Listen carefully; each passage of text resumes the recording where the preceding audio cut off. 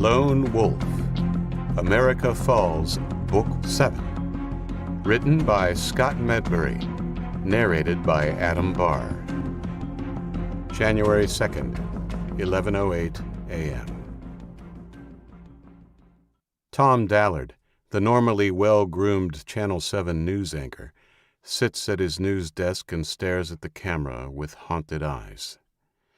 He is gaunt-faced and sporting a scraggy beard. Papers and food wrappers have been pushed to the side for his final broadcast. His hands are clasped in front of him. As you know if you've been watching, I've been alone in the studio now for 4 days. Everyone else is dead. My own wife, his voice cracks, died the day after Christmas.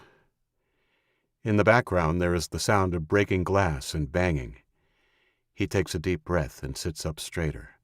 Why this godforsaken disease spared me, I don't know.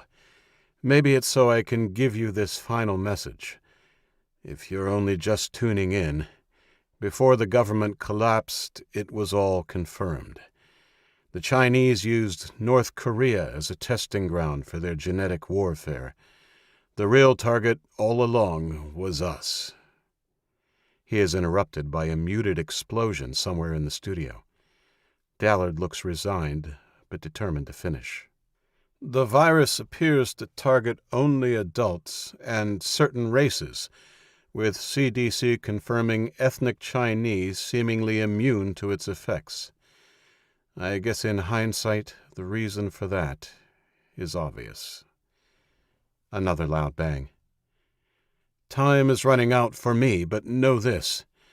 America is still the home of the brave, and it can again be the land of the free. Band together. Find places to hide from the invaders and live to fight another day. Close by there is a loud crash and dust falls from the ceiling. This is Tom Dallard. Sign. 2 Chinese soldiers tackle Dallard from his chair before he can complete his sign-off. One hits him viciously on the temple with his rifle butt, and then they drag the slumped figure of America's last newsman out of view. A single gunshot rings out, and not long after, the screen goes black. Prologue. Jimmy Ortega and Hector Garcia arrived at the fire station a little after midnight. They crouched in the shadows of Fresno's baseball stadium and signaled to the 3 men at the end of the block to come forward. Men was perhaps a stretch. They were all kids. Jimmy was in fact the oldest at 16 and was also the freshly crowned leader of their gang, the Sureños. It was by default, really. Jimmy's older brother Iago had been the leader. He and all the older gang members were dead of the flu now, along with everyone else in the city older than 16 or 17. The gang used to be 40 strong and controlled the whole downtown Fresno area. Now, there were only 6 of them left. They'd had the run of the streets since Christmas, and tonight was the first they'd heard of the Chinese invaders being in the city. They'd watched the news in the clubhouse right up until the power went out. When they weren't watching the news or caring for the dying, they were burying the dead in the turf of Chukchansi Park. It had been a couple of weeks since Iago, stubborn to the last, died, but not before anointing Jimmy his successor. And when they come here, make those fuckers pay. They had been watching for the Chinese occupying forces ever since, expecting a rolling march through the city, not one vehicle. The others joined Jimmy and Hector, and they huddled together. Okay, we're going in.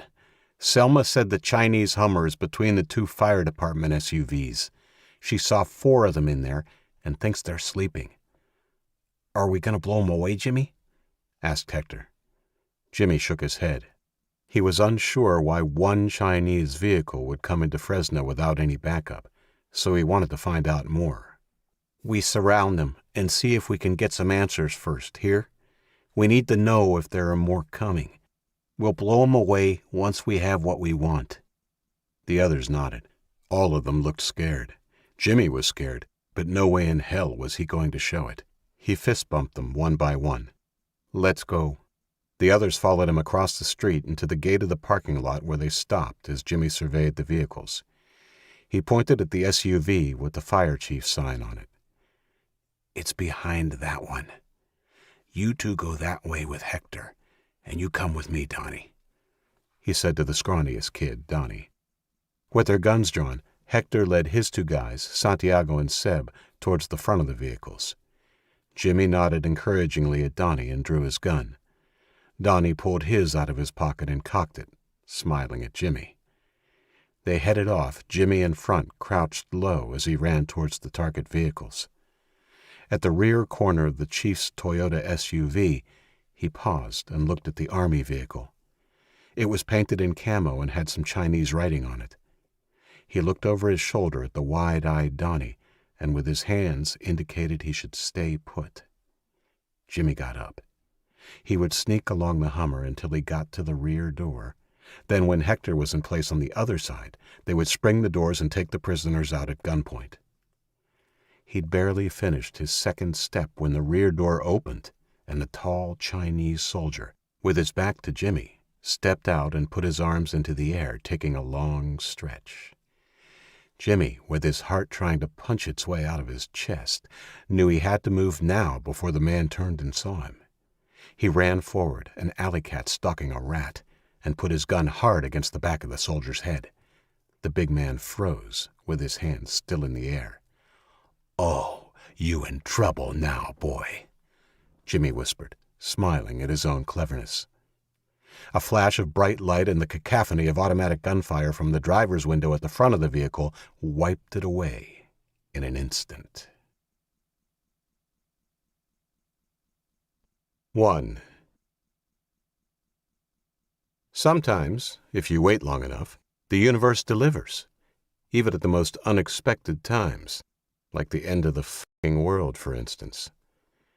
Larry Dawson took a long draught of his beer and looked at his dead wife. She'd stopped breathing 10 minutes before. He didn't need to check her pulse to know for sure. Frankly, he was surprised she'd lasted as long as she had. Never what you would call a fit woman, Sheila had come down with the Pyongyang flu on Christmas Eve. She'd lasted 3 whole days. Larry had nursed her, as any dutiful husband would, while he waited, hour by hour, for his own symptoms to appear. They never did. Not even a runny nose. Not even as he watched the channels with their stories of the pandemic go off the air one by one, their hosts with the same rattling breathing and snotty faces as his wife. He wasn't willing to believe he was in the clear yet, but given that Sheila had been coughing and spluttering her germs all over the place for 3 whole days and he was still healthy, maybe it was time to start making some plans. Larry bared his teeth in a smile that would have chilled anyone who had been there to witness it. He walked across to the front window, carefully pulled aside the curtain, and peered across the road at the Monaghan's place. The normally well-manicured lawn was looking dry and was dusted with leaves, but his focus, as it had been since the Monaghan's had moved in the summer before, was on the front window of the second story. That was Katie's room. Before the pandemic, he'd spent a lot of his evenings at the darkened window of his upstairs study, just waiting for a glimpse of the beautiful cheerleader, when he wasn't stalking her on Instagram, that is. As he strained to see any sign of movement in her window, he thought back wistfully to the images he'd screen captured from her Instagram and saved in an encrypted file on his desktop computer over the last few months. They were gone now. The internet had gone down 2 days before, and the power had followed it yesterday. Now his only window into her life was, well, her window. For now, anyway.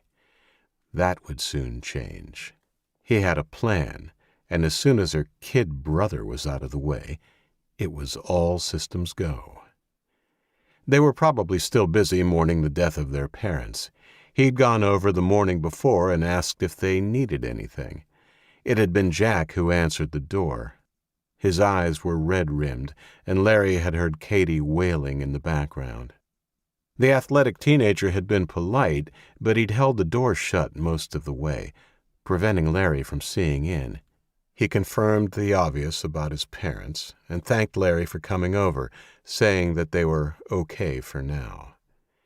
The kid was too together for a 15-year-old who had just lost his parents and now faced the end of the world, and if he wondered how Larry had dodged the Pyongyang flu bullet, he didn't voice it. Larry felt his dislike grow. "Okay, son, but if you need anything, you just holler." Sure," the kid said before closing the door. "You'll keep," Larry had thought as he returned to his side of the street. At the window, satisfied that he wasn't going to miss anything in the next little while, he let the curtain drop and turned back to look at his dead wife. A 99.5% fatality rate for adults over the age of 17. That's what they'd said. God only knew why he hadn't bought the farm. He shrugged, then crushed his beer can with his beefy hand before throwing it into the corner of the living room. He felt a thrill of rebellion at the gesture. Sheila, who he'd let keep him under the thumb for the sake of peace, would have ripped him a new one at such a blatant disregard for her home. "Most relaxed I've seen you in ages," he said, patting her still warm cheek. "Come on, old girl, time for a long rest." He grabbed the back of her easy chair and started to wheel her out of the living room. He was a barrel-chested 40-year-old, strong without being overly muscled, but it was no easy task. Sheila, who was 10 years his senior, weighed in at around 230 pounds, and the stressed casters didn't like the shag pile one bit. By the time he eventually got her onto the linoleum floor of the kitchen, he had a light sheen of perspiration on his high forehead. He paused at the door to the basement. His initial thought was to store her down there, but that's where he would keep Katie. It wouldn't do to have Sheila stinking up the place. That wouldn't be romantic at all. "Sorry, my dear, it's into the shed you go." 20 minutes later, with Sheila ensconced in a wheelbarrow with a tarp over her, he wheeled the easy chair back into the kitchen and out to the living room. On his way back through the kitchen, he ignored the faint rotting smell from the fridge as he grabbed another can of Coors before heading down to the basement to finish his preparations. He had started the work yesterday when it was clear Sheila wouldn't be moving from her chair again. In the afternoon, he had cleared the floor of the basement, making room for his workspace. That evening, after he had fed his wife her last supper, lukewarm chicken broth, he had gone back down and spent 4 hours constructing 2 small walls from cinder blocks. The walls were set facing each other 6 feet apart. Each was 2 blocks wide and 4 high. Larry's breath plumed in the cold basement as he checked to see if the mortar was dry and satisfy himself that the 2 mini walls were sturdy. He then headed to the back corner and retrieved the solid timber door that was leaning against the wall. A few minutes later, he had laid it out and secured the door on top of his mini walls like a tabletop. He tested it by climbing on it and laying lengthwise, then rolling this way and that. The bed didn't creak or rock. Satisfied, he climbed off and went to his workbench. He picked out 3 items and set them to the side before fastidiously rearranging the remaining tools so that they lined up neatly. When he was finished, he picked up one of the items he'd set to the side. It was a large, freshly sharpened carving knife. He held it up in front of his eyes and pressed the pad of his index finger to the blade. He smiled and tucked it under his arm, then picked up the length of rope and a roll of masking tape, and headed for the stairs.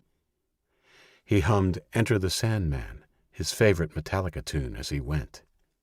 Phase 2 of Operation Katie would begin the next day.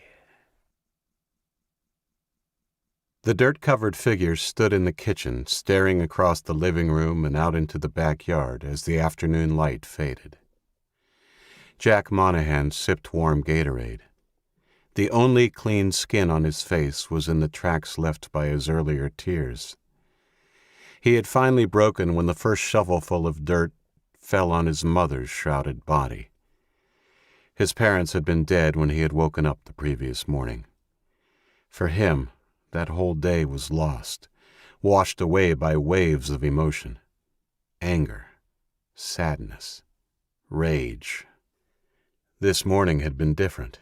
He hadn't cried, not even as he'd wrapped them in bed sheets and carried them one at a time down into the backyard. He had spent the day carefully marking out the graves and digging them deep enough to be sure they wouldn't be disturbed by animals before carefully laying them in their final resting place. He had thought he was cried out, but the finality of the dirt falling on the woman who had borne him had broken him again. Looking out at the graves, anger chased exhaustion from his face, and he threw the bottle across the room at the big window. The liquid exploded from the open lid and painted the glass in a vivid orange bloom, slowly melting its way to the bottom of the pane like the tears of a dragon. The grief and physical exhaustion of digging 2 graves caused his broad shoulders to slump as he leaned over the counter. Jack was tall and well-built for a 16-year-old. A natural athlete, his grandma used to say before she'd passed away. He was quarterback on his school football team, and there were already murmurs of a scholarship. He was also the captain of the school trap shooting team, something his mom wasn't super cool with, but tolerated, as long as her no guns in the home rule was obeyed. The freshly turned mounds were marked by 2 simple white crosses he had fashioned from pickets he'd ripped off their front fence. Angry with her at first, now that it was done, he was glad he hadn't been able to persuade Katie to come out for the burial. Never comfortable displaying or dealing with emotion, he thought he might have lost it completely if she'd come out. One of them needed to stay strong. His sister had taken the deaths of her parents hard. Her grief had been traumatic, so bad he didn't want to think about it. When he'd finally managed to pry her off her parents' bodies, she had retreated to her room and in the 30 or so hours since had only come out to use the bathroom. She refused to eat. Jack knew she would be okay. Or would she? They were alone now. There was nothing on the TV or radio, no cell phone reception or internet, and their neighborhood was like a ghost town, except for Mr. Dawson across the road. He hadn't appeared sick at all when he'd come over the day before. Was it all over? Maybe neither of them would come out of it. Who knew what would happen next? When his parents had fallen ill, he'd caught snatches of news, and there was speculation it was an attack. The phones had been working until 2 days before, and he'd discussed the whole thing with his best buddy, Danny Cooper. Danny had even heard a report confirming that China was behind the attack, the source of the virus. "It's World War III, Jack. I'm telling you. They got us with germ warfare." That conversation, their last, had been interrupted when his father had fallen over in the kitchen. The phones had gone out not long after. They hadn't spoken since. Jack straightened. Danny would be his next task. They'd talked briefly of banding together when, the inevitable happened. Now that it had, and he'd taken care of what needed to be done, he wanted to make that connection as soon as possible. 3 of them together would definitely stand more of a chance than he and his sister alone. First, though, Katie needed to eat something. He padded upstairs and put his ear to the door and listened. Silence. He knocked gently. "Sis?" Nothing. "Katie, I'm going to have a shower, then I'll make us a sandwich, okay?" No answer. Jack felt a wave of panic wash over him. He turned the handle and opened the door a crack, certain he would find Katie with her wrists slashed and bleeding out. She was a shapeless mound underneath the blankets. Only her straggly brown hair showed above the coverlet. He took a step into the room. "Katie? Leave me alone." She didn't turn over, and her voice was muffled by the blankets, but he'd never been so glad to hear his sister's whine in his life. He let out a pent-up breath. "I'm going to have a shower, then I'll make you something to eat, okay? Katie, just go away." "You can't lay in there forever," he snapped, his patience finally breaking. "I'm getting in the shower, and when I'm done, you're getting up." He pulled the door shut with a bang. As it was Jack's resolve that had broken by the time he'd gotten out of the cold shower. When he knocked on Katie's door 10 minutes later and she told him to leave her alone, he simply went in and left a PB&J sandwich and a glass of water on her side table. "You know, Mom and Dad wouldn't want you to waste away in bed. His voice cracked with emotion. There's a sandwich here. You should eat it.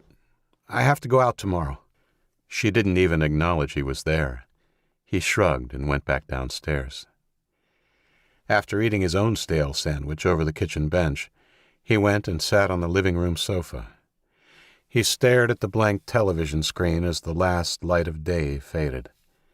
Physically and emotionally drained from burying his parents, his mind wandered back to the laughs and happy times he spent with his family in that very spot. Just the week before, they'd binged the last 4 episodes of Brooklyn Nine-Nine, Googling when the next series was coming out. What a difference a week made. No more 9-9. No more TV. No more Google. No more parents. Jack stood up, wiping a solitary tear from his eye, and headed up to his room. Whether Katie was up tomorrow or not, he was heading out in the morning to try and find Danny. 2. The sun was bright in his window when he awoke, feeling disoriented. It was only a moment before the reality of the last few days chased his sleep-addled confusion down a dark alley. He took a deep breath as he stared at the ceiling. All was quiet outside and inside the house, but there was something different. It took him a second before he realized what it was. He smelled cooking. Someone was cooking eggs. He jumped out of bed and pulled on a t-shirt before heading quickly downstairs. Katie's door was open and her bed was made. Jack felt a tinge of happiness, the first positive emotion he'd felt in many days. "Morning," Katie said with a smile when he came through the door. She was pale but almost looked her old self. She was wearing shorts and a sweater, and her long brown hair was brushed. She stood over their little propane camping stove, stirring scrambled eggs. "Morning," he said. "I wondered how you're cooking with the power out. Good thinking." Now was not the time to go into it deep and meaningful. He didn't want to spook her. "Yeah, it took me an age to find it in the garage. I'm surprised I didn't wake you with all the noise." "I'm not surprised. I slept like the dead." The wooden spoon paused. "Really deeply." Katie began stirring again. "No toast, unfortunately," she said as she dished the steaming eggs onto 2 plates. "Toaster's not working, of course, but the bread also has spots of mold on it, so—" "It's cool," he said, taking a mouthful of eggs that he immediately spat out because it was too hot. "Hot?" They both laughed. "Just like Mom," Katie said fondly, and took a more carefully curated mouthful herself. Jack nodded and went in for a second forkful. "Really nice, thanks," he said, pushing the empty plate into the middle of the counter when he was done. "Did you want to come today? I'm not sure about leaving you here on your own." She picked up both plates and carried them to the sink. "I'm not ready to go outside yet," she said over the sound of the running water. "I'll be safer here than you will be out there. Are you sure you should go? Shouldn't we wait? Maybe help will come." He shook his head. "There's no help coming, Katie. I think we've been invaded. That's what the very last news reports were saying. We need to find Danny and work out a plan. 3 of us together will stand more of a chance than 2. For the first time in days, he saw an emotion other than sadness and anger in her eyes. It was fear. "Why? What do you think will happen?" "I have no idea, but we need to be prepared." In truth, he did have an idea. As a fan of post-apocalyptic books, movies, and TV, he was pretty sure that in the absence of zombies and aliens, it was other survivors they would have to be concerned with first. Even if China was making a full-scale invasion, it could be weeks or months before they had enough people on the ground to invade a little suburb of Sacramento. "How long will you be?" "I'm not sure. I'll drive the Mazda, but how quick I am will depend on what's happening. Danny's is a 15-minute drive normally." "Okay, so like less than an hour?" "Let's say 2 hours at the outside. We may have to look for supplies. At the very least, bottled water plus other stuff, tools and things we might need." "But we have running water." "Yeah, but with the power grid down, I'm not sure how much longer it will last. I'm surprised it hasn't been cut already." "Okay, sounds like a plan. Try and get food, too, like cans and stuff that will last." "Good idea. Anything else?" Maybe ladies' products? I'm not due for ages, but it would be best to stock up." Jack felt himself blush. While he was a confident teenager and most definitely not a prude, he had never discussed such things with his sister. "Okay," he said too quickly. Which?" She smiled, not unkindly. "Don't worry, I'll write it down for you." "Thanks." Jack headed back upstairs, amazed at how his sister had swung from being depressed and reclusive to helpful and almost happy. He knew it would take a long time for both of them to get over their parents' deaths, but it gave him confidence that everything would be okay if they made it through the first few weeks. 3. Jack put on jeans, a t-shirt, and his treasured Chuck Taylor Converse high-top shoes. He threw on a hoodie and then looked in the mirror. As far as dressing for the apocalypse, he thought it could have been better. Maybe a leather jacket and some motorcycle boots would have done the trick, but this would have to do. He went to his dresser and pulled out the one piece of survival gear he actually owned. It was a 4.3-inch hunting knife his uncle had sent him for his birthday. He really liked the gift. His mom, not so much. "Well, that's practical," she had said, with a disapproving look at his father. "Well, at least it's not a gun," his dad had joked, receiving a dark look in return. Jack had pulled the all-black knife from its leather sheath and weighed it in his hand, turning it this way and that. His verdict was, "It's cool." His mom had been right about its practicality, though.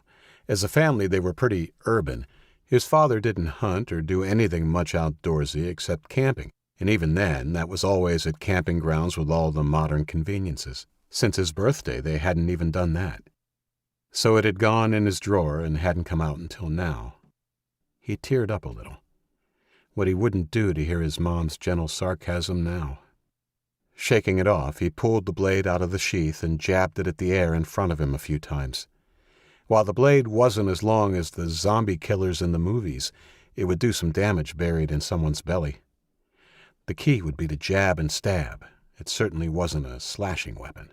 He lifted the waistband of his hoodie up and clipped the sheath to his belt, then slipped the knife in before covering it back up. Next, he emptied the books and folders from his school backpack into the dustbin. "Won't be needing those again." The backpack was pretty beat up after 2 years of use. He put his finger through a hole in the bottom and decided he'd grab a new one if the opportunity came up. He slipped it over his shoulder and, on autopilot, grabbed his wallet from the dresser on the way through the door. Katie was wiping down the kitchen benches when he got downstairs. That was a rare sight, and he was about to make a joke when he noticed her red-rimmed eyes. As if to distract him from the fact she'd been upset, she smiled and pointed to a water bottle, 2 Milky Ways, and a note written in her small, neat handwriting on the end of the counter. "Just in case it's a while before you find more food. And that's the note with my stuff on it." "Thanks, sis." He placed the water and candy bars in the backpack and slipped the note into his pocket. "Okay," he said. "I guess I'll see you in 2 hours. Make sure you lock the door after me, and if anyone knocks, don't answer. If there's an emergency or anything, run straight over the road to Mr. Dawson's." "I can't believe he's alive. I thought it killed all of them, like all of the adults." "Apparently not," he shrugged. "I don't really like him." "He's okay. A little bit arrogant, but Dad thought he was okay. Besides, it's good to have someone if we need help." "I guess," she said in a strange tone. He could almost read her mind. How come Dawson had survived and not Mom or Dad? He turned and headed to the door before she had a chance to get upset again. I think you'll need these." She scooped the keys to the CX-5 off the top of the microwave, and he held out his hands to catch them. She didn't throw them. Instead, she carried them to him and dropped them in his open hand. "Thanks." Then she did something she hadn't done in many years. She hugged him. It was brief and too quick for him to return, but he knew it was a huge deal, and he felt the warmth of the hug deep in his soul. "Be careful," she said. "I will. Don't forget, lock the door." He pulled it open and stepped out into the gray morning. He turned and waved one more time. She waved back before closing the door. He heard the deadbolt click.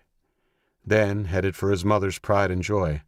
The Mazda SUV was only 6 months old, and the smell of new leather was still strong when he opened the door. He put his backpack on the passenger seat and then started it.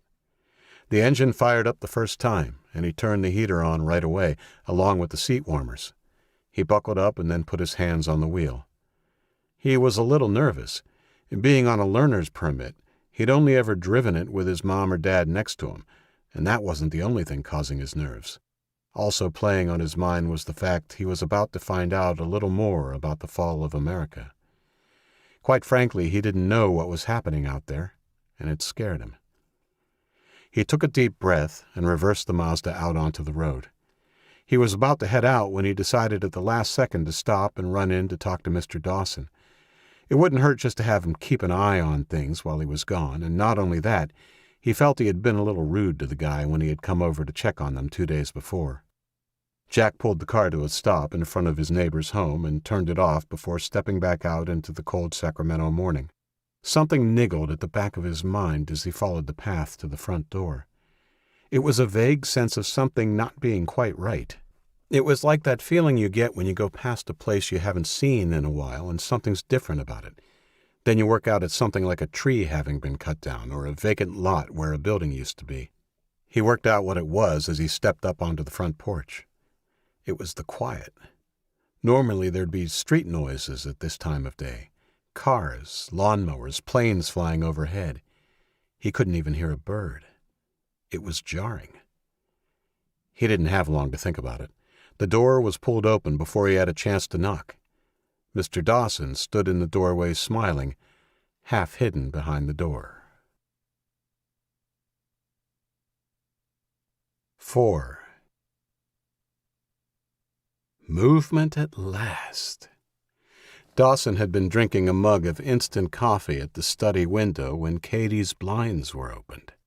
"And there she is, folks," he muttered, moving to the side, even though he knew full well no one could see in through the sheer nylon curtains in the daytime. He checked. "Come on, honey," he said, putting his coffee mug down and leaning forward. "Let Uncle Larry have a look at you." There was no movement for a minute. Then she appeared. It was brief. She put her face to the pane and peered up and down the street. She wore a white tank top that left little to Larry's imagination, even though it was perfectly acceptable sleepwear for a girl in the privacy of her own home. "Good morning, sunshine. Glad to see you up bright and early. It's gonna be a big day." Katie disappeared from the window a few seconds later, her curiosity apparently satisfied. Disappointed it was over so fast, but pleased by his first dose of Katie in a week, Larry picked up his coffee and whistled happily as he headed downstairs. On the kitchen island sat the gear he'd brought up from the basement. He fingered the blade of the knife absently and went over the plan in his mind. First, he'd take care of the boy. He decided he'd go the direct route. Knock on the front door, just like he had a few days ago, lure him over to his house with a story about how he needed help to move something, then overpower and kill him. The kid was big for his age, but Larry was bigger. His physique was vaguely ape-like. He was barrel-chested with arms that were long and ropey with muscle, and he had slim hips despite his solid beer belly. His red hair was graying now, but back when he'd moved school in the 8th grade, a group of kids had called him orangutan. That had stopped right after he put their ringleader in a chokehold and squeezed until the asshole passed out. It had taken 3 teachers to get him off the bully, and he'd had to move school not long after, but no one had ever called him that name again. Larry Dawson didn't really want to kill Jack, but if he didn't, the kid would just become a problem later. A problem that had to be fed and watered and watched constantly. No, best to put him out of his misery right away. "So," he thought, "lure the boy, kill him, then grab Katie. 3 simple steps." He made another cup of instant coffee from water he heated on the gas stove and sipped it occasionally as he packed his Katie kit. It was a satchel containing the things he would need to ensure Katie was compliant when he went to get her. He left the carving knife out. It would go into the pack after he'd taken care of the boy. He drained the last of his coffee and put it on the counter. Okay, time to get this done. He picked up the knife and satchel and headed into the hallway. He dropped the satchel on the floor by the front door and was about to deposit the knife in the drawer of the hallway console table when he heard the muffled sound of a car door closing. What the hell? He kept a hold of the knife and went through to the living room. As he peered through the front curtains, the reverse lights on Beverly Monahan's Mazda lit up and it backed out of their driveway. He checked Katie's window in the front yard. There was no one in sight. No! Had he waited too long? Were they leaving? He peered desperately into the car, only calming down once he saw it was the boy in the driver's seat and that he was alone. The car reversed onto the road, then jerked to a halt before easing forward and heading off. Dawson couldn't believe his luck. Now he could snatch Katie and not have to kill the kid. He was about to do a little jig in celebration when the car skidded to a halt and began to back up. It stopped directly in front of his house and the kid climbed out. Dawson's fingers tightened around the handle of the carving knife and he headed back to the front door. Back to Plan A. As the kid's shadow appeared through the frosted glass, he stepped up to the door, a fake smile plastered over his face, and pulled it open, careful to keep the knife out of sight. Startled, his young neighbor stopped in his tracks. Hey, kiddo, said Dawson. What a coincidence. I was just going to come and ask if you could help me with something. 5. Katie finished wiping down the kitchen benches, doing her best not to think about anything.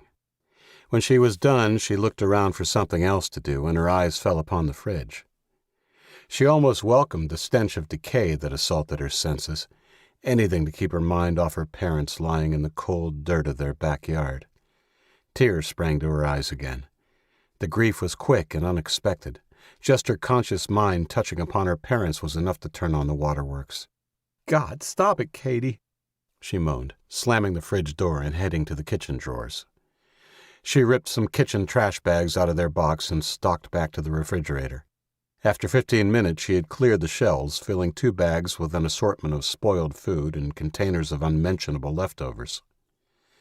Katie finished by sweeping the tiled floor and then headed back upstairs.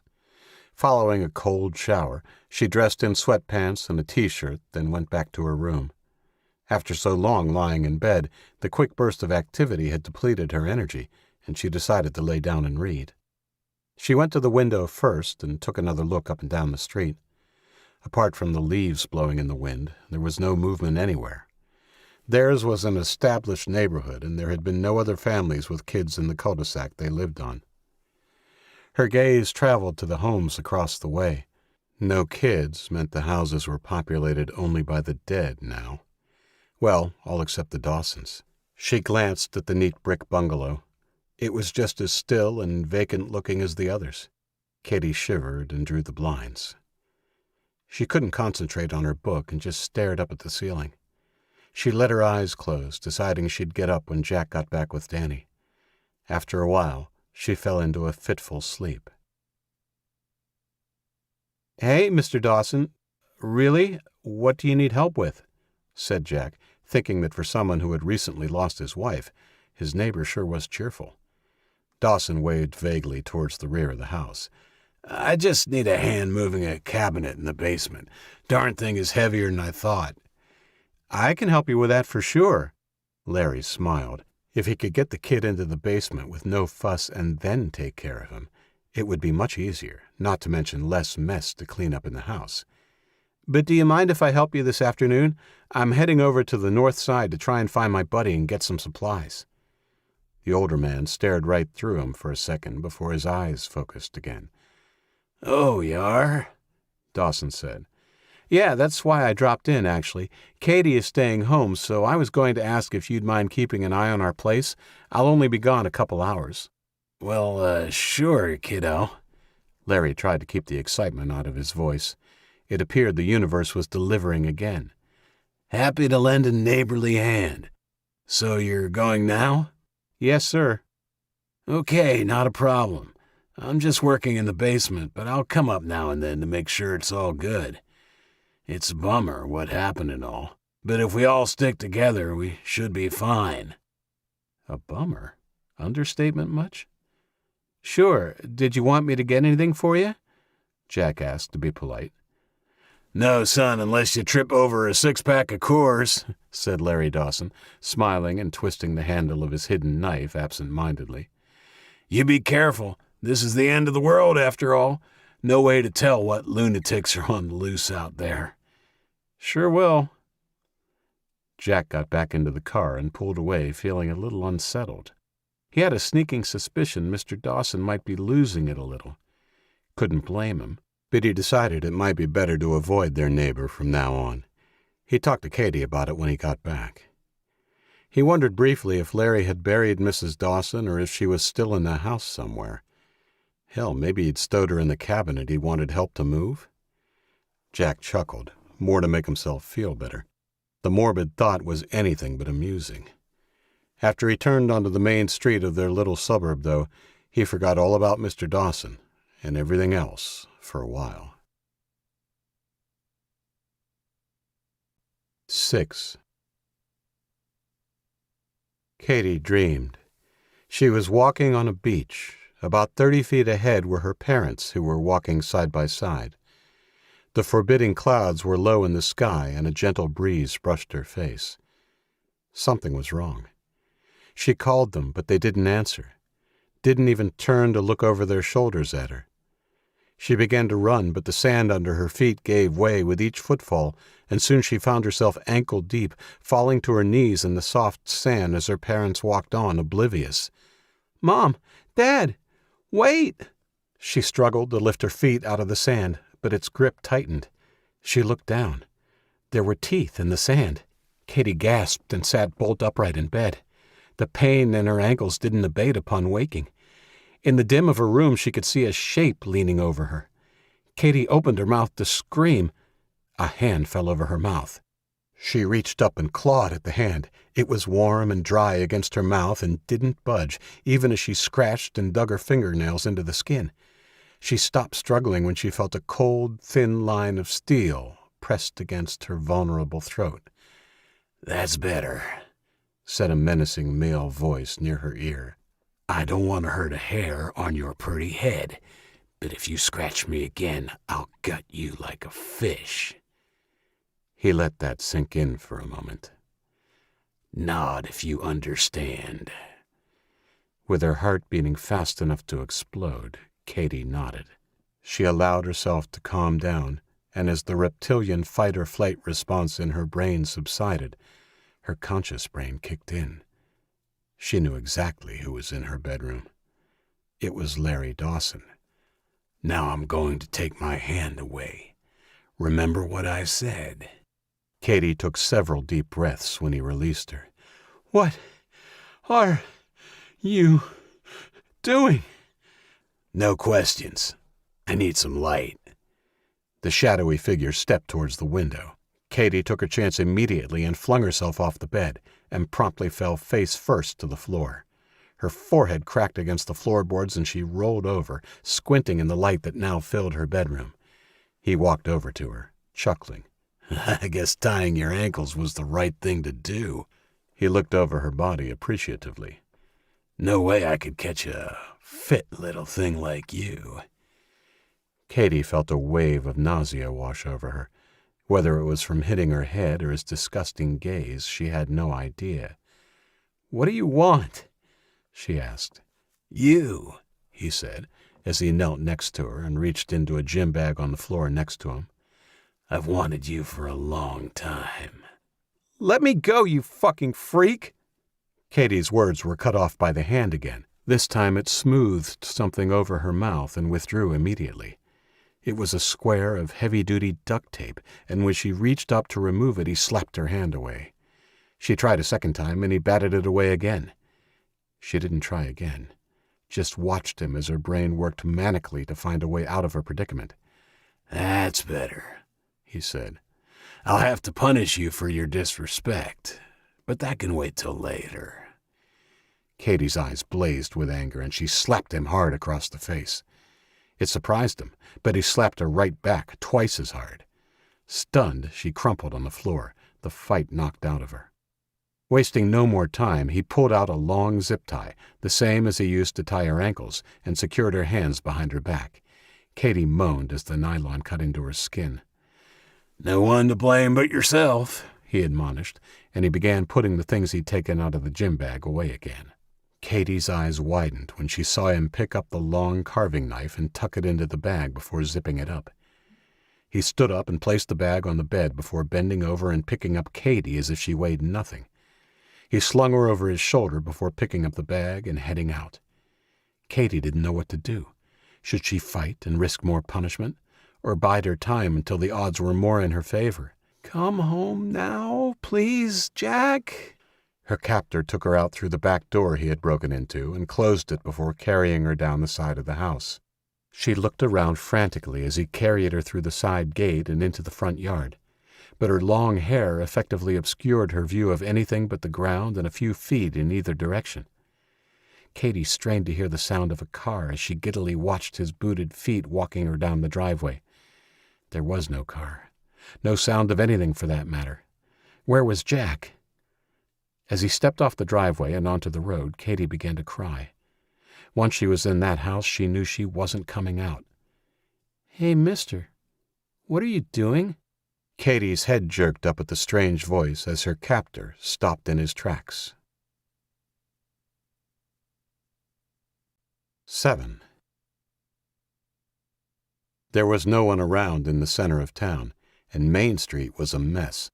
Broken windows, a burnt-out car, upturned trash cans. Jack navigated the CX-5 around a twisted shopping cart in the middle of the road. Its contents were strewn across both lanes, and he didn't want to think about the large, dark stain on the asphalt next to it. After he was past the shopping cart, he peered into the shattered windows of the Costco. It was dark, and he strained to see inside. He touched the brakes and came to a halt. He thought he saw movement. He had. Figures materialized from the dark as first one, then two, then more kids erupted from the store and began running towards his car, screaming and yelling. They ranged in age from about 12 to 16. He thought they were running for his help at first. He was wrong, and he knew it when he spotted the knives, baseball bats, and was that a crossbow? Amazed at what he saw, he didn't react for a second. Then he heard a sharp pop behind him and turned to find a bullet hole in the window of the rear door. "Shit!" Jack ducked as low as he could and planted his foot on the gas as the gang rushed the car.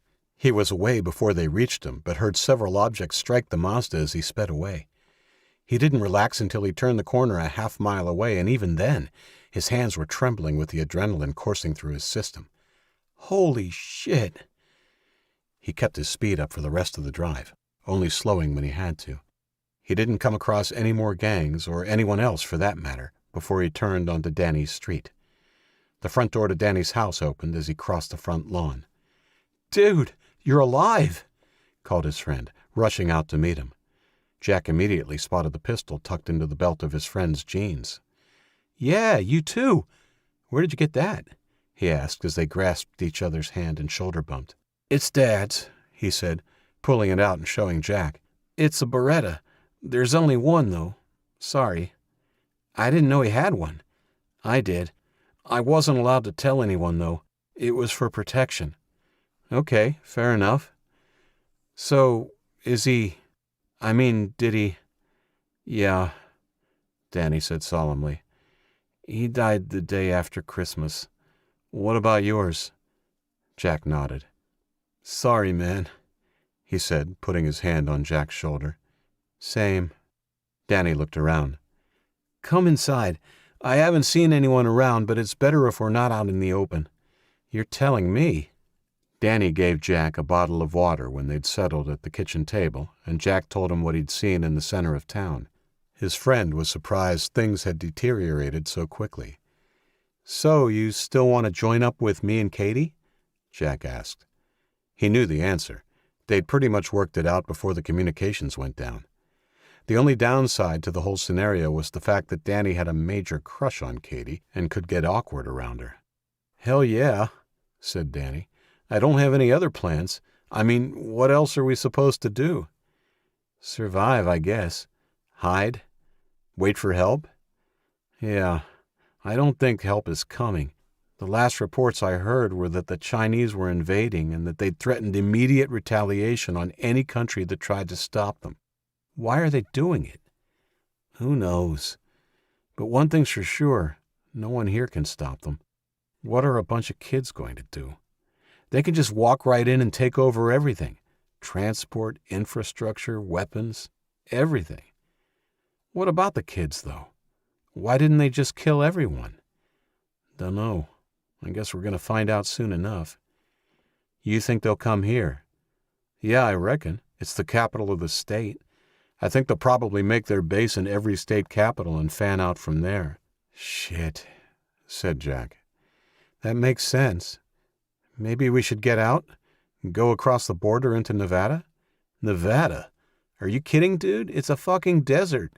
No, if we were going to do that, north into Oregon would be the way to go. Yeah, it's a long way, though, said Jack. Hey, maybe we wouldn't have to go interstate. El Dorado is only a little over an hour's drive east on the Lincoln Highway. We could hide out in there easy enough. Danny high-fived him. Awesome idea. Let's do it. They spent the next 30 minutes loading up the back of the CX-5 with non-perishable food and other supplies from Danny's. Lucky my dad went shopping a few days before he got sick. Jack could tell his friend was on the verge of tears and moved the conversation along quickly for both their sakes.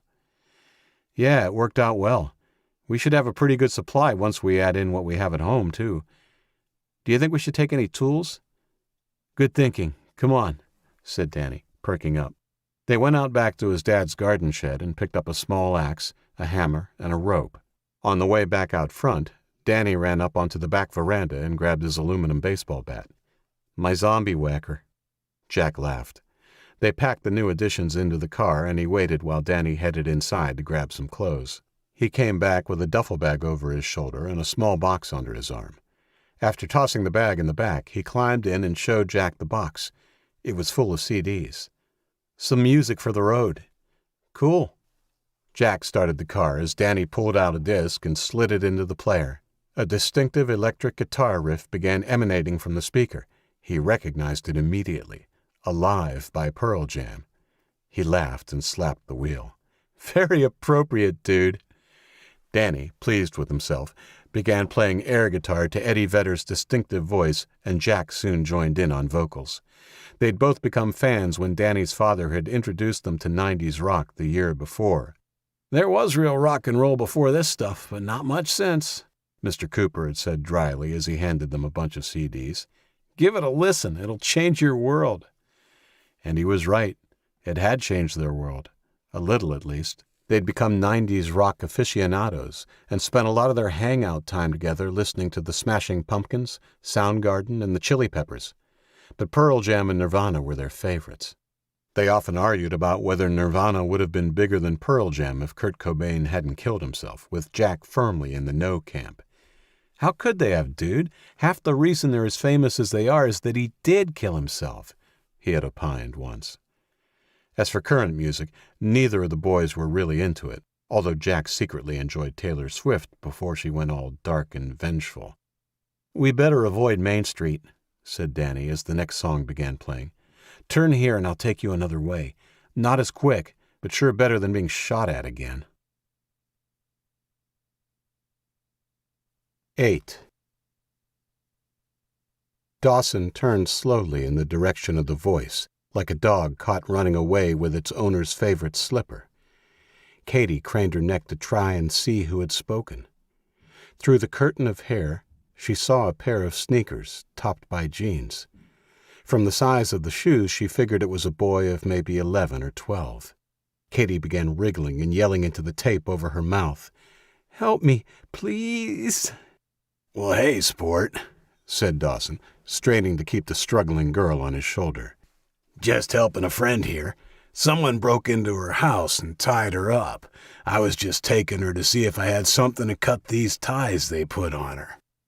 I don't think she wants to go with you.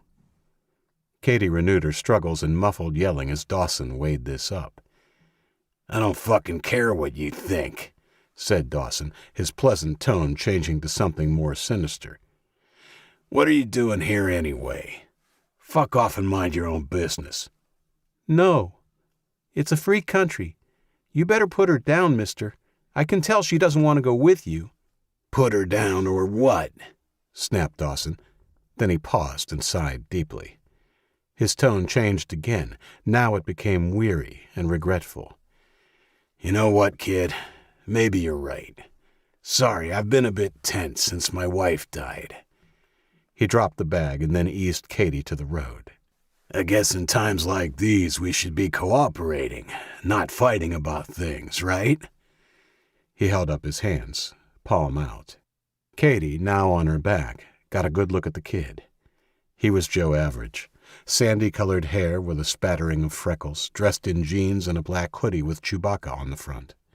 He was unarmed, but he didn't look frightened, just wary. Upon laying eyes on him, Katie understood two things. The kid wasn't going to be her savior, and he was in grave danger. She glared at him, shaking her head and trying to warn him with her eyes, but his attention was on the man in front of him. How about a peace offering? You look hungry, Dawson said, twisting as he bent over and reached into the bag. I have some candy bars and a Dr. Pepper somewhere in here. You can have a snack and then help me untie her. Run! Katie tried to scream. The kid took an uncertain step forward even as the stranger stood upright and turned towards him, with cold steel death in his hands. The shotgun blast to the kid's chest lifted him off his feet and hurled him back onto the roadway, a fine mist of his own blood settling onto the asphalt around him. Katie's ears rung from the blast, and she knew he was dead immediately. Through tear-blurred eyes she watched as Dawson stalked towards the body, stopping a few feet short. See what you made me do, kid? He screamed down at the boy, not willing to go any closer to his own handiwork. He moved from foot to foot for a minute before looking back at Katie. Shit. He ran across the road to his next-door neighbors and wheeled their trash can out onto the road, pulling it to a stop beside the body of the boy. Katie closed her eyes. She didn't want to watch. The sound of the body falling into the bin with a light thud and the familiar drummy neighborhood sound as it was wheeled back across the road were bad enough. She opened her eyes when Dawson returned after cleaning up his dirty deed. He didn't look at her as he put the shotgun back in the bag. He was pale, and his eyes had a wild look to them. Katie was in shock and didn't have long to think about what had just happened before her eyes. As soon as he had the bag zipped up, Dawson stood and threw her over his shoulder again before picking up the bag. She didn't have the strength to struggle this time. She had just witnessed the cold-blooded murder of a boy and knew that her fate was now in the hands of a psychopath. Dawson was too big, too well-armed, and too crazy to be stopped by anything she could do. When Jack returned, she hoped he was smart enough to work that out. Maybe it was better that Jack doesn't come back, she thought as Dawson unlocked his front door and carried her over the threshold. Her situation was dire, and she just prayed that it would be quick. Unfortunately, Katie was wrong. Now that she was in his clutches, Larry Dawson had no intention of killing her. She was his for keeps, and nothing he had in mind would be quick or easy. 9. Jack turned onto his street 2.5 hours after he had set out for Danny's. Nothing appeared amiss in the cul-de-sac until he was about to turn into his driveway. "What's that?" asked Danny, pointing at a dark patch on the road about 10 feet beyond the driveway. Jack opened the driver's window and stuck his head out to look as he slowly turned into the driveway. "Not sure," he said, pulling his head back in and parking the car. "I'll have a look." He got out and pocketed the keys as he walked across the yard and out onto the road. Danny followed just behind. "That's not good," said Danny as they looked down at the bloody mess. There was a sticky puddle of blood surrounded by a fine spray pattern of red. Jack felt his breakfast begin to churn in his stomach as his friend squatted and put the tip of his finger into the blood. "Don't touch. This is pretty recent," he said, looking curiously at the film of red on his finger. "It hasn't started congealing." "What do you think happened?" asked Jack. Danny looked at him, his face a few shades paler than it had been before they pulled up. "Pretty sure someone was blown away." Jack's vision darkened at the edges. Katie! He turned without another word and sprinted for the front door, rummaging in his pocket for the keys as he went. "Jack, wait!" Danny called. If something had happened to Katie, it would be best if he saw first. Jack didn't wait, though. He plunged the key into the door and ran into the house and up the stairs with Danny hot on his heels. "Katie!" screamed Jack, bursting through the door and skidding to a halt in front of her empty bed. Danny stopped him. The bed was disheveled, the sheets pulled off and bunched on the floor. "Jesus," said Jack. "Let's search the rest of the house," said Danny. "She may be hiding." They spent 10 minutes searching the house, only stopping when Jack found the splintered wood around the back door handle. By then it was clear she was no longer in the house. "They took her," he said in a quiet voice as they headed back into the kitchen. "Who do you think it was?" Danny asked. "Have you seen anyone hanging around?" Jack collapsed into a chair at the dining table. "No, it's been like a ghost town here. It was mainly older people in this street. I haven't seen anyone but Mr. Dawson." "Who?" "The guy across the road," said Jack, looking at Danny, horror slowly enveloping him. "He didn't get sick and... Oh, shit. I asked him to keep an eye out on our place when I went to get you. I basically told him Katie was on her own." "Do you know if he had a shotgun?" "Don't know. He doesn't look the type, but I guess it's possible. You don't think she's... No, I don't think she's dead. And I don't know who got shot out there, but I don't think it's Katie." "How can you be so sure?" "Well, I can't be. Not 100% anyway. But it seems our only suspect is Mr. Dawson, so if it was him, why would he drag Katie out onto the road and shoot her?" Jack shook his head. "Okay, if it's someone else's blood, that means Katie is still missing. Why would he come and take her?" "Because he's a filthy pervert," spat Jack.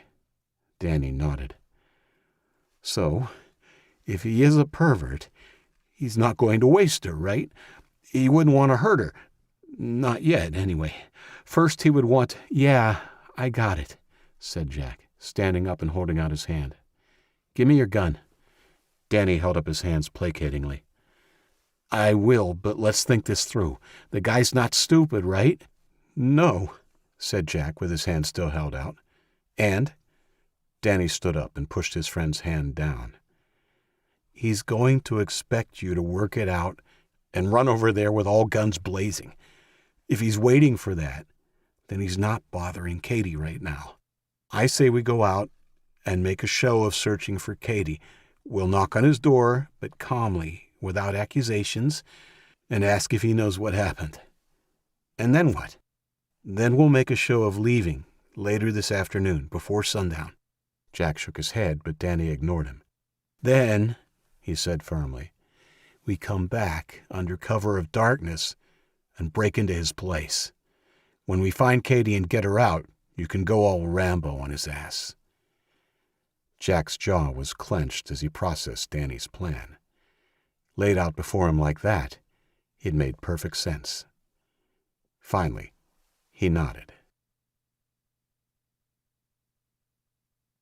10.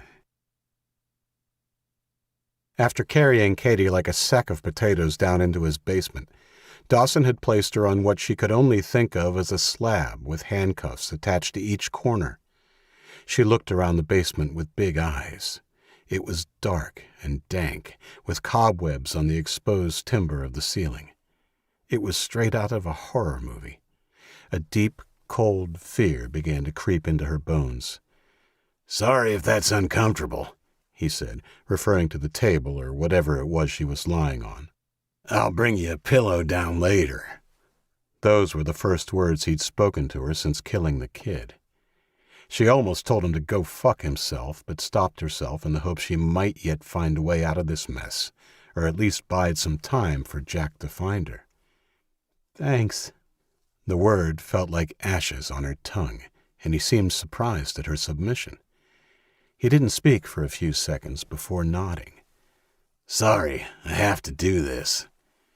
He reached into his pocket and pulled out a black bandana, placing it over her eyes and tying it quickly and efficiently.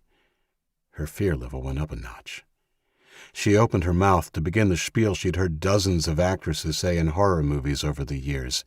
"You don't want to do this. It's not too late to let me go." But found something spongy and round pushed rudely into her mouth. She struggled to turn away, but he grabbed her by the hair and shoved it in, mashing her lip painfully against her teeth in the process. She tasted blood in her mouth. Katie stopped struggling, shocked by the sudden violence. "That's better," he said, loosening his grip on her hair before raising her head and securing the straps of the gag. "Don't fight me and you won't get hurt." She felt his nasty hands on her and exhaled slowly when all he did was cut the zip tie securing her hands. She rubbed her wrists to get the blood flowing again, and he seemed content to let her do this, but as soon as she had relaxed, he grasped her left wrist and pulled it up to the top corner of the slab. He clicked the handcuff closed. Katie tried to resist as he gripped her other hand, but he was too strong. Dawson freed her ankles of the zip tie next. Ignoring his warning, Katie kicked and lashed out with her feet, managing to score a direct hit to his belly with one blind push. She heard the breath whoosh out of his lungs. He paused and stepped away from the table for a minute as he got his breath back. Then he got back to wrangling her, this time a little more carefully. By the time he had secured both of her legs, they were both puffing with exertion. She heard footsteps come up beside her, and then felt his warm breath on her ear. She tensed.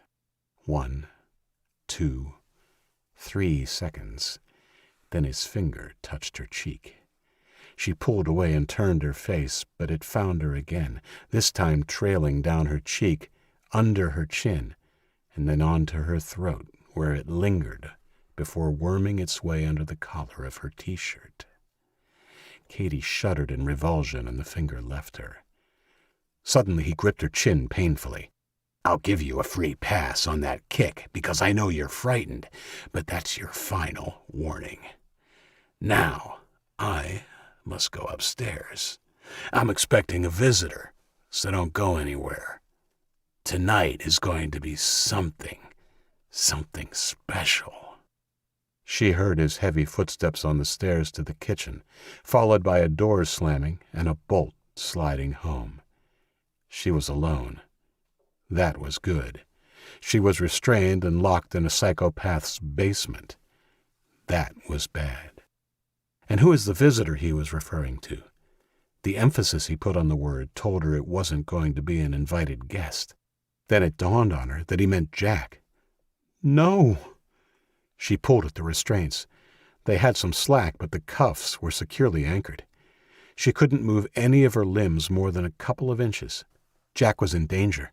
He would almost certainly come over to Mr. Dawson's when he found her missing, even if he didn't suspect it was him. Where else would a teenage boy go but to the, for all they knew, only surviving adult in their suburb, possibly the whole city? Tears of rage spilled from her eyes as she struggled, and the raw anger started to melt some of her icy fear. Jack was all she had left, and if the bastard touched a hair on his head, she would kill him. 11. Jack and Danny made a show of searching for Katie in the street. They started with the house next door and went along the cul-de-sac, peering in windows and calling through doors. All the while, Jack surreptitiously watched Dawson's home. There was nothing, not even the flicker of a curtain. This, if anything, reinforced Jack's conviction that he was guilty, and that Katie was in his house at that very moment. With each passing minute, he became angrier and more frantic. After he bashed at the door of his neighbor 4 doors down and waited the prerequisite 30 seconds with no answer, he turned and stormed off the porch. "This is pointless," he said to Danny. "I'm ending it now."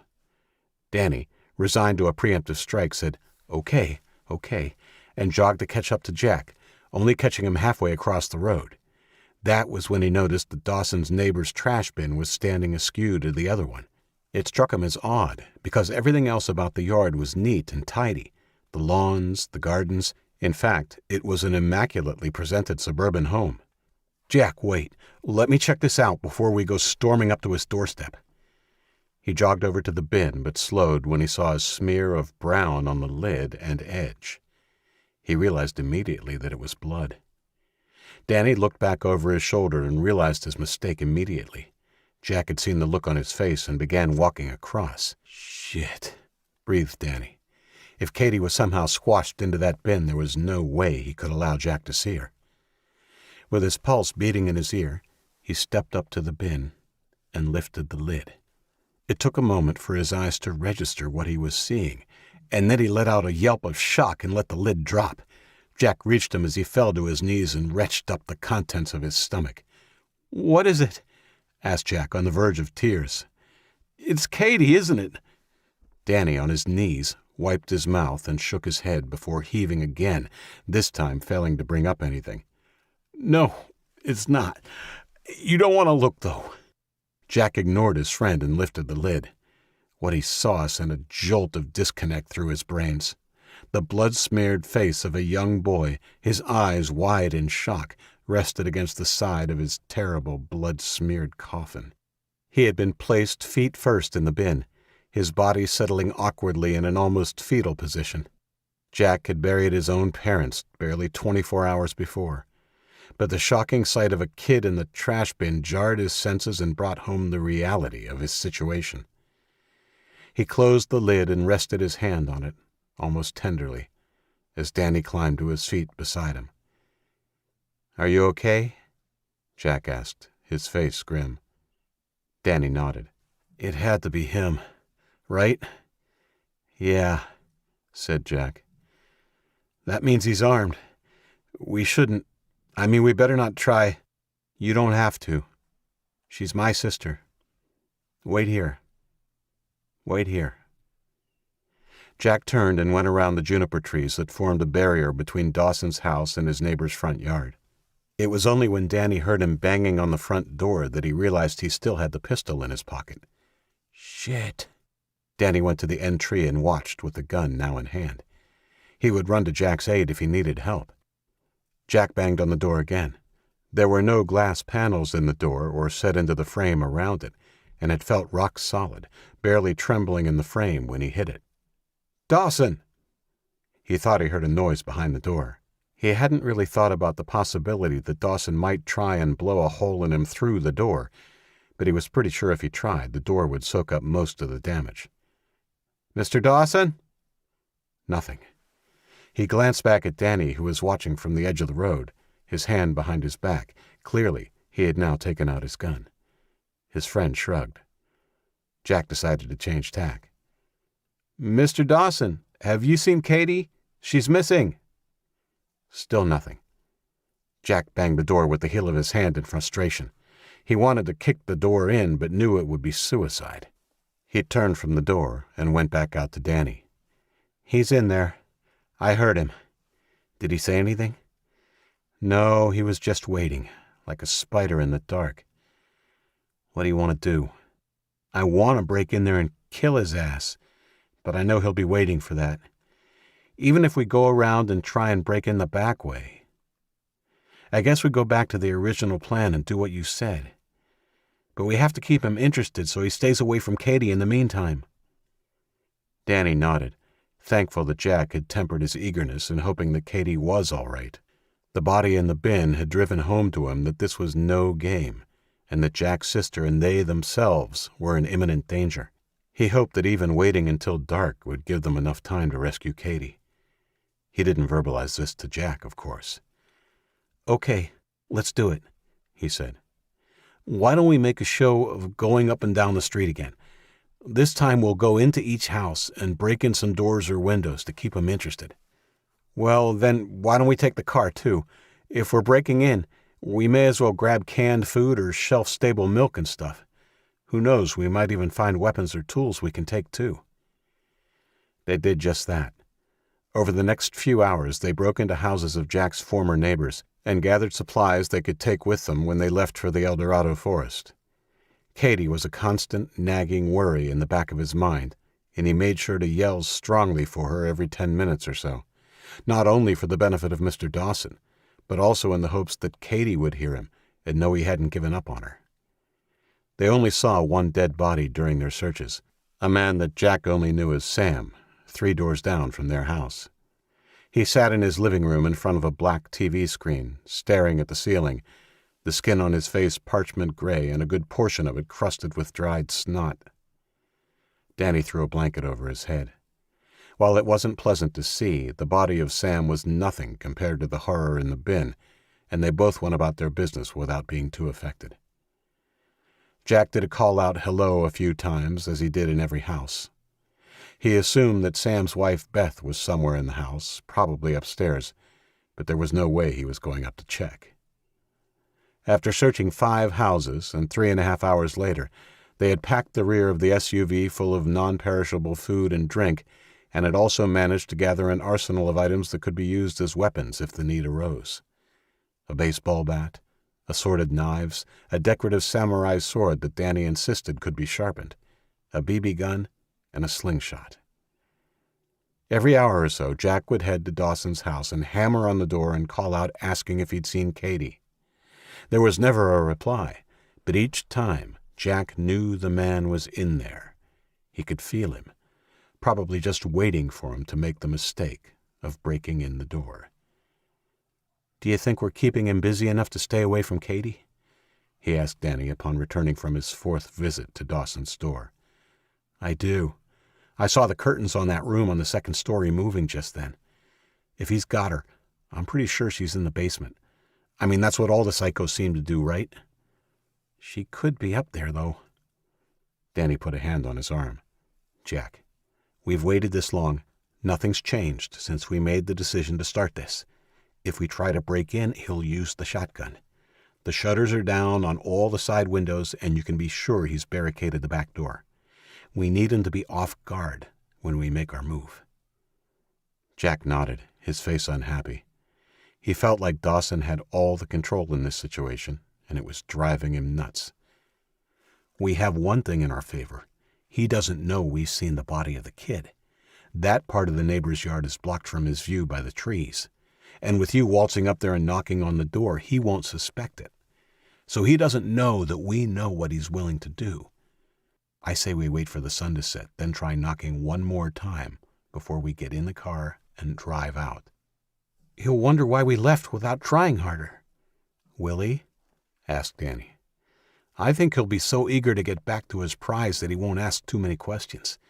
Maybe we should have a mock argument in the street where I convince you we can't hang around any longer. He doesn't even have to hear us as long as he gets that we had a disagreement and that I won." "Okay. Good. It's going to get dark in about an hour. Let's go back to your house and work out a plan of attack." 12. Dawson had run down from his study, surprisingly agile for a heavyset man, when he saw young Jack approaching his property for the 4th time. He was becoming more and more frustrated with every passing hour. All he wanted to do was get back down to Katie, and instead he had to monitor what these 2 young idiots were doing.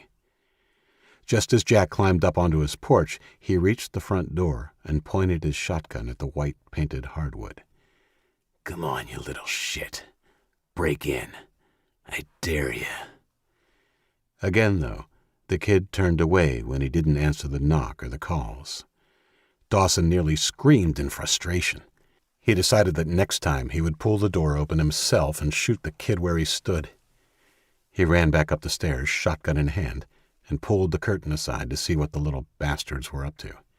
He quickly dropped it when he saw the other kid looking directly up at him. He knew the kid couldn't have seen much besides the curtain moving, but he gave it a minute before he peered through a little more carefully. They were backing the car out of the Connors' driveway. He silently willed them to keep going once they were on the road, but they turned back into Jack's driveway and got back out and headed inside. They'd done a good job of looting the neighbors' houses, and Dawson briefly wondered if he should have been out doing that too. No, he had more important things to attend to. After he'd had some fun with Katie, he could begin to worry about more practical matters, like keeping them both alive for a long, long time. The boys obviously had a plan. If they were loading up the car, it indicated they wouldn't be hanging around. Otherwise, why not just use a wheelbarrow to move the goods into the house? The question was, would they come looking for Katie again before they left? Before he'd been spotted at the window, he supposed there'd been a chance they might have thought he'd gone, with or without Katie, but even they couldn't be dumb enough to believe it now. After 5 minutes of watching the house across the road, he grew bored. He looked at the dead computer regretfully before putting his shotgun down and unlocking the desk drawer. He slowly opened it and pulled out his Katie file. It was a black plastic folder with clear display sleeves. In each was a piece of A4 paper upon which he had printed out color pictures of Katie. They were images he'd saved and printed from her Instagram and Facebook pages. He took it back to the window and flicked through them, glancing occasionally across the road. It was a 50-page folder, and it was packed full of color images. One thing he'd discovered since he began stalking Katie was that teenage girls weren't shy about taking pictures, obviously thinking very little about who might be watching when they opened that little window to their life. Unfortunately, Katie was modest in comparison to some of her friends that he'd stalked by default. He found plenty of bikini shots, selfies in underwear, and suggestive images of them, but Katie was always better than that. It had only made him want her more. By the time he got to the last page and his favorite picture of Katie, the sun was going down, and the two boys still hadn't emerged from the house. He slipped his fingers into the sleeve and pulled out the paper. He dropped the folder on the desk and held up the paper like a doctor holding up an X-ray. The image was Katie next to one of her slutty friends, her hair down and wearing a clingy black dress that hung mid-thigh on her. She wore pearl drop earrings and looked tanned and beautiful and much more mature than her 16 years.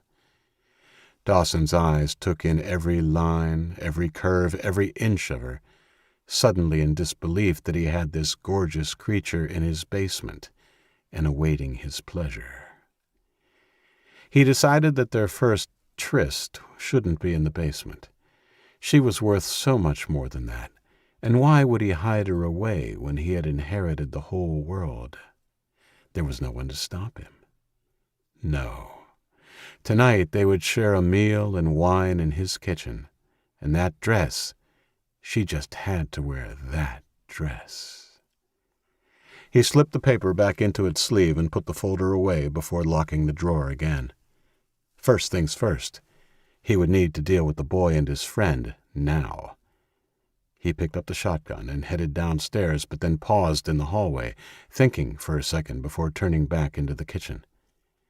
He thought he could afford a few minutes to check on Katie. 13. Katie had indeed heard Jack calling her name. It had been faint, and at first she'd wondered if it was her mind playing tricks on her. Hungry and thirsty, she had lost track of time, the blindfold effectively leaving her in permanent darkness and her mind wandering from scenario to scenario as she tried to predict what would happen next. To add insult to injury, for the last 2 hours she had been bursting to pee. The one constant was Jack's intermittent calling. "I'm down here." No matter how much she tried to send that thought to him, his voice would fade away and seemingly give up within a few minutes. Her feelings when that happened were always mixed. Relief and disappointment. While she wanted to be rescued, she also wanted Jack out of harm's way and knew from what she had witnessed that day, Dawson wouldn't hesitate to shoot whoever got in his way, including Jack. Hours went by, and she began to will Jack to give up looking for her. If she was going to get out of this, it would be on her own. She just had to hope that Dawson would get sloppy. A short while after she had this thought, she heard the door at the top of the stairs open and close. It had been about 30 minutes since she had last heard Jack call her name. She felt a stab of adrenaline. Was this Jack come to rescue her, or Dawson coming to gloat, or worse? She strained, listening to the soft footfalls and accompanying sighs from the old wooden steps. She sensed someone next to her, and her hope that it was Jack faded. He wouldn't have just stood over her. No, it was the creep again. Tears of disappointment stung her eyes, but she refused to allow herself to cry. "Let's get that blindfold off, why don't we?" She felt his hands on the blindfold, and Katie gladly raised her head to assist her captor in undoing the knot. Being tied up and isolated in a basement was bad enough. Being blind only made it worse. Even though there was only dim light from a kerosene lamp on the workbench against the long wall, Katie had to blink rapidly for a few seconds as her eyes adjusted.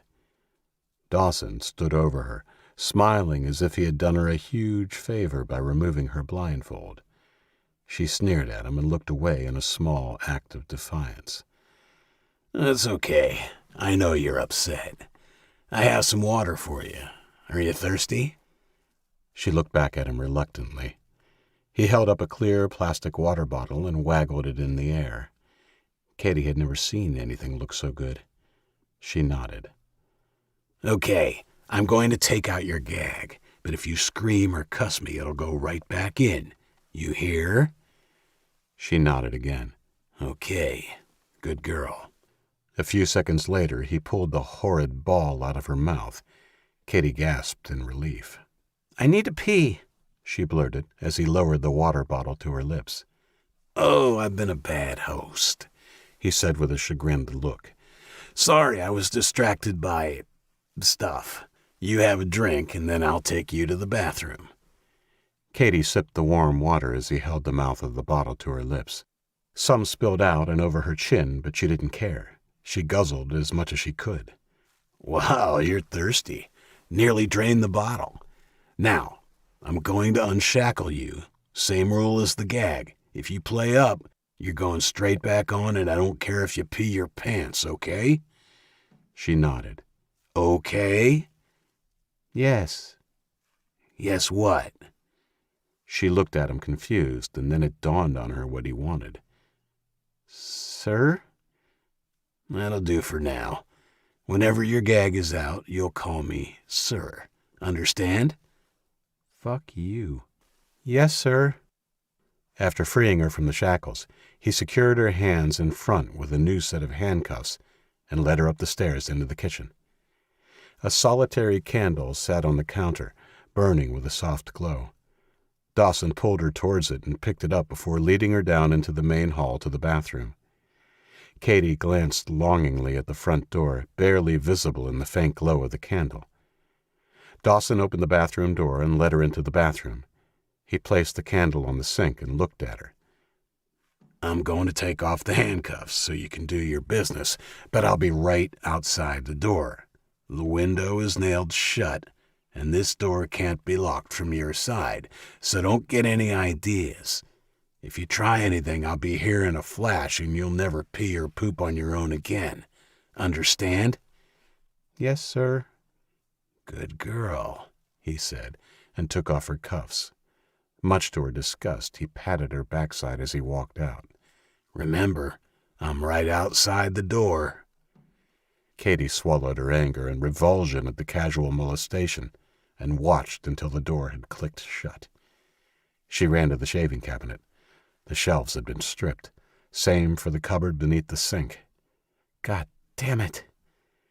There was nothing in the bathroom she could use as a weapon or tool to get out, not so much as a bobby pin.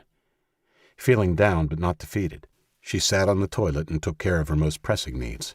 Her captor appeared to have thought of everything, but she knew she would eventually find some crack in his armor, hopefully before he put his filthy hands on her again. "Are you finished in there?" He called through the door, causing her to jump. Nearly, sir. Katie finished up and went to the sink. She washed her hands and splashed cold water on her face, staring into the mirror a long time before using the clean hand towel to dry her face. I'm done, she called. The door opened instantly, and he stepped in, holding up the cuffs on one finger. Hands out, please. Katie did as she was told and was soon being led out of the bathroom. They had only just re-entered the hallway when light splashed across the front of the house. Dawson's reaction was instantaneous. He blew out the candle and let it drop to the floor and gripped Katie by the upper arm, pushing her back into the bathroom before pulling the door closed. She heard a click and realized he had locked her in. A second later, she heard the unmistakable pump of a shotgun. With her heart beating 100 miles an hour, she put her ear to the door. 14. I think we should go now, said Jack. It was the third time he had said something similar. Danny looked at his Samsung phone, which was down to 20% battery life. It was 6:26 p.m., and the sun had been down for almost an hour. Okay, he agreed. Jack jumped out of his seat. Let's go. They headed out to the car, Danny carrying the backpack with a handgun inside, along with an aluminum baseball bat, its handle protruding from the top. Jack climbed behind the wheel. He didn't waste any time starting the car, but Danny put his hand on the shifter before Jack could put it in reverse. You should back out in a wide circle, so the headlights run across the front of his house, then go down and around the cul-de-sac before we head back out. He won't miss us that way. 'Kay. Jack put the headlights on high beam and reversed out of the driveway onto the road in a wide circle until the beams splashed over Dawson's house. Then he put it into drive and drove down into the end of the cul-de-sac and back out at a snail's pace. They both peered intently at the Dawsons' house as they passed. The night was overcast, and with no streetlights it was hard to see details, but there didn't appear to be any light inside the house. Are you sure he was in there? Danny asked. It could have been wind blowing a curtain that I saw. I mean, I didn't see his face. He's in there, said Jack, his tone leaving no room for disagreement. He put his foot down, and they headed out of Loxley Close. At his front window, Dawson watched the Mazda SUV head out of his street. His heart was still beating fast as he ran to the front door, opened it, and sprinted out onto the road. In the distance, he saw the car turn right at the end. His heartbeat slowed. The kid had given up on his sister and headed out of town with a trunk full of supplies and his boyfriend riding shotgun. Good choice, asshole. Don't worry. I'll look after your sweet, sweet sister. He headed back inside and locked the front door. Hello? The sound of the voice from the bathroom was tentative and tinged with hope, and he loved it. He placed the shotgun on the console table by the door and tiptoed to the bathroom, resting his ear against it. Katie, is that you? He whispered breathlessly. The response was immediate and sudden. She pounded on the door so hard it made him jump. Jack, I'm in here! Let me out! Grinning, Dawson unlocked the door and pulled it open. Katie burst out and into his arms, only reeling back in horror when her brain registered it was her captor, rather than her brother, waiting with open arms. He didn't let her go, though, pulling her into a rough embrace as she began to kick and fight. There, he said. Shh. Your brother was here, but he's gone now. Packed the car and headed out with his friend. I guess it's just me and you against the world, kiddo. Katie struggled a bit longer, but the guy's arms were like knotted tree branches, and when he squeezed so hard she was unable to breathe, she capitulated, crying softly into his chest. She refused to believe that Jack had left her. But then there had been no gunshot and no sound of a fight. Why would Dawson lie? After she had calmed, Dawson slowly eased his embrace and allowed her to pull away. Gripping her by the handcuffs, he bent and retrieved the candle and led her into the kitchen. He stopped and lit it again before directing her back down into the basement. This time he didn't lay her back down on the table. Instead, he grabbed the manacle that had secured her right hand to the slab and clasped it on the chain of the handcuffs she was wearing. "Now that we don't have to worry about being interrupted, I'd like to invite you to dinner. Are you hungry?" Katie fell against the slab. All hope washed from her. "I said, are you hungry?" Sniffing miserably, she nodded, even though food was the furthest thing from her mind. "Good. I'll get things started. Oh, and I'll have a surprise for you, too." Like an excited kid, he bounced up the basement steps again. Relieved to be alone and frightened of what was to come, Katie looked around frantically in the flickering light thrown by the lamp. She spied a screwdriver sitting on the workbench just a few feet away. Not quite believing her luck, Katie took a few steps toward the bench, stretching out her shackled arm until the chain was taut, then reaching out with her other arm. Her hopes were soon shattered. Her outstretched fingers only just managed to brush the rough wood of the bench top, at least 6 inches short of the tool. "No, please, God," she whimpered and stretched until her wrist screamed in agony.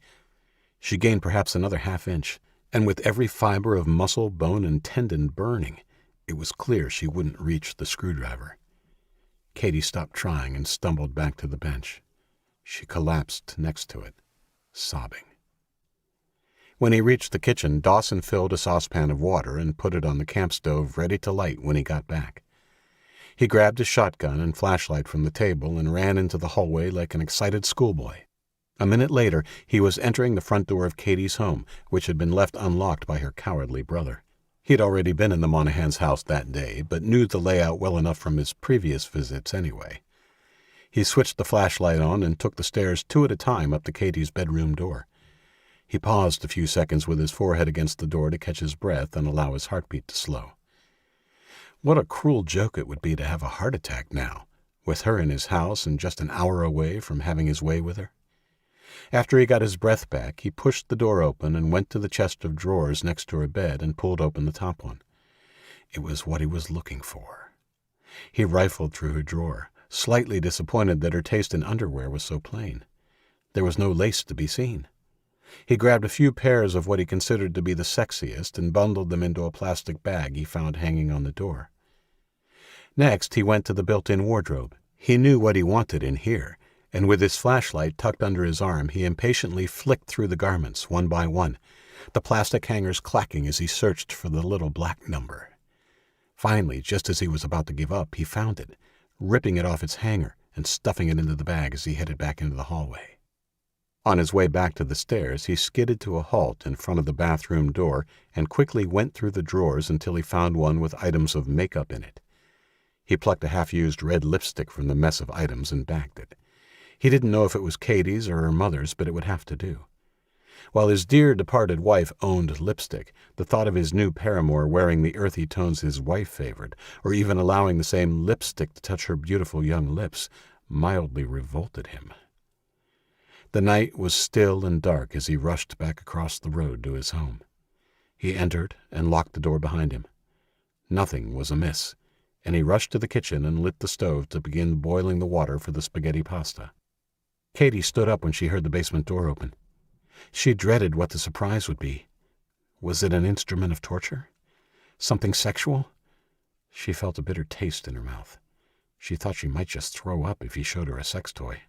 What she didn't expect to see was a Target shopping bag, just like the one hanging on her door. Her captor was puffing with exertion, but was clearly pleased with himself as he placed the bag on the slab and gestured that she should open it. Katie hesitated, suddenly sure it would be Jack's head or something equally horrific in the bag. "Go on, open it," snapped Dawson. "It won't bite you." With trembling fingers, she reached over and pulled it open, keeping her face as far away as possible. Relief washed over her when she saw it was just clothes. He stood over her as she pulled the bag closer and reached in, pulling out her own dress. "That's my favorite dress on you. I want you to wear it to dinner. And the lipstick. I put fresh underwear in there for you, too. I can get more stuff tomorrow, whatever you think you'll need." Katie felt sick. How on earth would he know about her dress? Exactly how long had he been stalking her? She shook her head. His smile slipped. "What?" he asked, genuinely puzzled at her reaction. "I don't want anything to eat," she said, pushing the dress back into the bag and sliding it away from her. Like someone drawing a blind, his face went blank. He grabbed the bag and pushed it back towards Katie. "Oh, we're having dinner. Not being hungry is irrelevant. You have 10 minutes to get changed." Katie shook her head again, and suddenly his big hand was on her throat and squeezing it. "We're having a fucking dinner date. Either you get dressed voluntarily and we have dinner like civilized people, or I choke the life out of you right now, strip you naked, and put the fucking dress on you anyway." He squeezed harder and shook her a little. "What do you say?" Katie struggled to breathe as she clawed at his hand. She couldn't budge so much as a finger. Motes started to dance in her vision, and finally she weakly patted the back of his hand in submission, nodding. Dawson let go of her, and she fell against the slab, taking deep gulps of air. "Good girl. I thought you'd see it my way. Now get yourself dressed. I'll be back in 10 minutes. He turned on his heels and headed for the staircase. Tears welled in her eyes at the hopelessness of her situation. Her bravery didn't count for much. He knew he had her beat and didn't even bother turning around to make sure she was doing as he had told her. 10 minutes, he called from the doorway into the kitchen, before slamming the door and locking it. Katie grasped the soft material of the dress and scrunched it in her hands, her eyes staring into the distance. There really was no way out. She began to undress. 15. "How long should we wait?" asked Danny. They had driven around the block and parked in a darkened street parallel to theirs. "Not long," said Jack flatly. Danny picked up his phone. There was no reception or internet, and it was now down to a 15% charge. Funny how the further a battery charge went down, the faster it seemed to drain. "An hour? No, 20 minutes max. We should probably wait till he's tired. It would probably even be better to wait till like 1 or 2 in the morning. Are you crazy? I don't even want to wait half an hour while Katie's alone with that bastard." Danny nodded. "We go in at 7 p.m., okay? I'll take the gun." Danny wasn't sure when Jack had taken the lead in their friendship, but for now, given the circumstances, he was willing to let it be. He pulled the Glock out of his pocket and gingerly handed it to Jack. Unlike Danny, whose healthy respect for guns bordered on fear, Jack handled the pistol in a familiar fashion. While his mother hadn't allowed a gun in the home, even after he joined the shooting club, she had let his father take him to the range several times to learn to fire a pistol after he was proficient with long guns. Jack had taken to pistols like a duck to water. While he enjoyed firing rifles and shotguns, there was something different, more powerful about using a pistol. It was more of an extension of your arm than a piece of equipment. By the light of Danny's phone, he quickly ejected the magazine, then slotted it back in and chambered around. "Let's get some air while we work out our plan of attack," Jack said, and got out of the car carrying the gun. Standing under the tailgate of the Mazda, they selected the weapons. Danny took a small tomahawk and the baseball bat. Jack, in addition to the Glock, grabbed an 8-inch ice pick they'd found at the Connors. He pulled the sheath off to reveal a sharp aluminum needle about 4 inches long. Don't you think you need something with a bit more stopping power?" Danny snorted. Jack didn't answer, just palmed the handle and closed his fists so that the needle stuck out from the bottom. With a violent motion, he buried it to the hilt in a leg of ham they'd taken from the Connors. Danny's eyes widened. "If the Glock misses and he's in close, it'll do just fine." "Fair enough. Let's hope he doesn't get that close." Next, they discussed their plan of attack. Jack decided that the second story was their best bet for breaking in undetected. He would climb up the latticework on the side of the house and go in via a second-story window. To this end, he added a chisel to his small arsenal. "He's bound to have made sure the ground floor windows are secure, and if he's got Katie in the basement, it's more than likely he'll be down there than not. I'll get in through a window while you wait on the ground. Once I'm in, we'll decide whether I'll let you in the front or back door, or get you to come up the lattice too." Danny didn't argue. He was beginning to get the creeps just standing in the dark in the silent street, let alone thinking about meeting a psychopath in his darkened home. When they were ready, they got back in the car and drove back to the corner of Jack's street, pulling into a driveway around the corner and 4 doors down. "We'll go the rest of the way on foot." It was slow going in the dark.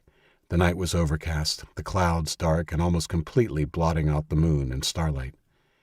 Neither of them had realized just how much ambient light their city generated at night until the power went out. "Wish we had a flashlight," said Danny. "I don't. If we accidentally splashed light on a window or he happened to be looking out, we'd be sure to get a shotgun blast for our efforts." "I suppose," said Danny. He had a bad feeling about the whole exercise, but knew there was no way of talking Jack out of it. Once they were on Loxley Close, they crossed to Dawson's side of the street, sticking to the shadows of the neighboring houses until they arrived at the house next door. Danny shivered as Jack led them up the driveway and crouched behind the 2 trash cans next to their fence. It was only a couple of hours since they'd found the dead boy in the next-door neighbor's yard on the other side, and the horror of it was still fresh. "Looks clear," Jack reported. "I'll have a quick scout. You stay here." Before Danny could answer, Jack jumped the small fence that separated this yard from Dawson's and disappeared into the darkness. Danny sat back on his haunches and sighed. After 3 minutes, Jack hadn't returned, and he began to chew his lip. He hadn't heard a scream or a gunshot, but that didn't really ease his mind. He decided to stretch his legs and bumped his shoulder on the bigger of the 2 bins as he stood. It barely budged, and suddenly the face of the dead kid was floating in his mind. What if... "Don't be stupid," he told himself. "There's no one in the bin." The longer Jack took, the more Danny thought about the bin. In the end, he knew the only way to solve the problem was to open the damn bin and look. He took out his phone and swiped the screen. His battery was under 5% now, and the screen brightness had automatically been dimmed to preserve power. Holding it in his left hand, he grasped the lid and slowly lifted it as he brought the phone closer. That was when a hand fell on his arm. 16. "Jesus, Jack, you scared the hell out of me. Sorry, I didn't want to risk calling out." Danny eased the lid closed. Thankfully, there was nothing in the bin but bags of trash. "Well, a whisper would have been fine," he said, his voice shaky. "What did you find out?" "He's in there," said Jack, his voice betraying a hint of outrage. "I could see a sliver of the kitchen through a crack in the shutters on the side of the house. He's at the stove, and I could see 2 place settings on the table. I think it's for him and Katie." "That's good, right? That means she's..." "Yeah, it means she's alive. I still don't know where she is, though, and the rest of the ground floor is shut up tight. No way we could get in without making a noise loud enough for him to hear. We'll go with the original plan. You ready?" Danny nodded. He had a knot in his stomach, but wasn't about to tell the kid whose sister was locked in a house with a psycho that he had a bad feeling. "Okay, let's do it." They darted into Dawson's yard and headed down the side closest to them. "I'll go up first," said Jack. "You wait here. I'll break in, then come back to the window and tell you the plan." Danny nodded and watched his friend scurry up the latticework quickly and efficiently, his only difficulty coming when he climbed over the eaves of the overhanging roof that went around the edge of the 2nd story. His legs dangled midair before he was able to pull himself over and disappeared. As Danny watched, Jack's head, a darker shadow against the overcast sky, appeared. Danny gave him a thumbs up by the light of his phone before Jack vanished again. A minute later, Danny heard a muffled splintering sound above him. It wasn't terribly loud, but he worried that it was loud enough to be heard inside. There was nothing after that, and Danny imagined Jack pulling up the sash window and disappearing inside.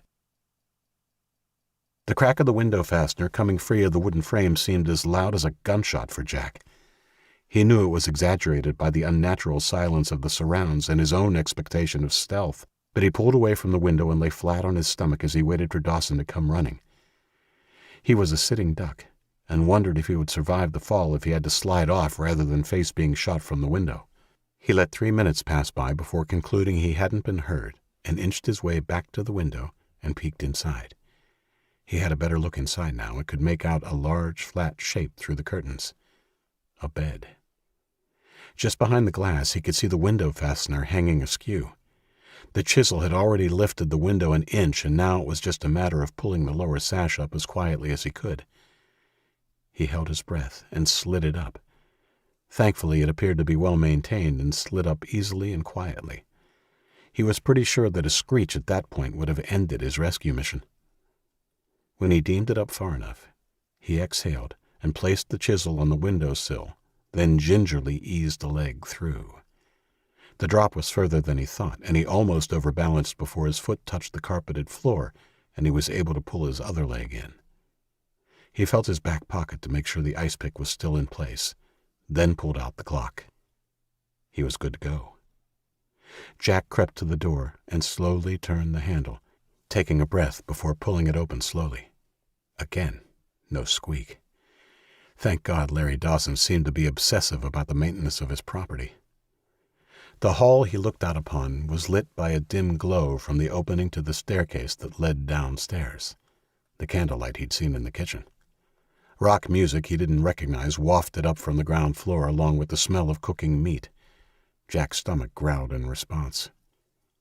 He decided to quickly investigate the upstairs, hoping the music would mask any small sounds he might make. There were only 3 rooms besides the one he'd come through. He found another bedroom with a single bed, a bathroom, and the final door opened on what appeared to be a study. He ducked in quietly, his heart racing at 100 miles an hour. He was pretty sure it hadn't gone under 120 beats a minute since he'd entered Dawson's home. It was a pretty regular study, except for the odd positioning of a telescope at the window. It was in a horizontal position facing directly across the road. Jack knew what he'd see when he looked into the scope, but looked anyway. A magnified view of his sister's darkened window filled his vision. "Dirty goddamn pervert," he breathed. He didn't know he had company until he heard a floorboard creak behind him. Before he had a chance to turn or raise his gun, pain exploded in the back of his head. Everything went black. 17. "Jack! Wake up! Jack!" He tried to ignore the voice. His head hurt really badly, and all he wanted to do was sleep. "Jack!" The persistent voice wasn't going to let him. "Shut up. Let me sleep. Jack! Wake up, please, before he comes back." A sliver of cold, hard fear sliced through the fog in his mind, and his eyes cracked open. He was tied to a chair at the small dining table he'd seen earlier through the crack in the window, and jerked his head to the right, wincing as pain shot through his neck. Katie was sitting at the head of the table. She wore red lipstick, and her hair was pulled back from her face and tied in a bun. Her wrists were tied with red ribbons to the arms of the office chair she was sitting in, a strange accessory to the slinky black dress she wore. "Thank God you're okay," she said, her voice cracking with emotion. "I thought he'd killed you." Jack looked around, more gingerly this time. "Where is he?" "I don't know. You were here when he brought me up." "Shit. How long ago?" "I've only been here a few minutes." Jack took stock of his situation. He was in a regular kitchen chair with his hands tied behind his back. His ankles were secured to the chair legs by zip ties. "Can you see what my hands are tied with?" he asked, twisting his body as far forward as the restraint would allow. Katie leaned over. "It's a rope, like a colored one." "Nylon?" "Yeah, about 1/4 of an inch thick. It's around your wrists and tied to the middle slat of the chair back." Jack pulled against the rope. There was some give. He splayed his fingers and strained downward. His gun was gone, but maybe the bastard had missed the ice pick. The handle wasn't much thicker than a pen. "What are you doing?" asked Katie. "I had an ice pick in my pocket," said a red-faced Jack. "I'm trying to see if it's still there." Finally, the tip of his outstretched index finger brushed the rounded tip of the ice pick's handle. It was protruding from his pocket at an angle, and he realized it must have come close to falling out. He relaxed and looked at Katie. "Did he say anything before he went?" "He said he was going to make sure we didn't have any more uninvited guests." "Danny's out there. Quick, We have to get free before he finds him. Try and move your chair out and around to me." Fortunately, while Dawson had secured Katie's wrist to the handles of the office chair, he hadn't thought it necessary to do the same with her feet. With some difficulty, she was able to scoot backwards from under the table, and then push her way backwards to Jack in a wide semicircle. "Good. Now turn around, and I'll try to stand up so you can reach my pocket with your hand." Katie spun around as Jack leaned forward and strained to straighten his legs enough to stand up. The first attempt failed miserably, and he fell backwards, the chair legs scraping loudly on the tiled floor. They both froze. "I'll try again. I don't know how long I'll be able to hold, so grab it as quick as you can." Jack stood again, swinging his backside in the chair towards his sister. Veins stood out in his neck as he held himself in the air, leaning back as far as he dared. Katie's outstretched fingers reached between the wide slats of the chair back. She barely brushed his pocket before Jack collapsed backwards again, the slats wrapping the back of Katie's hand on the way down. She bit back a cry of pain. "Try again," she said. "I nearly reached." With a supreme effort, Jack raised himself again, and Katie managed to hook her finger onto his pocket. "Nearly there. Try to hold there." Bang! The unmistakable sound of a shotgun blast startled both of them into stillness. It came from the side of the house where Jack had climbed the trestle. "Fuck. Hurry, Katie." 18. Danny rubbed his hands together and huddled in on himself. The clouds overhead had cleared, and while the moonlight was welcome, the night had gotten colder as they had dissipated. He was beginning to fret about Jack. It had been over 5 minutes, and it shouldn't have taken that long for him to come back and let Danny know the next steps of their plan. He decided to head to the front of the house and see if he could see anything through the windows of the second story. From the relative safety of a sycamore tree in the front yard, Danny looked for any sign of Jack, or anyone else for that matter. There was nothing. He gave it another 2 minutes before he began to seriously freak out. What if Jack had come back to the side window while he was gone? Danny sprinted from the cover of the tree and down the narrow space between the house and the neighbor's fence. He didn't see the dark figure, the unmistakable shape of a shotgun in its arms, until he was within 2 feet. His brain, honed by years of playing first-person shooter games, instantaneously made 2 judgments as the shotgun was brought to bear on him. 1. There was no chance of stopping in time or trying to dodge the blast. 2. His only chance was to go in low and hard. He did just that. With a strange cry, part fear and part defiance, he launched himself low and hard. The gun went off as he hit his target in a perfectly executed hawk tackle, his shoulder striking his assailant in the midriff and driving him backwards, the back of his head cracking against the concrete path. Danny groaned in pain as he took stock of the situation.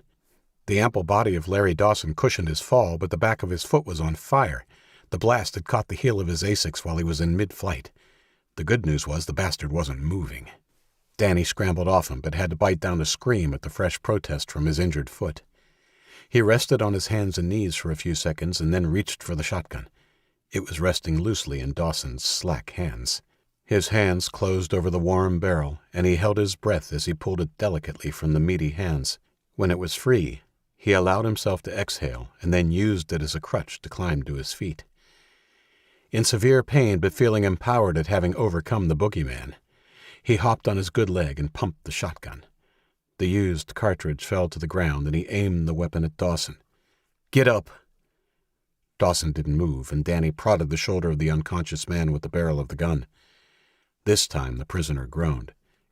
"Get up, fucker!" "What?" Danny could see Dawson's eyes glint in the moonlight.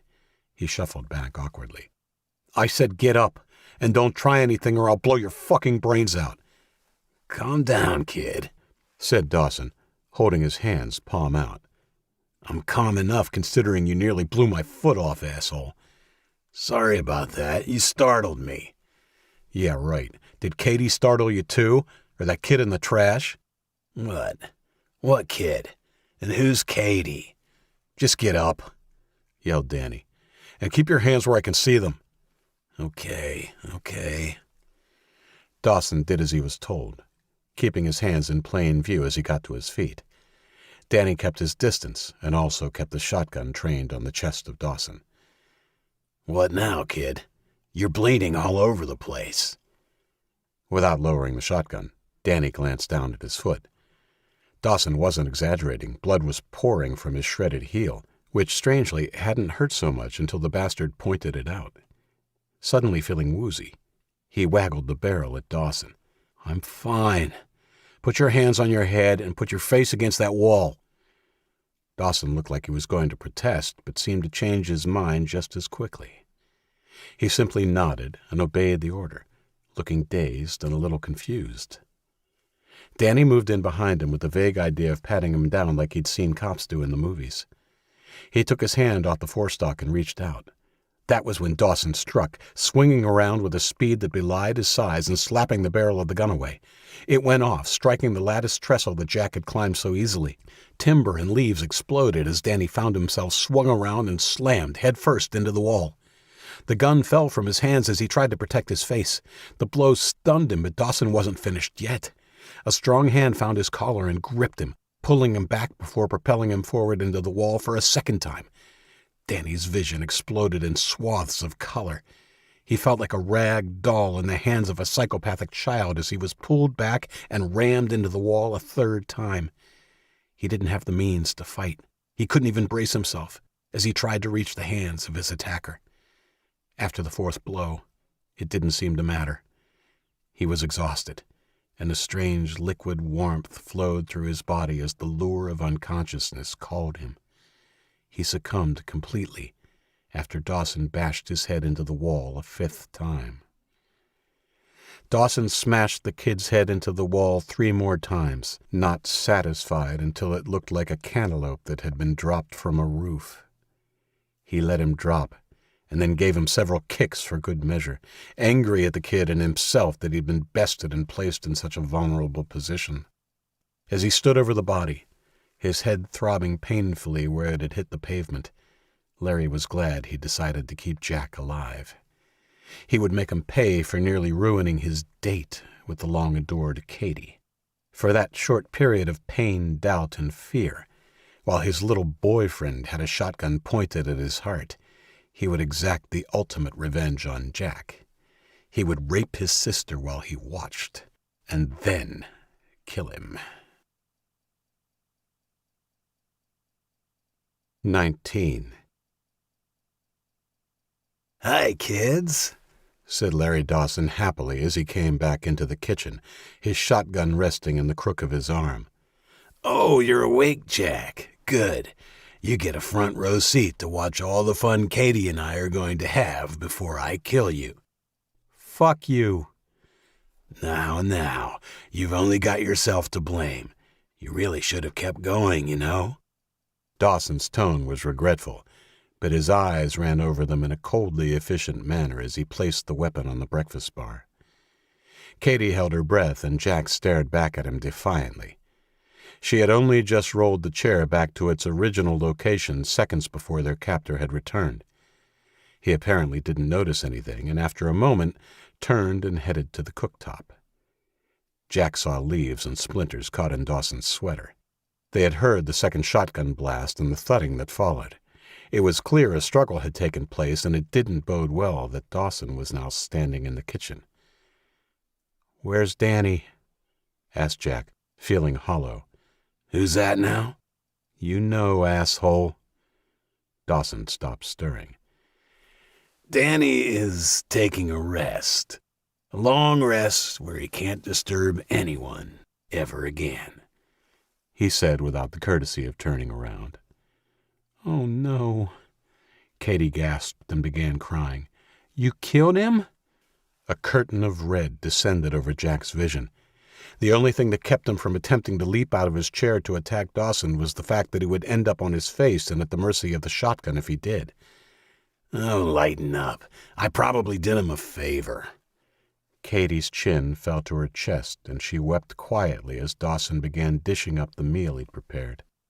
Jack took a deep breath as he forced his rage back in its box. While Dawson was still facing away from them, he tried to catch Katie's eye. Her tied hands curled over the end of each of the chair arms. They were clenched into fists. He knew the ice pick had to be in her left hand, but she was doing a good job of hiding it. Unfortunately, there was no way they could try to use it to free themselves unless they were left alone, and Jack had a fair idea that the chances of that were 0.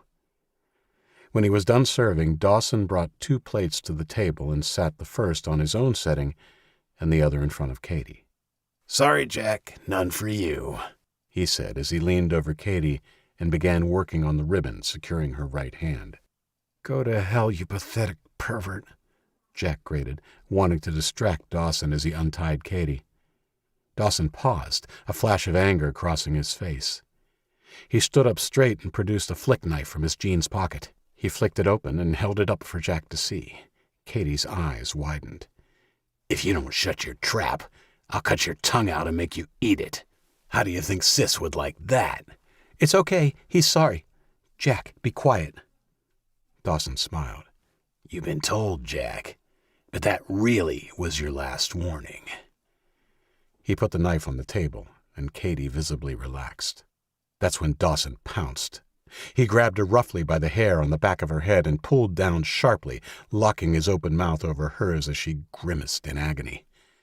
Tears of rage spilled from Jack's eyes as he watched the abusive kiss. "Leave her alone, you bastard!"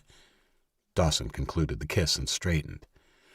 "Wow, I gotta say, that kiss will make my famous bolognese taste like sawdust by comparison.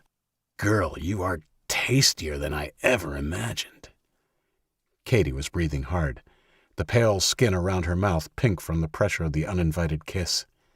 When she spoke, her words shocked Dawson almost as much as they shocked Jack. "Plenty more where that came from. But I'm really hungry and your meat sauce smells delicious. Maybe for dessert?" she said seductively. Dawson's mouth hung open. "Well, aren't you full of surprises?" he said, finally regaining his composure. He reached out and cupped her right breast through the slick material of her dress and squeezed, waiting for a reaction. Katie gasped and bit her lips seductively. A look of disbelief crossed Dawson's face. He leaned over and placed his lips on hers, more gently this time, and kissed her. Katie kissed him back. "Katie, stop it!" screamed the red-faced Jack. "What the fuck?" Katie broke away from the kiss. "It's all right, Jack. We just have to accept that this is the way it is." Dawson laughed. "Holy shit. You know what? Keep being a good girl, and I might even let Jackie boy see the night out." Katie smiled. "I sure hope that's what you'll do, sir." "Okay, let's eat. You're going to need all your energy," he said, running a tongue over his upper lip. He reached down and finished untying the ribbon on her right hand. "Thank you, sir," said Katie meekly as he moved to the other hand. Katie looked past him at Jack, her gaze more intense than her brother had ever seen it. Her ruse had worked. Unsuspecting, their captor had only just straightened when Katie reared up like a cobra and jammed the ice pick into the side of his neck. Larry Dawson screamed and clutched his neck in surprise and pain. In his hurry to pull away, he tripped on the chair leg and fell backwards, cracking his head on the corner of the table as he fell. "Quick, Katie, untie me!" She tore her horrified stare from the groaning Dawson and ran to Jack, beginning work immediately on the rope securing his hands behind his back. "Hurry! It's not coming loose, Jack. Stop wiggling!" "The knife! Get his knife!" screamed Jack, nodding at the still-open knife on the table. Katie ignored him, her fingers finally making some progress. There was another groan from Dawson as he kicked out, trying to get to his hands and knees. Katie yelped as the chair she'd been sitting on spun away. "The knife!" Katie stopped what she was doing and rushed to the table, leaning across it, almost at full stretch to avoid going anywhere near Dawson. The heeled shoe she was wearing slipped and she lost purchase just as she was about to grab the handle. Again she lunged and smiled as her hand closed around the handle. Her smile slipped away when Dawson's meaty hand reached from under the table and gripped her wrist. 20. Katie shrieked as Dawson, his face bleached of color, lurched to his feet, the ice pick still protruding from his neck, a ribbon of blood wending its way down the collar of his sweater. The girl struggled, but even injured, Dawson's strength was too great to overcome. He held her in place as he reached up with his other hand and slowly pulled out the ice pick. The spike came free, and blood immediately pooled in the puncture and began to flow more freely from the wound. Dawson raised it and looked in disbelief at the blood-coated point of the ice pick. Then his eyes fell on Katie, forgetting for the moment that Jack was even in the same room. "You fucking bitch. I'll kill you for that." Dawson shook her hand until the knife spun away across the tabletop and clattered onto the floor. Katie began to sob. "Please, I'm sorry." "Too late for that, missy," he said, raising the ice pick as he flattened her hand on the table. "No!" Jack called, his shoulders moving frantically as he tried to get his hands free of the loosened rope. Dawson's lips peeled back from his teeth in an ugly smile as he drove the spike of the ice pick through the top of Katie's hand and into the hardwood tabletop, pinning her to it. Katie shrieked, but enraged beyond care, Dawson stood up and grabbed her ankles, pulling her bodily from the table, then shoving her back over it, slamming her face down next to her pinned hand. Next, he used his knee to push her thighs open and began to unzip his jeans. Jack finally got his hands free of the ropes that had been loosened by his sister, and as Dawson pulled Katie's dress up over her backside, he hurled himself, ankles still secured to the chair, in a crazy, jumping launch at the psycho, his full weight striking the big man hard in the side and carrying them both to the floor. Jack immediately began punching the face and head of their tormentor. Jack was a powerful kid. He played linebacker in his high school football team, and he also knew how to punch, courtesy of the sparring his coach made them do for fitness. The punches he landed on Dawson hurt, but the big man was doing a good job of covering up, and when Jack missed 2 hits, he spun like an alligator doing a death roll and trapped Jack under him. Jack flailed wildly, trying to keep his arms and wrists away from Dawson's hands, and also land punches. He knew if the big man got a grip on him, it was game over. An open-handed slap across the face was the last thing Jack expected, and it stunned him enough for Dawson to grab his left wrist and begin to reach for his right. That's when Katie reached over and gripped the bastard's hair, pulling on it sharply. Dawson swore and tried to extract her fingers from his hair with his free hand. Jack used the distraction to land a right hook to the chin. The blow incensed Dawson, and he released Jack's wrist and seized his throat, choking him one-handed. Jack knew he was in trouble right away. The strength of the man's grip was astounding, and with his vision swimming, he reached up and began trying to pry the thick fingers away. It was an impossible task, and Jack's eyes bulged as his face turned from red to purple. Through rapidly darkening vision, he saw Dawson finally rip the hand of his sister from his hair and batter away. His grip on Jack's throat loosened somewhat while he was busy, and Jack took a meager gulp of air before his windpipe closed again. With time running out, he gave up trying to get free of the impossibly strong hand and reached out behind his head, the fingers of his hand scrabbling like blind crabs as he searched for the knife that had fallen to the floor. The persistent Katie, still pinned to the table by her hand, appeared above Dawson again, this time screaming and scratching at his face with her free hand.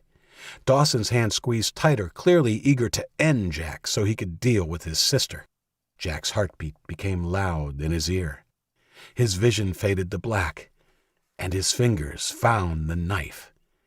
With a last-ditch effort, he grabbed it and slashed blindly in a sweeping upwards arc. 21. It wasn't simply the sobbing, the dead weight on top of him, or the smell of smoke that brought Jack around. It was a combination of all three tugging him out of the black depths of unconsciousness. His eyes creaked open. The ceiling and walls basked in an orange glow, muted and washed by gray tendrils of smoke. Fire. He knew he should be alarmed, but the heavy weight on top of him made it hard to breathe and didn't leave room for any other concern. He took stock of his situation. His throat hurt like hell, and he was covered in a warm and sticky substance. But he was alive. And the sobbing meant Katie was too. "Katie?" he croaked. His throat shrieked in protest. "Jack? Oh my God! You're alive! I thought you were—" "Where are you?" The words were clear in his head, but came out as little more than a rasp, and each one its own little inferno of agony. "Jack, you have to help me. The candle started a fire, but I can't get my hand free." Jack swallowed molten lava. "Wait." He reached up, and his hand encountered the top of Dawson's head. He snatched it away quickly, but there was no movement or protest from the man. Jack started to wiggle out from under him, his fingers slipping as he tried to find purchase on the floor. He realized then why he felt wet and sticky. Copious amounts of blood coated him and the floor around him. He lifted his head, the blood in his hair cooling as he examined Dawson. It would be too difficult to slide from under him. He reached out again, hands clamping the big man's head, grimacing when his finger accidentally brushed against an eyeball. He was definitely dead then. No one alive would take a finger to the eye and not flinch. Jack shivered and got on with it, twisting Dawson's head and heaving up with his own shoulder. The body shifted slightly. "Hurry, Jack!"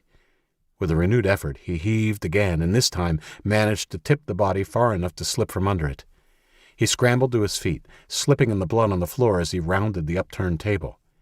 Katie leaned against it, her good hand supporting the wrist of the one that had been pinioned. She was pale, her face tired and pained. 3 feet away, the candle had ignited the ugly wallpaper that covered the longest wall in the kitchen. It had fallen too far from Katie for her to reach, and the flames were now crawling up the wall and licking the ceiling. Jack knew they had only minutes to escape. He knelt next to Katie, every muscle in his body protesting the sudden move, and grasped the handle of the ice pick. It was buried deep in the table, with barely a centimeter of the thin needle showing between the skin of Katie's hand and the handle. His sister's blood was all over the handle. The puncture wound in her hand had been torn during her struggles, and he couldn't find enough purchase on the slick handle to begin to pull. "Hurry, Jack!" Even in the few seconds he'd taken to kneel and work on the ice pick, the flames had ignited the ceiling and were spreading rapidly overhead. Jack curled the fingers of his left hand around the handle, and then reinforced them with his right, grasping the end of the handle and spike to find better leverage. He tugged once. The whole table moved. He put his foot and shoulder against the vertical tabletop and pulled. Still it didn't budge. Smoke was filling the room quickly, making it difficult to breathe even down at their level. "I have to move it side to side," Jack wheezed. "It'll hurt. A lot." Katie nodded.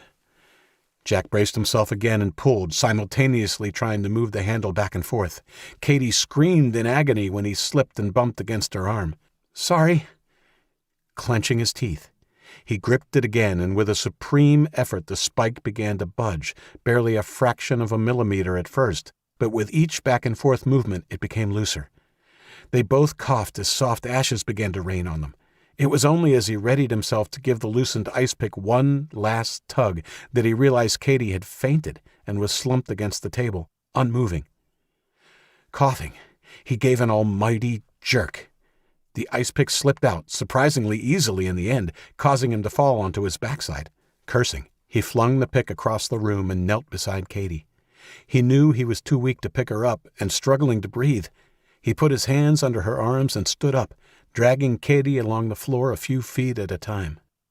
By the light of the blaze, he made his way to the doorway to the hall, pulling Katie through just as a sheet of blackened plaster fell to the floor, throwing up a shower of sparks and dust. The air was clearer in the hallway, the smoke still clinging to the ceiling, and Jack breathed more easily as he dragged his unconscious sister to the front door. He unlocked the door and pulled it open so hard it hit the plaster and bounced back into his shoulder. Ignoring the pain, he pushed it open again with his foot and pulled Katie out onto the porch, not stopping until he dragged her into the center of the front lawn, where he collapsed beside her, sucking deep lungs full of cold, clean air. Part 2. Out of the Frying Pan. 22. Bumps and gentle movement woke Katie.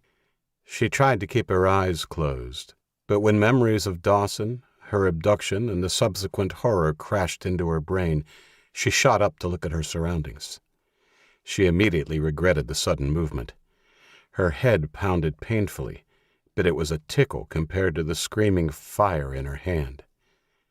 "You're awake," Jack grated, looking over his shoulder.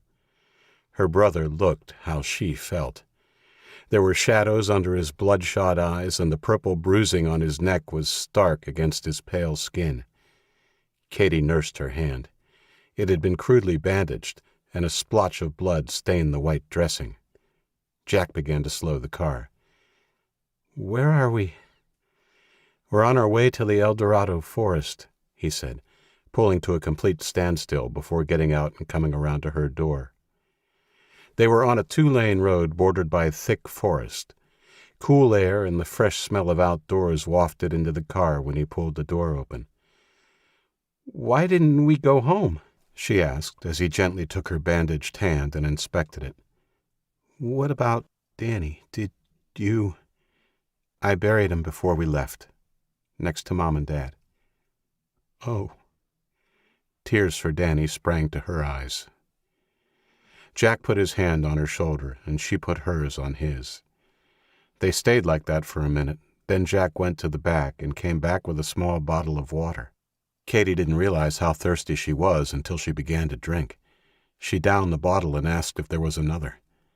Jack nodded. He and Danny had found a full 24-pack of Deer Park half-liter bottles in one of the houses they'd raided. "How do you feel?" "I have a really bad headache," she said. "And my hand? Oh my God, I wish I could cut it off." "Yeah, it's really bad. Here, take these."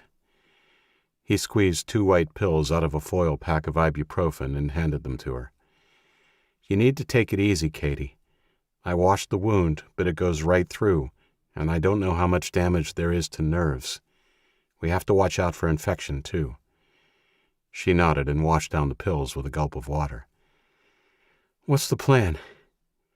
"We're going to hide out in the El Dorado forest until we get a handle on what's happening." "You don't think we should have stayed at home?" "No," he said. "There's nothing there for us anymore. Plus, the Chinese will be sure to set up a base in Sacramento and start rounding people up. It's the capital of California, after all. Before we left this morning, I saw choppers in the distance, and there have been jets going overhead." She didn't argue with his logic. "Are you okay?" she asked, reaching up and gently touching his neck. Jack pulled away. "I'm fine. My throat kills me, and I think I have bruised ribs, but I'm alive." "Me too, thanks to you." "I thought you'd gone. He told me—" Katie broke into sobs. "I'll never leave you," he said, allowing her to rest her forehead against him. "We're in this together, and anyone who tries to get in the way of that will end up like that asshole Dawson." 23. Katie fell asleep not long after they began driving again, and when she awoke, the car was stationary. She looked around. The sun was going down, and they were parked in a roughly circular clearing with trees on all sides. She opened her door and got out of the car on shaky legs. The dirt road they traveled in on sliced its way back into the forest 30 yards behind the Mazda. Jack was nowhere to be seen. She called his name. There was no answer, and Katie's heart began to beat fast. She ran to the back of the car. The tailgate was up, and some of the items had been removed and placed on the ground. "Hello, pretty," said a strange voice behind her. She jumped, whipping around with her hands raised in defense. There was no one there. "Hello, pretty," the voice repeated. This time her eyes found the culprit. She lowered her hands and let out a long exhalation. "Jesus, Katie, get a grip," she murmured. 30 feet away, on the branch of a tree, staring right at her, was a big white bird with a bright yellow comb of feathers on its head. She recognized it as a cockatoo, and definitely not a native of the El Dorado forest. She took a step towards his tree, and he began preening his wing unconcernedly. "Hello, pretty," she said. It looked at her, then went back to its preening as if it was the most pressing matter in the world. Katie smiled. "You're a rude little thing, aren't you? Who are you talking to?" Katie jumped again. She turned quickly to face her brother. He had emerged from the trees in front of the SUV and was carrying a tomahawk and some rope. "Don't sneak up on me, Jack." Then more softly, "I was talking to my new friend." "Hello, pretty," said the cockatoo right on cue.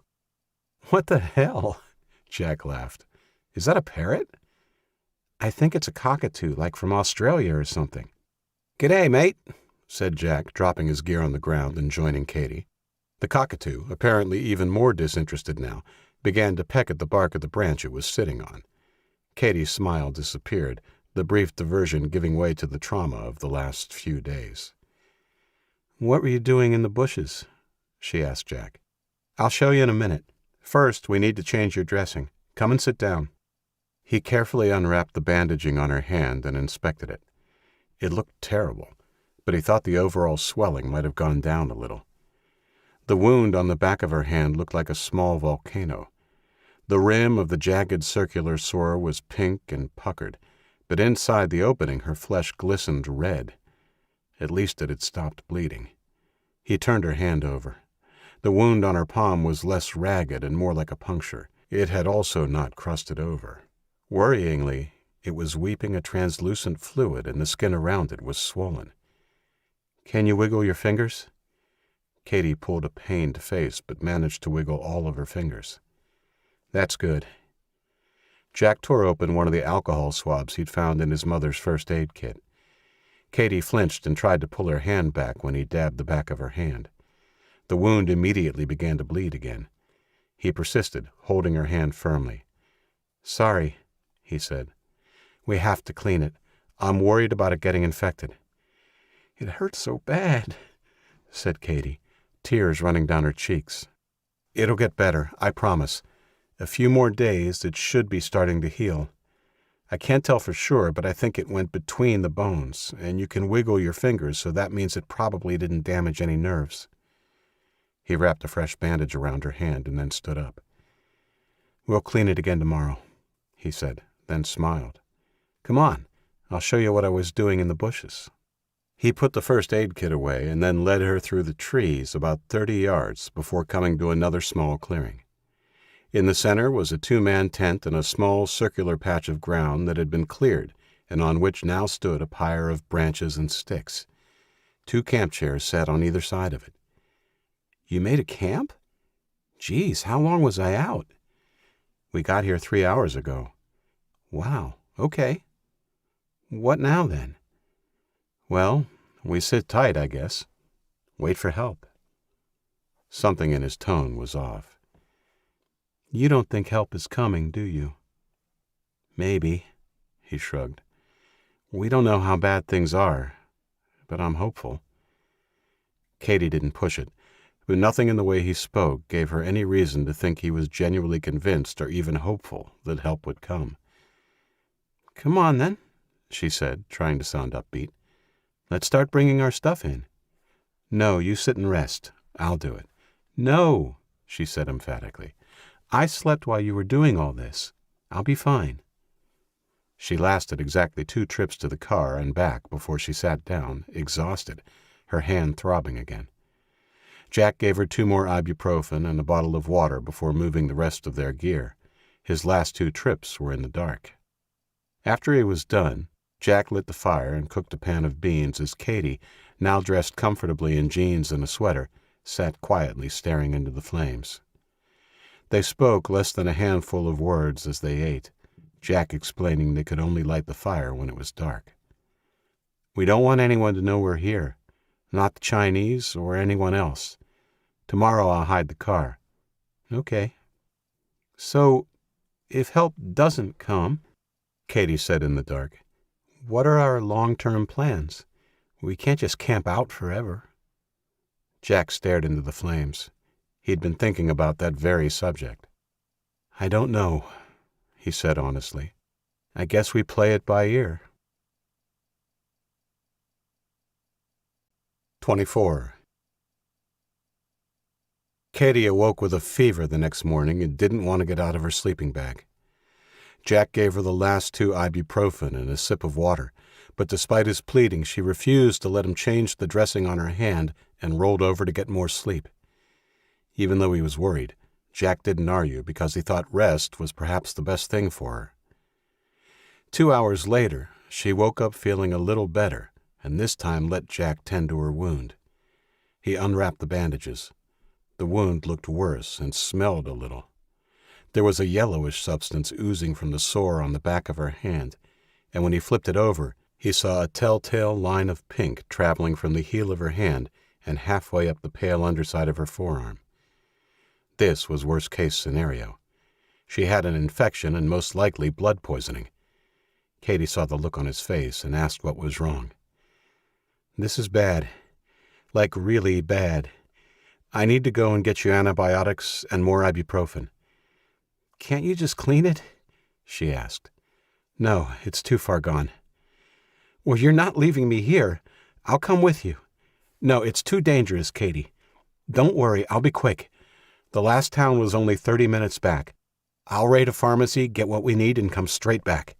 They argued about her coming while he cleaned and bandaged her hand again, but she eventually gave in, too exhausted to fight.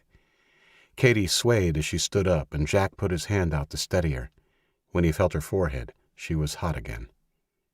He gave her some more water and led her into the tent to lay down. "You stay here and sleep. I'll be back by the time you wake up." "Can't you take me with you?" she said. "I'll lay in the back. I won't be any trouble." "No, Katie, we've been through this. You'll be safer here." She capitulated, and he turned to go. "Back soon." "Wait." Jack turned back, ready for another argument, but was surprised when Katie draped her arms around his shoulders and rested her head against his. "I love you, Jack. Come back safe." Jack hugged her back. "I will. Now lay down and sleep."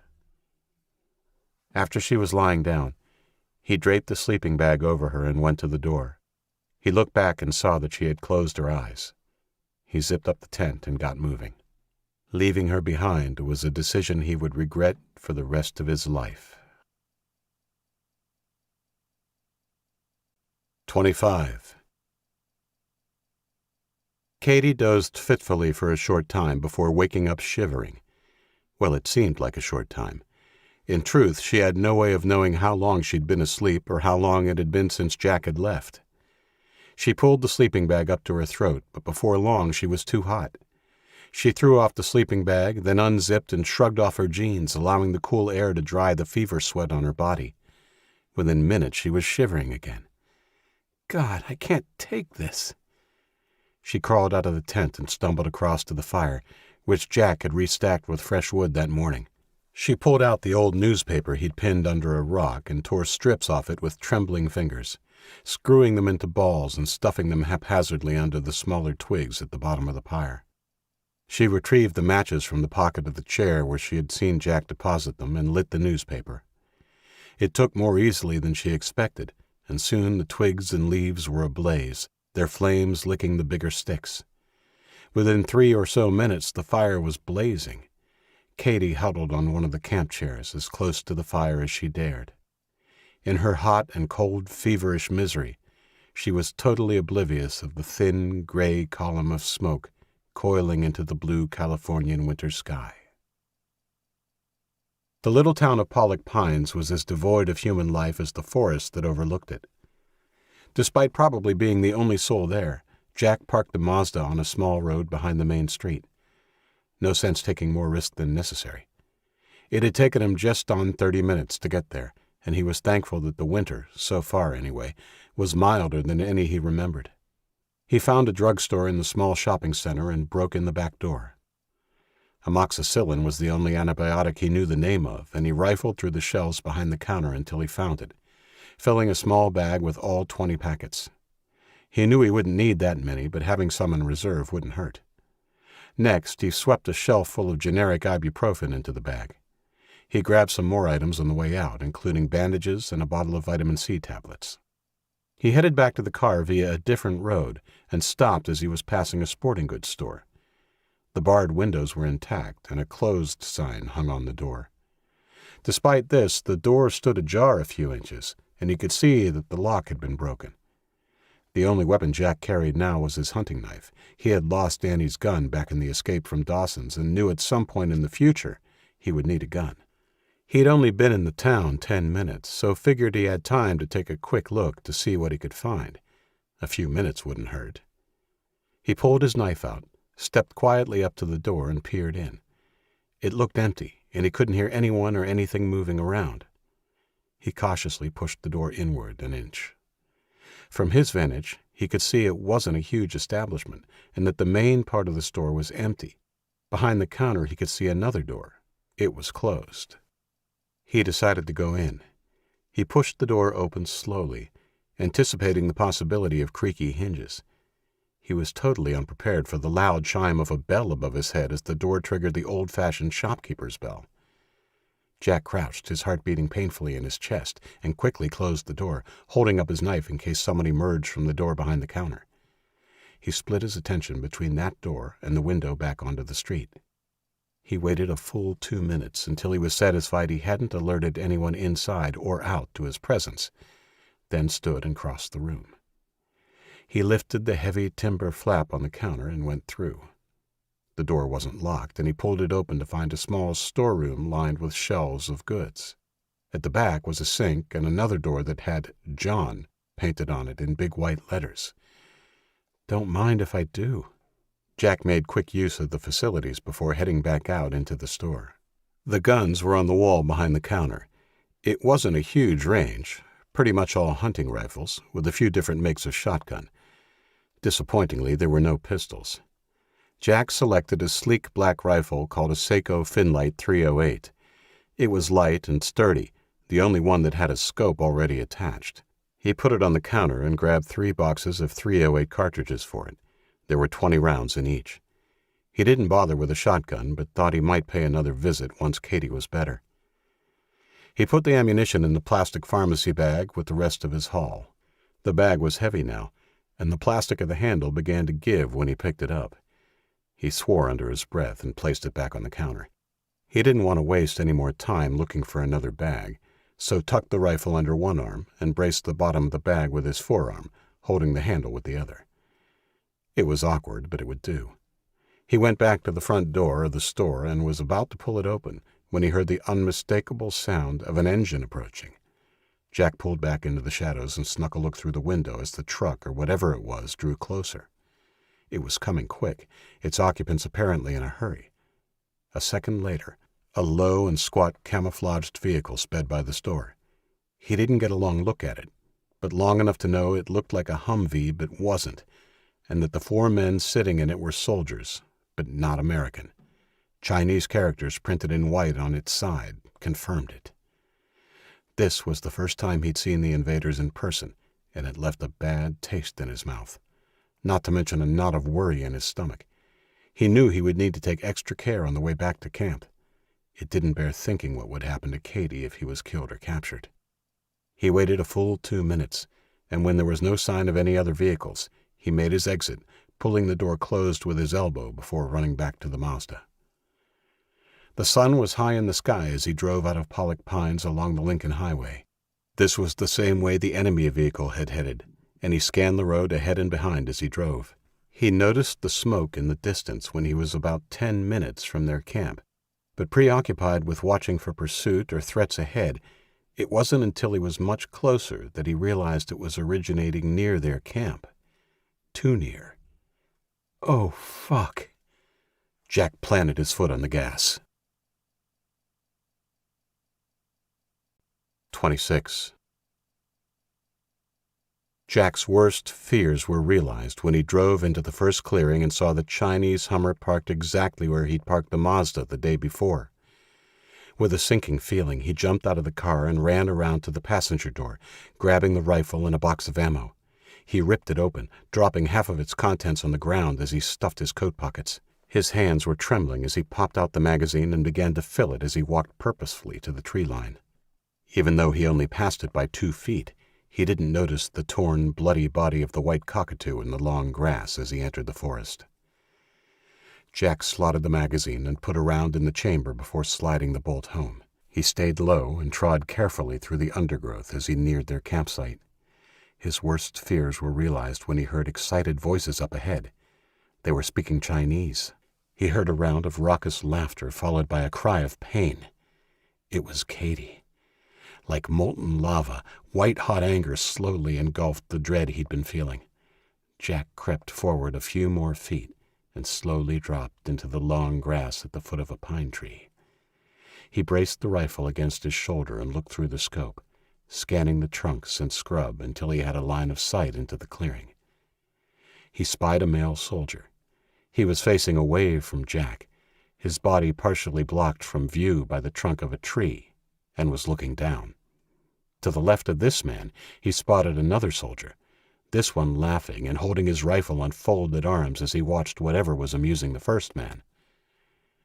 Jack made sure there were no more men on that side, then scanned back to the right. He went too fast. Something caught his eye and he reversed.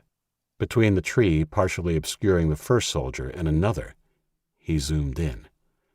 Another soldier, this one with his pants down around his knees and his pale ass jiggling, yelled encouragement to someone in front of him. Through his legs, Jack saw another. This one was on the ground, wrestling his sister, tearing at her clothes as she screamed and weakly clawed at his face. A veil of red fell over Jack's vision. He settled further into the grass and raised his sight until the crosshairs were between the shoulders of the man with his pants down. "Say good night, fucker." The report was loud and echoed through the trees. At first, he thought he'd missed. Then the bare-ass man jerked and fell to his knees, swaying for a moment before falling face first into the dirt behind Katie and her attacker. His comrades froze in surprise, giving Jack time to tug the bolt handle up and back. The spent case flipped from the port and landed beside him as he swung his gun back to the left and took aim at the furthest left of the soldiers, the one who just seconds ago had been laughing at their comrade attempting to rape Katie. This shot wasn't as good, but he hit his target in the shoulder, the force of the shot spinning the soldier 180 degrees. He fell to the ground screaming as the other one ducked completely behind the tree. Jack scanned the clearing, but he had lost sight of Katie and her attacker. He ejected the second shell as he scrambled back to his feet and began running southward in a zigzag pattern. Suddenly the forest was alive with whizzing and whining bullets as the soldiers began firing their automatic weapons blindly into the trees. Thankfully, they were firing in the direction he'd shot from, and not only were they wasting ammunition, the noise of their barrage was covering his movement. He crossed the path that he had beaten from the car to the tent the day before and kept moving until he was a quarter of the way around the circular clearing. The firing reduced, then rang out sporadically, the invaders clearly spooked by the unexpected attack. They yelled at each other, and even though he couldn't understand the words, it was obvious they were trying to work out if they'd hit the sniper or not. Jack approached from the south and got down onto his knees, crawling his way to the long grass at the southern edge of the clearing. By the time he stopped, he had an unrestricted view of the campsite. Katie was lying in the grass where the soldier had been attacking her. Her eyes were closed, but her chest was moving. He couldn't see any obvious wounds. Beyond Katie, her attacker was hiding behind the body of his dead buddy, using him as a shield from where Jack's shots had originated. The other soldier was still behind his tree, firing the occasional short burst of gunfire. The soldier Jack had hit in the shoulder was on the other side of the clearing, his eyes closed and moaning in agony. His gun lay a few feet away. Jack judged that the guy behind the tree was the biggest danger, and he decided to take him first. Knowing he would need to rush the clearing after the kill shot, Jack rose to his feet and carefully took aim. He held his breath and put pressure on the trigger as he waited for the man to fire into the forest again. That was when the wounded soldier on the other side of the clearing screamed a warning in Mandarin. 27. Preempted, Jack fired and hit his target in the back of the head. The man was propelled face first into the tree and then slid to the grass, lifeless. Jack sprinted into the clearing, pulling the bolt and trying to slam it home again as he ran. The rapist on the ground rolled over and fired, but his automatic weapon clicked harmlessly. He'd spent his ammo firing at a ghost. With a despairing yell, he scrambled across to Katie and put a knife to her throat. Jack skidded to a halt and aimed his rifle at the guy's face. "Drop it," he yelled. "No, you fucking drop it, asshole, or I kill your girlfriend. One move and she dead." Jack felt his guts turn to water. How could he get out of this without getting his sister killed? He looked at her. Her closed eyelids were a dark shade of purple and a sheen of perspiration coated her brow. No matter how this turned out, he was thankful she was unconscious. Sensing the tide had turned, the Chinese soldier ordered him to drop his gun again. Jack lowered the rifle. "Please, I just want to help my sister. She's sick. Well, she's fucking dead if you don't drop that gun. 1, 2, wait, okay. Jack lowered the gun all the way to the ground and left it there before rising with his hands up. "Please, if you just let me take her, I'll go. You don't have to do anything." Even as the words tumbled from his mouth, Jack knew how hollow they sounded. He had no power here, and they both knew it. The soldier laughed. "Sure, you don't have to worry. I'll look after her, right after I kill you." He released Katie and rose to his feet, starting towards Jack with the long army-issued knife held out in front of him. Jack tensed for a fight, and was as shocked as the soldier when Katie reared up and stabbed the man in the thigh with the long fork Jack had been using to stoke the fire the night before.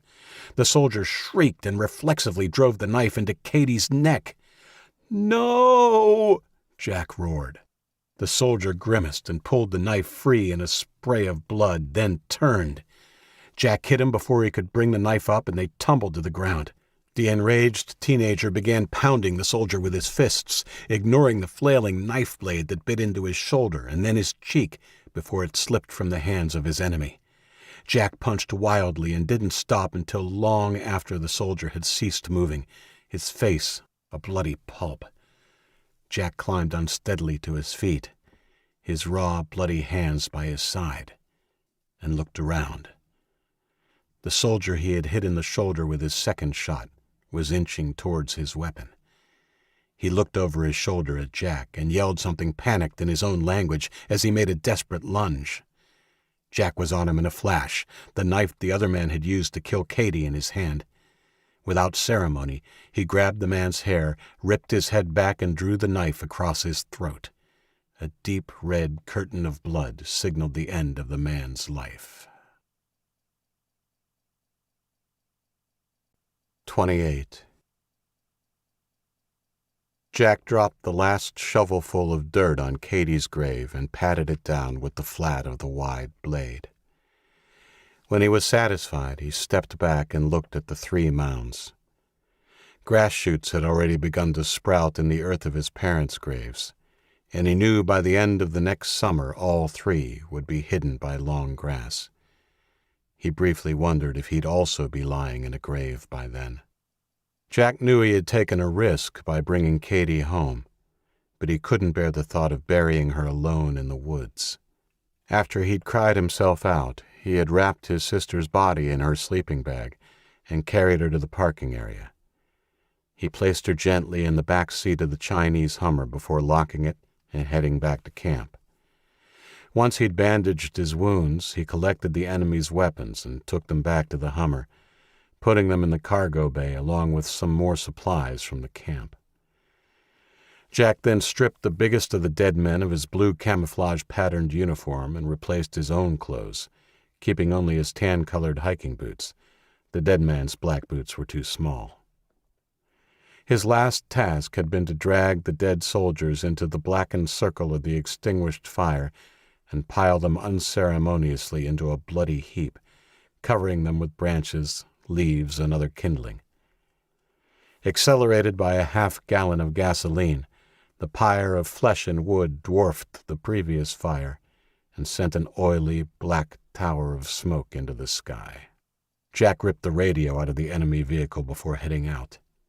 He'd been traveling for 30 minutes before he passed several speeding Chinese patrols heading the way he'd come from.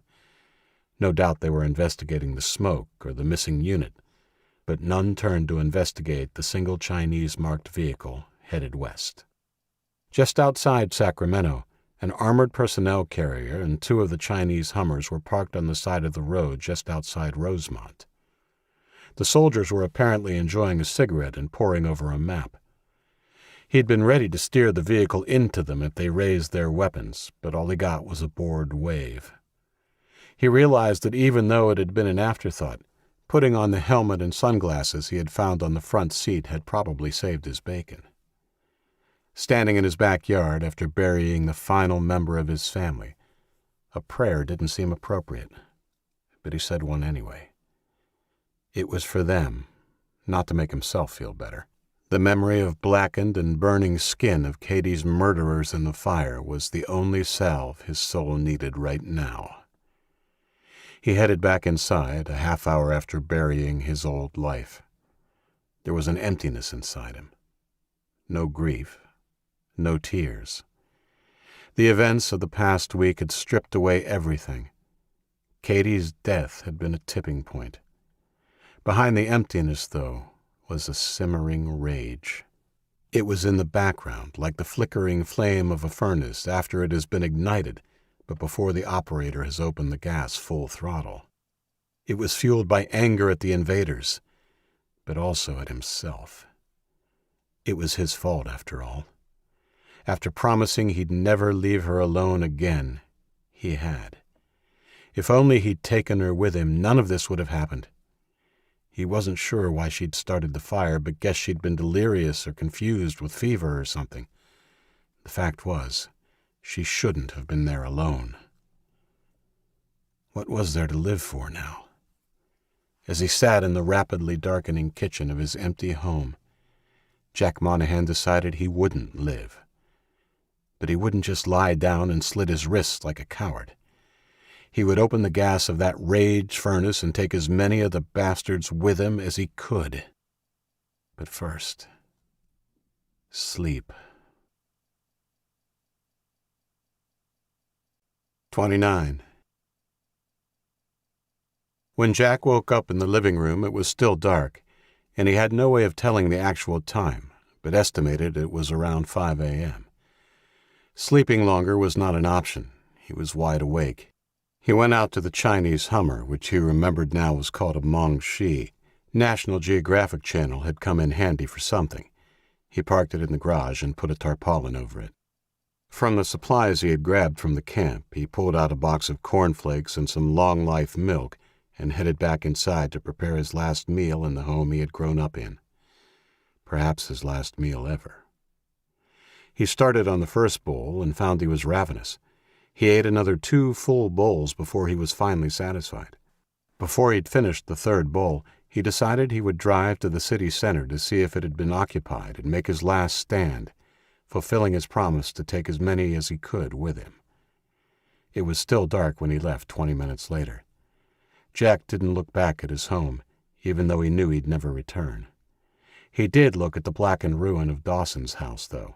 Its look now matched the soul of its former owner. The route into the city would take him past his old high school.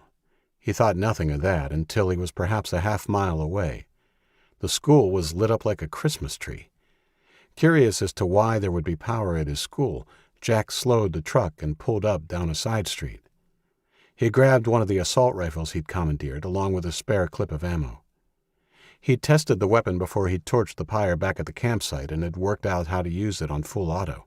He was grateful that he'd been given a more than rudimentary knowledge of firearms, courtesy of the gun club. It was a light weapon, but had some kick to it, and he'd struggled to keep it on target at first. 2 emptied clips later, though, and he thought he had a handle on it. Jack put the strap over his shoulder and slipped the hunting knife into his belt. Despite the first tendrils of dawn only just touching the sky in the east, the helmet and sunglasses went on. He headed out to Maple Street. He stuck to the shadows in the front yards of the homes lining the road opposite the school. He stopped at one of the houses directly opposite, positioning himself on a porch behind an overgrown oleander bush. From there he had a complete view of the school.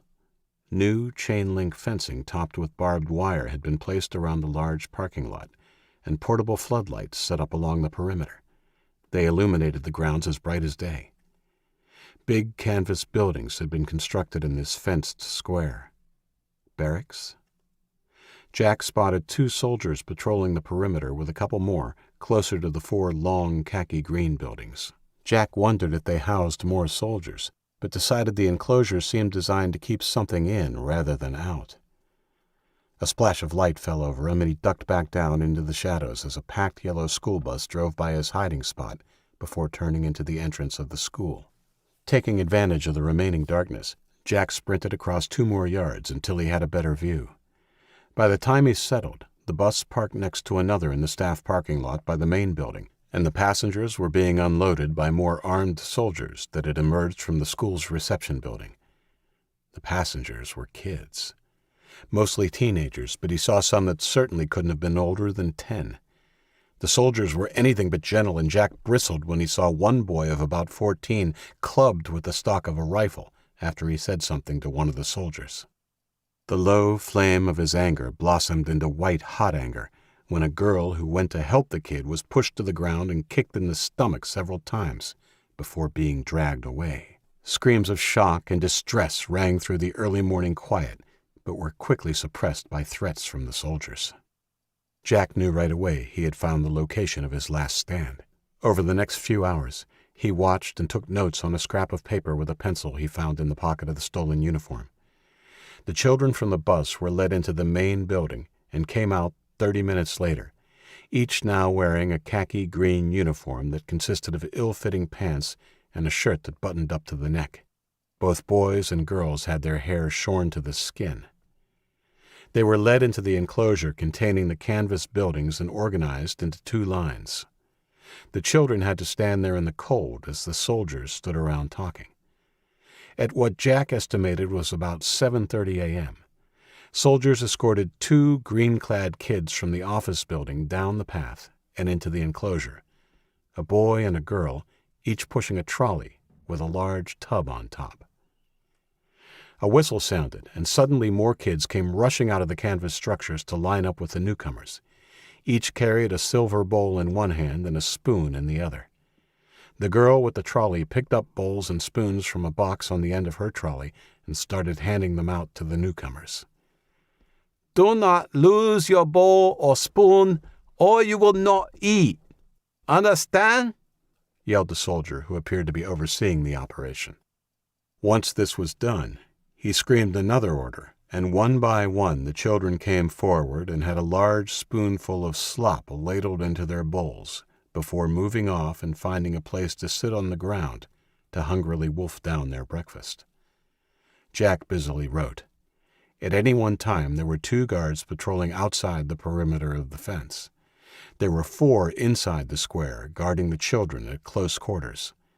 He hadn't seen the other 2 initially as they were behind the buildings when he arrived. There were another 4 to 8 that were stationed inside the main building of the school. He watched the whole day. After breakfast, the kids were separated into 4 groups and made to stand for an hour before Jack finally saw a movement at the main entrance.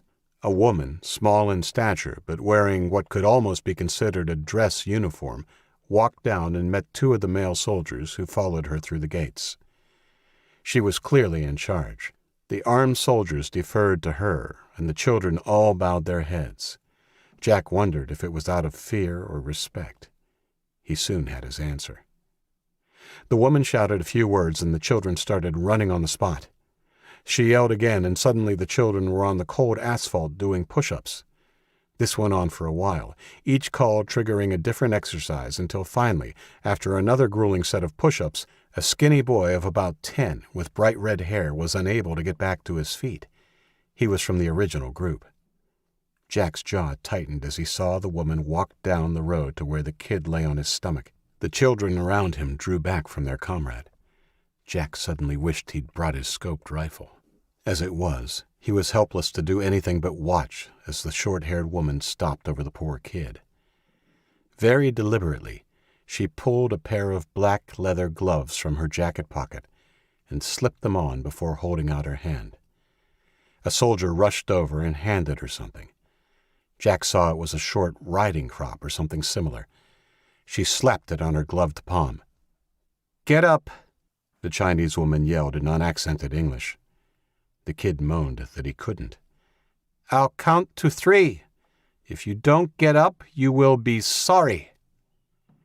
Jack willed him to do it, and the kid tried, but his wobbly arms collapsed before he made it to his knees. "Pick him up," said the woman, clearly putting on a show for the new arrivals. 2 soldiers ran in and picked up the poor kid and pulled him roughly to his feet to face the woman. His head lolled on his neck as he tried to focus on her. "Turn him around and lift up his shirt." Jack made himself watch the beating. It was short but vicious, and the kid passed out before it was over. This seemed to annoy the woman, and she whipped him viciously with 5 more strokes while he was slumped, unconscious, in the arms of her guards. After it was done, the kid was carried out of the enclosure into the main building. Within minutes, the disturbance was forgotten. The woman made the children run on the spot for another 5 minutes before blowing her whistle. "Better," she called, loud enough for Jack to hear. "Now you will go out and earn your keep for new china. Make 2 rows." Their unseen watcher was curious about this new development. Exactly how were they to earn their keep? He had his answer in a few minutes. The children were loaded onto 2 buses, carrying shovels and picks doled out to them by guards. Then, with 3 guards and a driver in each bus, headed out of the school and turned right, headed into the Sacramento CBD. Jack waited a few minutes. The female commandant watched the buses go, then, seemingly satisfied, headed back inside with 2 soldiers. Jack got the feeling this was a new operation and also suspected it would grow, especially given that even with the new busload of kids, they only had enough prisoners to fill one of the 4 barracks. Careful not to be seen by the 2 perimeter guards, he snuck down the side of the house he'd been watching from and made his way over the back fence and then, yard by yard, until he reached the truck. He judged it was worth the risk to try and follow the buses to find out exactly what they were up to with these kids. 30. Jack passed a vehicle identical to his not long after he set out, but that was the only contact he had with the enemy as he followed N Street into the downtown district. He'd always thought the naming of Sacramento's streets after letters of the alphabet was dumb, and had wondered aloud in class once how unimaginative the city planners must have been. It was one of the few times his English teacher, Mr. Brock, had agreed with him. Dumb street names aside, it appeared the invaders did indeed have a presence in Sacramento, but at this stage it wasn't large enough for him to consider it occupied territory. He felt more relaxed, but was wondering how far the buses were going, and what he would do if he lost them, when he rounded a bend only to find one of them parked smack bang in the middle of his lane. His heart rate spiked as the eyes of the armed guards fell on him. They didn't react, though. The vehicle and the uniform were familiar to them, and the helmet and sunglasses hid his Caucasian features. He forced himself to remain calm and slowed down as he moved to the other lane. He looked around in what he hoped wasn't too obvious a manner. Some of the children were in a park opposite a tall apartment building, digging with the tools they had been provided with, and both they and the guards watching over them wore surgical masks as they worked. To his right, 2 boys came out of the apartment building and dumped a body into a large wheelbarrow before one of them lifted the handles and began to wheel it across the road to the park. Jack passed and looked to his rearview mirror. Another kid with an empty barrow came from the park side and crossed in the same spot. Jack's mouth shrunk into a grim line, and he drove for 2 blocks before turning right and circling back the way he had come on a parallel street. He didn't know where the other bus was, but he didn't need to. It was obvious that the children had been organized into work gangs to clear the corpses of their own people. He felt sick and angry. He headed back via a less used route and parked in the street behind the row of houses that faced the school. He ate some peanuts and crackers and washed them down with a warm can of Coke before climbing into the back seat of the vehicle. It was only midday or so, but he hadn't slept well the night before and thought a few hours of shut-eye might help him clear his head and formulate a plan. He awoke hours later as the sun was sinking low in the afternoon sky. He hadn't meant to sleep that long, but knew he wouldn't have unless he needed it. He ate again, this time a can of cold, gelatinous chicken soup. It was horrible, but there was no way he could risk a fire to heat it up.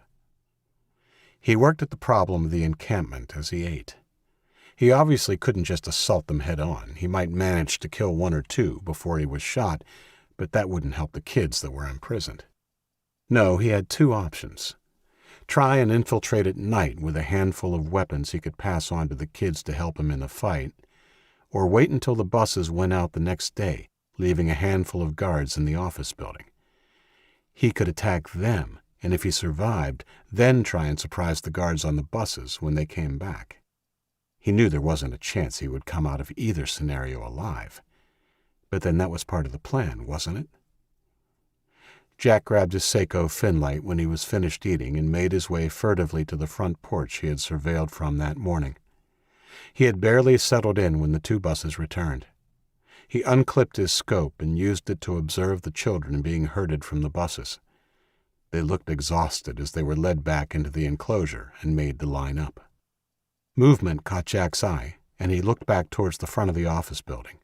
Like clockwork, the same two kids who had dished up the slops this morning wheeled out their trolleys, escorted by two soldiers. The cold chicken soup he'd eaten from the can sat heavily in his stomach as he watched the kids attack the steaming bowls with vigor, wolfing down what appeared to be some sort of rice stew. "At least you're eating better than me tonight." There was no time to sit and digest their meals afterwards, though. Before the last kid had finished their meal, they were ordered to their feet and herded back into the barracks. Within a few minutes, the only children left in the compound were the two who had done the serving. They busied themselves collecting the bowls and mugs and scooping leftovers back into the tubs under the watchful eyes of the guards. Jack waited until they were done, and the compound was empty, except for the 4 regular guards. He really felt for the kids in the camp. Their life consisted of sleep, nightmarish work, and some exercise in the morning. No amount of hot soup compensated for that. He decided conclusively that he would make his move after the buses left. It was his best chance to make a difference. He replaced the scope and went back to the car under the cover of darkness. After eating a chocolate bar, he crawled into his sleeping bag on the back seat of the Chinese Hummer and set about formulating a step-by-step plan for the next day. Surprisingly, given his long nap in the afternoon, he fell asleep soon after. The routine the next morning was identical, except for the fact that no new buses arrived. The kids in the barracks were roused before dawn and brought out into the compound where they had their breakfast. This time they only stood for 30 minutes after breakfast before the commandant came out and led them in exercises. There was no cruel singling out of a child this time. Through his scope, Jack tried to find the kid with the red hair who had been beaten yesterday. He was nowhere to be seen. The children finished their routine with 5 minutes of on-the-spot running before the woman gave them the same crappy pep talk. Jack's adrenaline began to flow as the kids were loaded onto the buses. Not long now. The same as yesterday, within 10 minutes of the buses leaving, only the 2 perimeter guards remained. Their victory was so complete, the Chinese army didn't seem concerned about attack at all.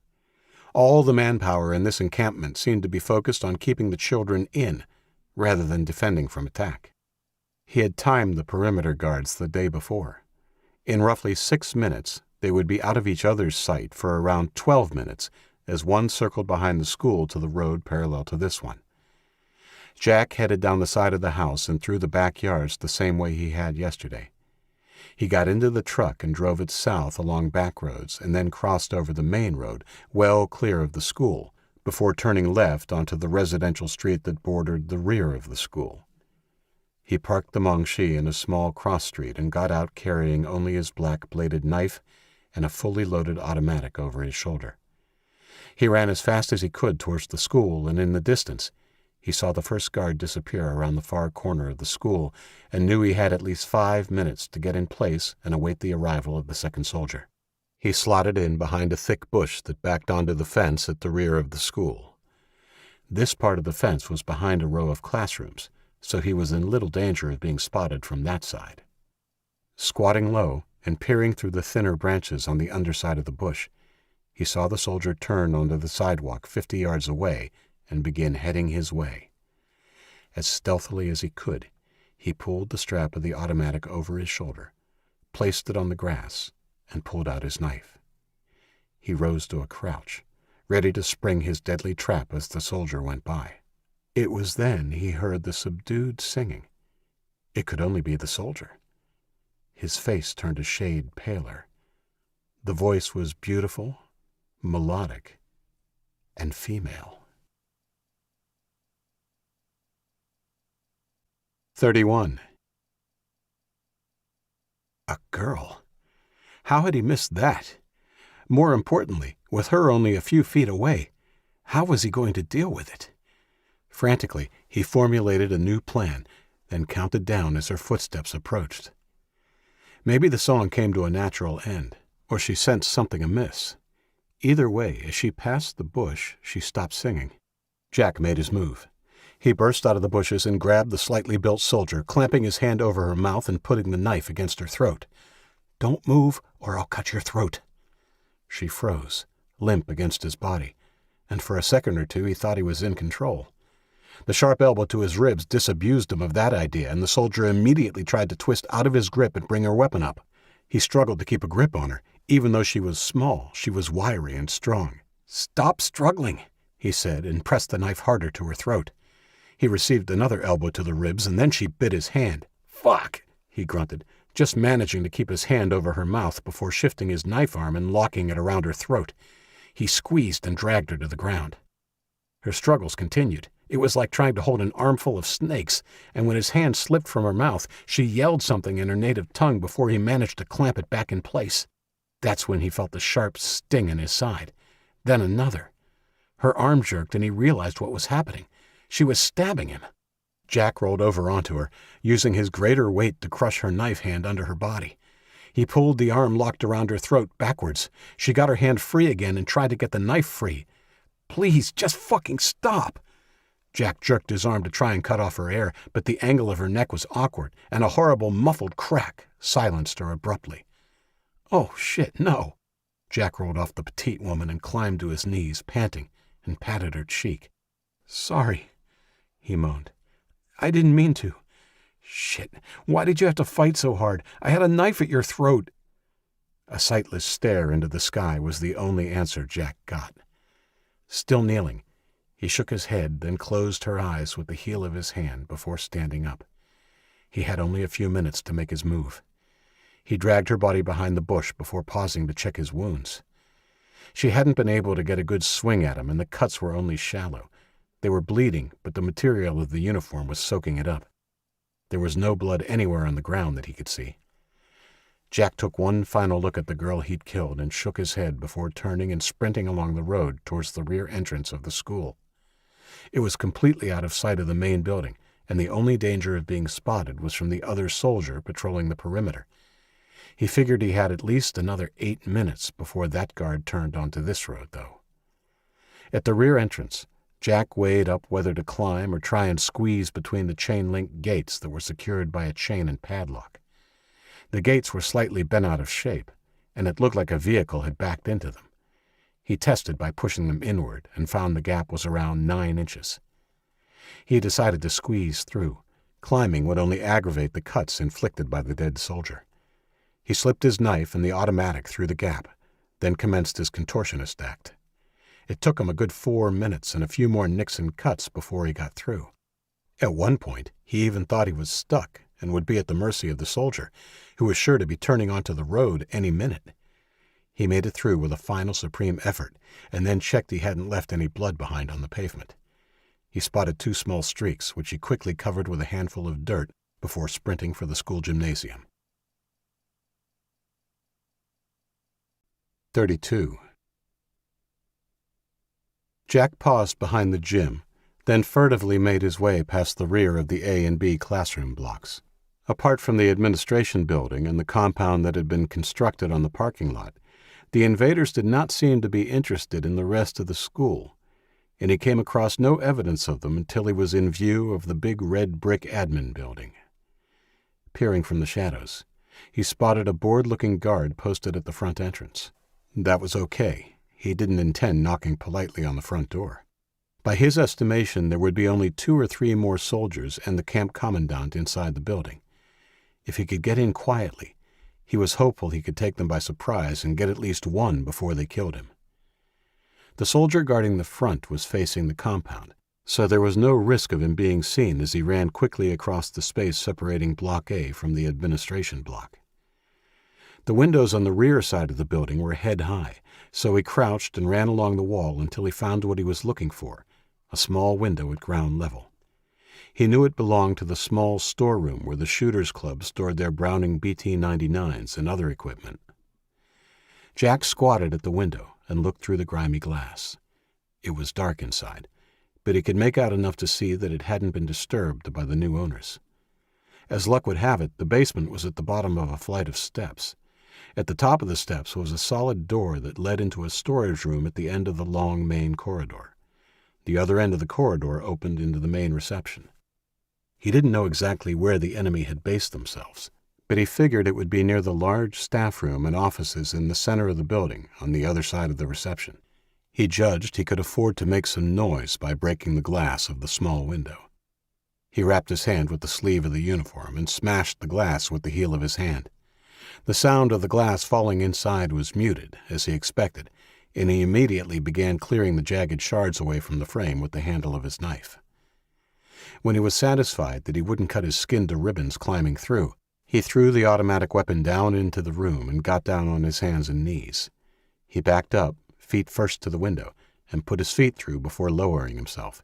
It was a bit of a drop, but he managed to land without breaking his ankle or any other disastrous complication. Jack took stock of his progress. He knew he was on a suicide mission. Counting the perimeter guard, the one stationed out front, and the minimum of 3 inside, there were at least 5 highly trained soldiers he would have to go through.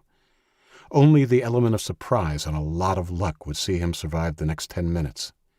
He knew he had the element of surprise, but whether he could count on luck, only time would tell. Jack Monahan, former student, picked up the Chinese assault rifle and switched it to full auto before heading for the door. 33. Jack climbed the steps as silently as possible. There was no light from the crack underneath it, which meant its door was also closed. He opened the adjoining door and went through. The only light in the shelf-lined room came from under the door that opened onto the corridor. That light probably meant the door at the other end of the corridor was also open. If it was, anyone looking into the corridor from the reception area would see him when he pulled this door open. He raised the gun, holding it one-handed like a pistol, and slowly pulled the door open. The door into the reception was open, but only a crack of a few inches. With his heart beating fast, he emerged from the storeroom and padded the length of the corridor, praying that none of the rooms on either side were occupied. He paused in the shadow behind the open door and listened. He heard nothing but the hum of low but distant conversation. He got down on his hands and knees, the shallow wounds inflicted by the female soldiers stinging in protest, and peered underneath the door into the reception area. There was a cool breeze on his face, but he could see no booted feet in the vicinity. Jack stood up and put his hand on the door handle before easing it open. Luck was on his side. The door was as silent as death as he opened it enough to see around. The reception was empty. The front doors were open, which explained the cold breeze he'd felt on his face. He didn't spend too much time pondering why they had left the doors open, only that he had a full view of the back of the soldier on the front steps. The soldier was bobbing his head up and down, and it took a moment for Jack to realize that he had headphones in his ears. Resigned to dying in a bloody firefight, Jack understood immediately that he would never have a better opportunity to pick off one of them quickly and silently. He pulled out his hunting knife and opened the door wide enough to go through. The hinges made a faint creak, but not enough for the soldier to hear over whatever he was playing in his ears. Opposite Jack's door were 2 more, both closed. The one on the right was the door to the principal's office, the one on the left a staff room. There was a good chance that the commandant and the other soldiers were in one or both rooms. All the more reason to be nice and quiet.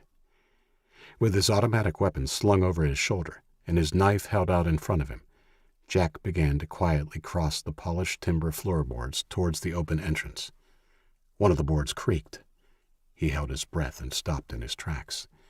Neither of the doors flew open, and the head-bopping soldier did not flinch. On he went.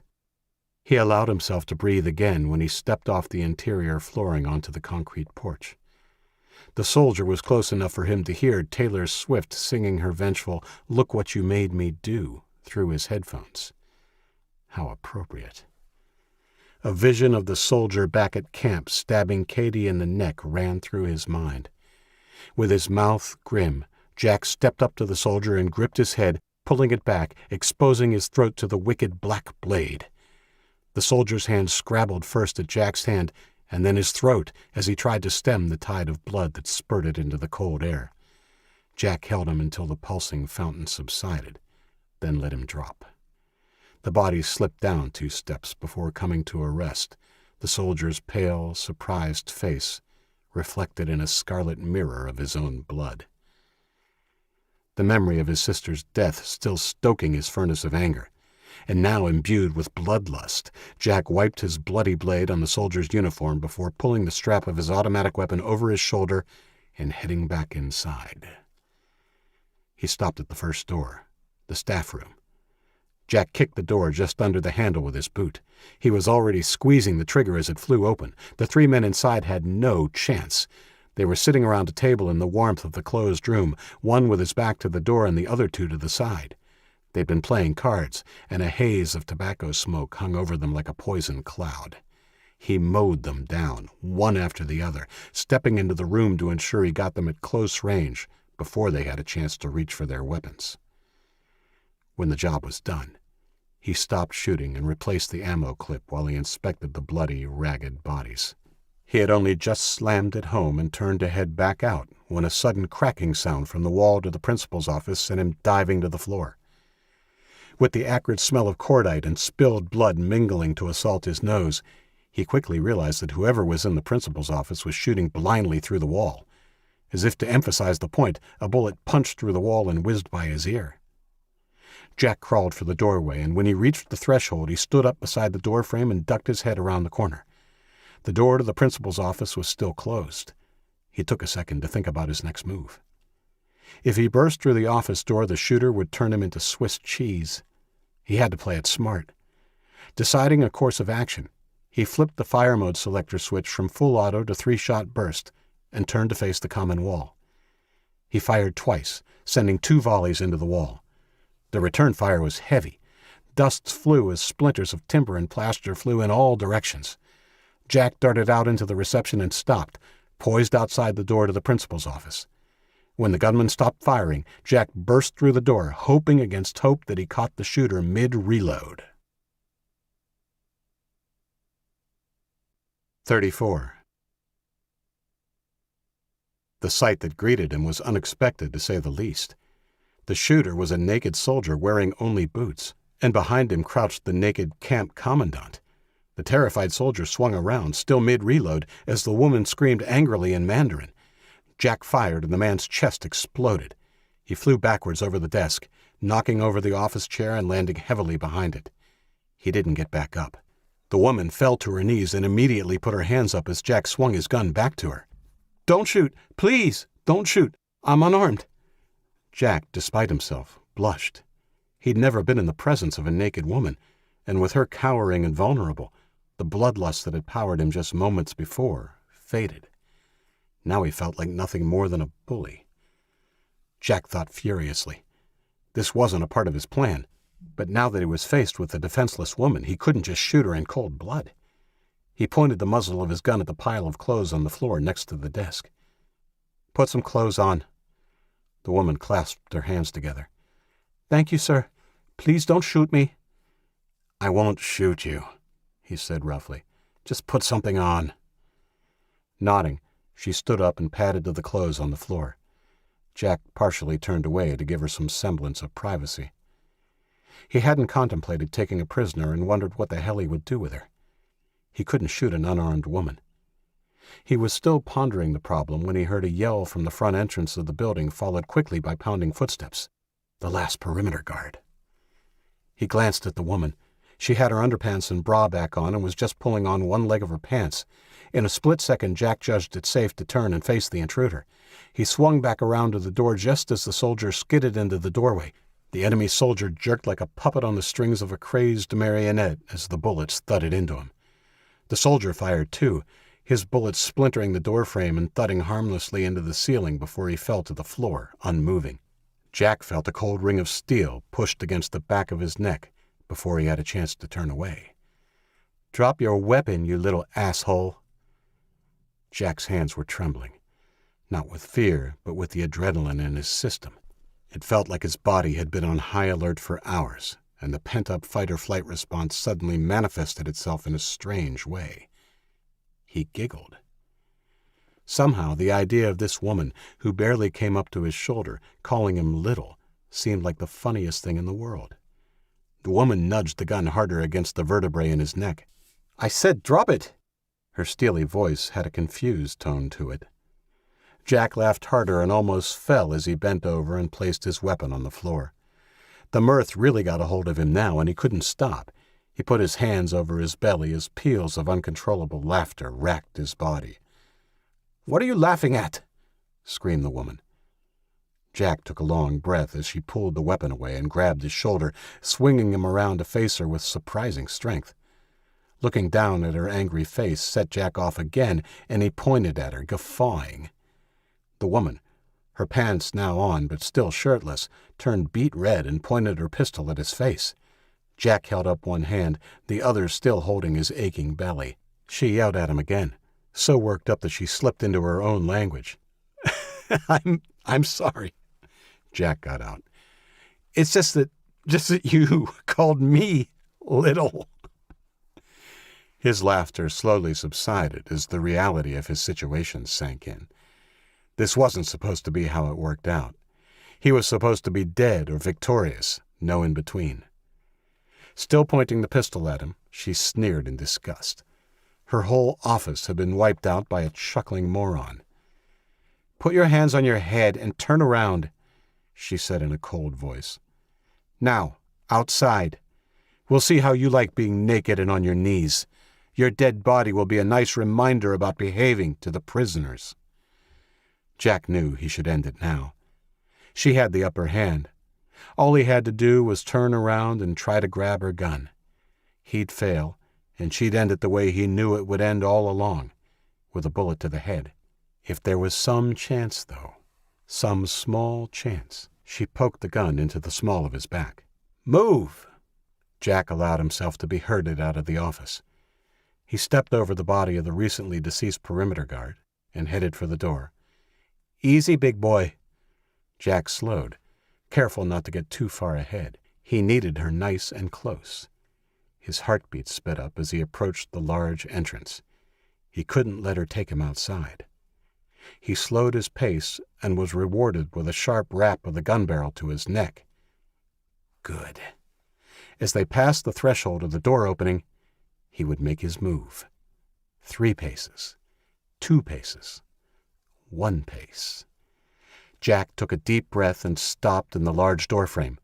When the inevitable poke from the gun came, he pushed backwards off his feet as hard as he could, flinging the back of his head like a wrecking ball at his unseen captor. The crack of the gunshot ruptured his left eardrum. That wasn't the worst of it. 35. Jennifer and Robert Cousins, who happened to really be cousins by birth, listened to the firefight from their cell. The room had been an office in its past life and had been converted into a sparse cell with 2 cots, a bucket for a toilet, and bars on the only window. The door to the room was one of those that Jack had passed in the corridor barely 5 minutes before. It had been their home for 2 weeks, and the only times they'd been allowed outside its 4 walls was to prepare meals and deliver them to the kids in the barracks. It was tough, but whenever Jen was feeling blue, Robert told her again that they had it better than the kids in the road gangs. They had looked at each other with concern when the first shots rang out. Robert had peered through the grimy window but could see nothing from the rear-facing glass. It didn't matter. The shots sounded like they were coming from the lobby anyway. "What do you think is happening?" asked Jen, her eyes big. "Is it the army? I mean, our army?" Robert sat down on his cot, his face drawn. "I don't think so. I mean, it can't be. I have no idea who else it might be, though. 16-year-old Robert had gleaned enough from their captors to know that help from the U.S. government was not coming. It was gone. Of that there was no doubt. What then? Rebels? Infighting between the Chinese? Another burst of gunfire, this time closer. "Quick, grab your mattress and drag it over here," said Robert, standing up and flipping his bed onto its side. He helped drag Jennifer's into place beside it, and they knelt behind the perceived safety of the two mattresses. "Keep your head down. If we hear anyone at the door, duck down as low as you can." He knew the inadequate barrier wouldn't stop bullets, but it was all they had. There was more gunfire, and not long after they heard an angry voice they knew only too well. Senior Field Officer Chu, the commandant of the camp. Jennifer gripped her cousin's hand. That angry voice and the lack of any more shooting seemed to indicate the commandant had been victorious. That wasn't necessarily a good thing. A couple of minutes later, a single shot rang out, causing them to jump. It was the last. Silence ensued. An hour after the last shot, Robert got up and went to the door. He placed his ear against it and strained to hear anything he could. There was nothing. Outside the door it was deathly silent, and he couldn't hear anything further afield. Normally there would be something. Doors slamming, conversation, sometimes even music. "Can you hear anything?" He looked back to see his cousin's freckled face looking out from the upturned beds expectantly. "No. I think I should yell out. They would normally have come and got us by now to start cooking the evening meal anyway, right?" The look on her face said she didn't quite agree with his suggested course of action, but nodded anyway. Robert banged on the door. "Hello? Is anybody going to let us out?" Bang, bang, bang. "Hello?" After 5 minutes of intermittent banging and shouting, he put his ear to the door one last time. The door handle rattled unexpectedly, and he jumped away with his hand over his heart. The rattle was followed by a thud. The door shook in its frame. Robert retreated to the barrier with his cousin. "Who is it?" he called out, embarrassed at the shrillness in his voice. The handle rattled in answer, and Jennifer's hand gripped his forearm hard enough to leave white indentations in his skin. That rattle was followed by another thud, except this one sounded more like someone falling on the floor than someone trying to break in. Robert crept back to the door and got down on his hands and knees to peer through the gap under the door. It was too small to make out much, but he could see enough to make out a dark shape on the floor. "Someone's lying on the floor," said Robert, turning to his cousin. "We need to break out. I think someone attacked the Chinese. This might be our only chance to escape."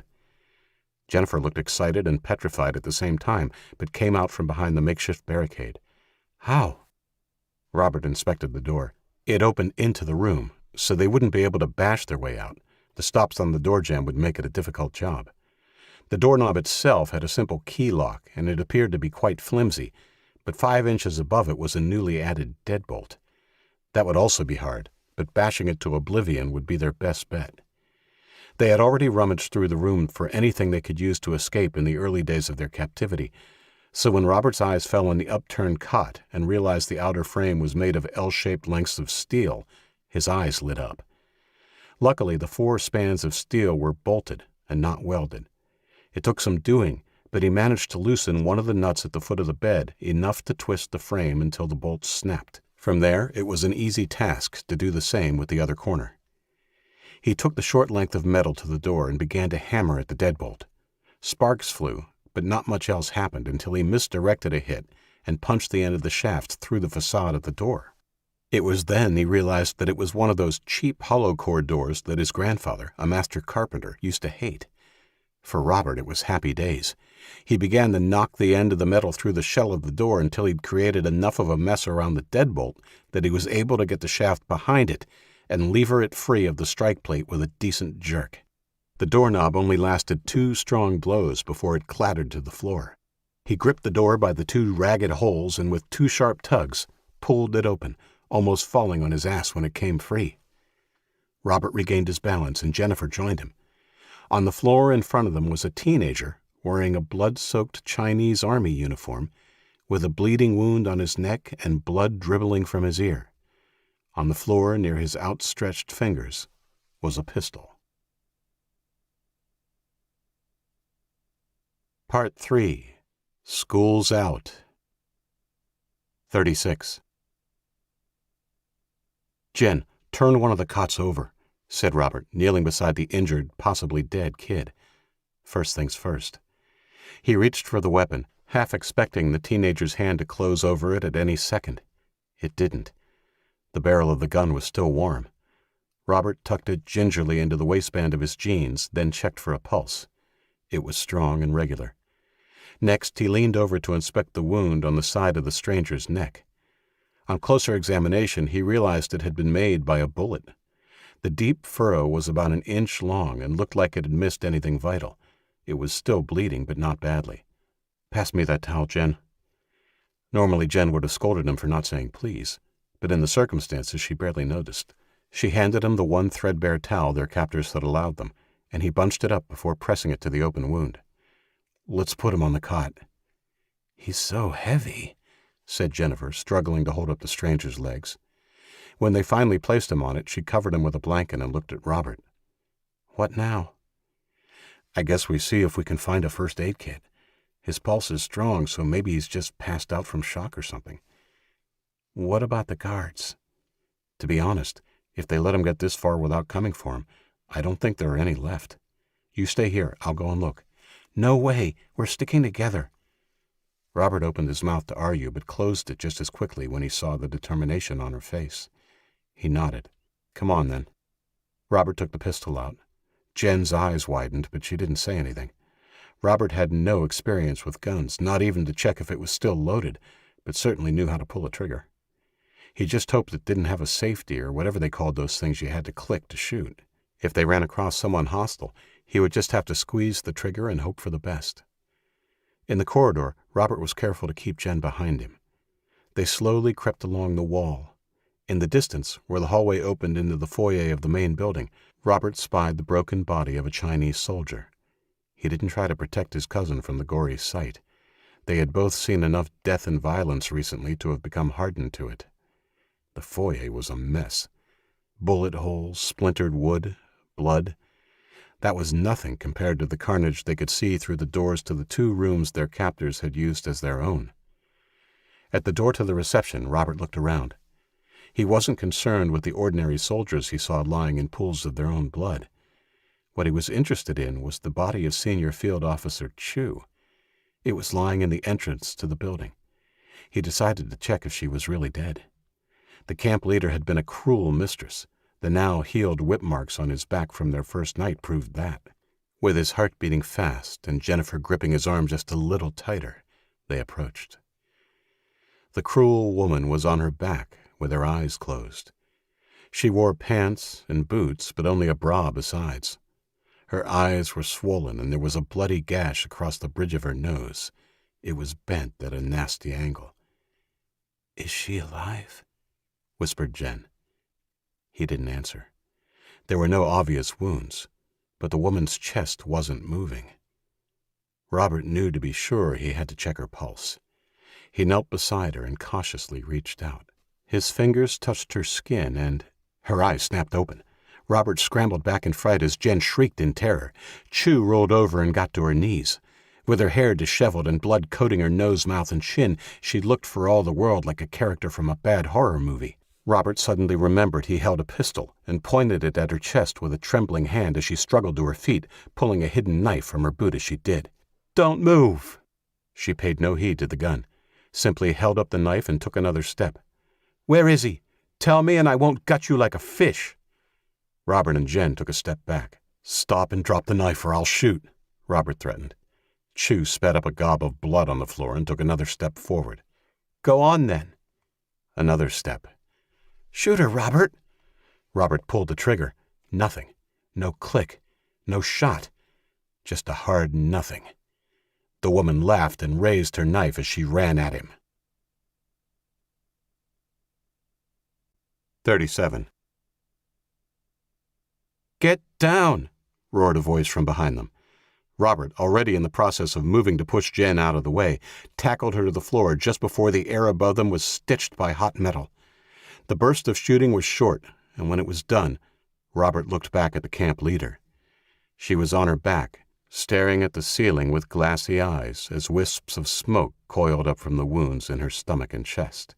Jen poked him in the shoulder, drawing his attention away from their dead captor and tormentor.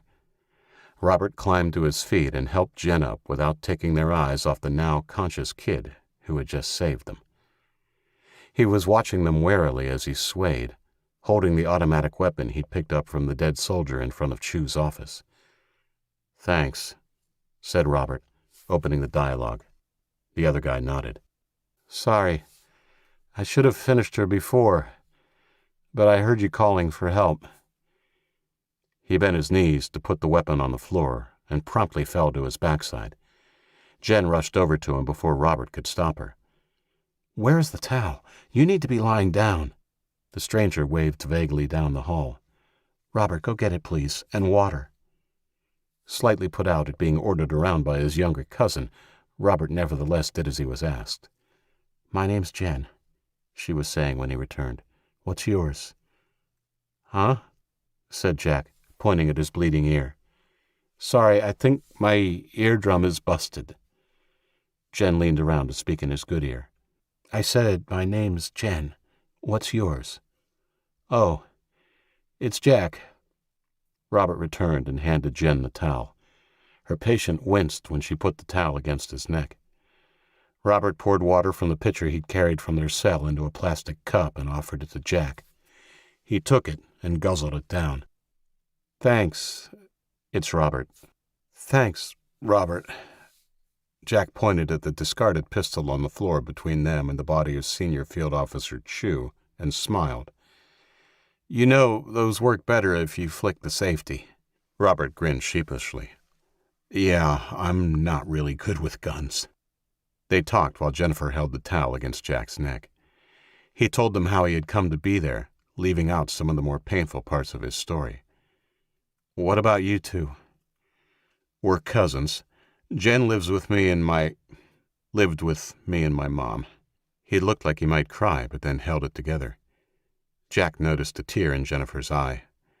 "She died the day after Christmas. We lived in Greenhaven."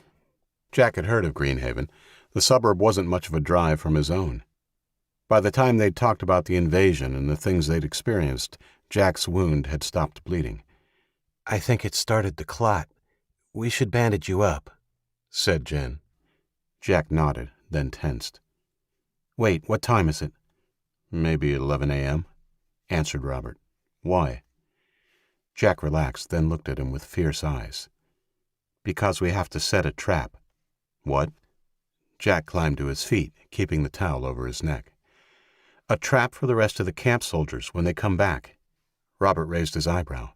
He hadn't really thought ahead, but taking on the guards was not at all on his radar. In fact, now that they were talking about plans, he thought the best course of action would be to take Jen and get away clean. "No, I don't think that's a good idea. I think we should escape now." "What?" Jack's face was incredulous. "Well, it's just that we should run now while we have the chance." "We can't, Robert," said Jen. "It wouldn't be fair to the other kids. Who knows what would happen to them after all this?" "Jen, we've talked about this, about Texas." "Yeah, but that was before Jack came in and went all Terminator." Jack smiled, not displeased at the reference. "What about Texas?" he asked. "Not yet," said Jen. "We'll tell you while I'm patching you up." Robert dragged the dead naked soldier behind the desk before Jen went in and located a first aid kit in the commandant's office. She had Jack sit on the desk while she stood and tended to his wound. "So, what about Texas?" asked Jack, wincing as the girl dabbed alcohol swabs on his neck. "We heard the commandant talking on her phone," said Robert, not sure why she was speaking in English or who she was speaking to. "But I heard something about rebels in Texas, north of Houston. We had an idea that if we escaped, we would head there." "Dude, you know that's like 2,000 miles, right?" "I'm not an idiot," he said. "I worked out it would take us like 2 months. Yep, through deserts and shit. There's no way. Robert looked at the floor, his face dark. What about a plane or a helicopter? Said Jen as she stuck a large adhesive patch over Jack's bullet graze. As they continued their discussion, she also tended to the shallow stab wounds he'd suffered in the struggle with the female perimeter guard, sterilizing and then taping them. Robert guffawed. You going to fly it then, Jen? His cousin reddened, but Jack looked thoughtful. You know what? That's not a bad idea. Oh, right, said Robert, standing up and throwing his arms in the air. I suppose you have a pilot's license now? Jack laughed. No, but I remember near the zoo, there's an airport that a company used to run joy flights to Sacramento from. We took my grandparents there. We'd need a pilot, though. Probably have to kidnap one. Once this mess is found, said Jen, won't they be on high alert?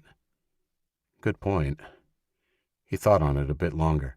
We'd be better to steal one of the vehicles and travel as far by road as we could before trying. Why not forgo the whole kidnapping helicopter thing and go the whole way in a vehicle then? Asked Robert, reasonably. I don't think we'd make it all the way, said Jack. He wasn't sure why he'd been so easily convinced to go to Texas. But Robert was right. Kidnapping a pilot and stealing a helicopter seemed ridiculous when he heard it put that way. I guess we could start out that way and see what happens.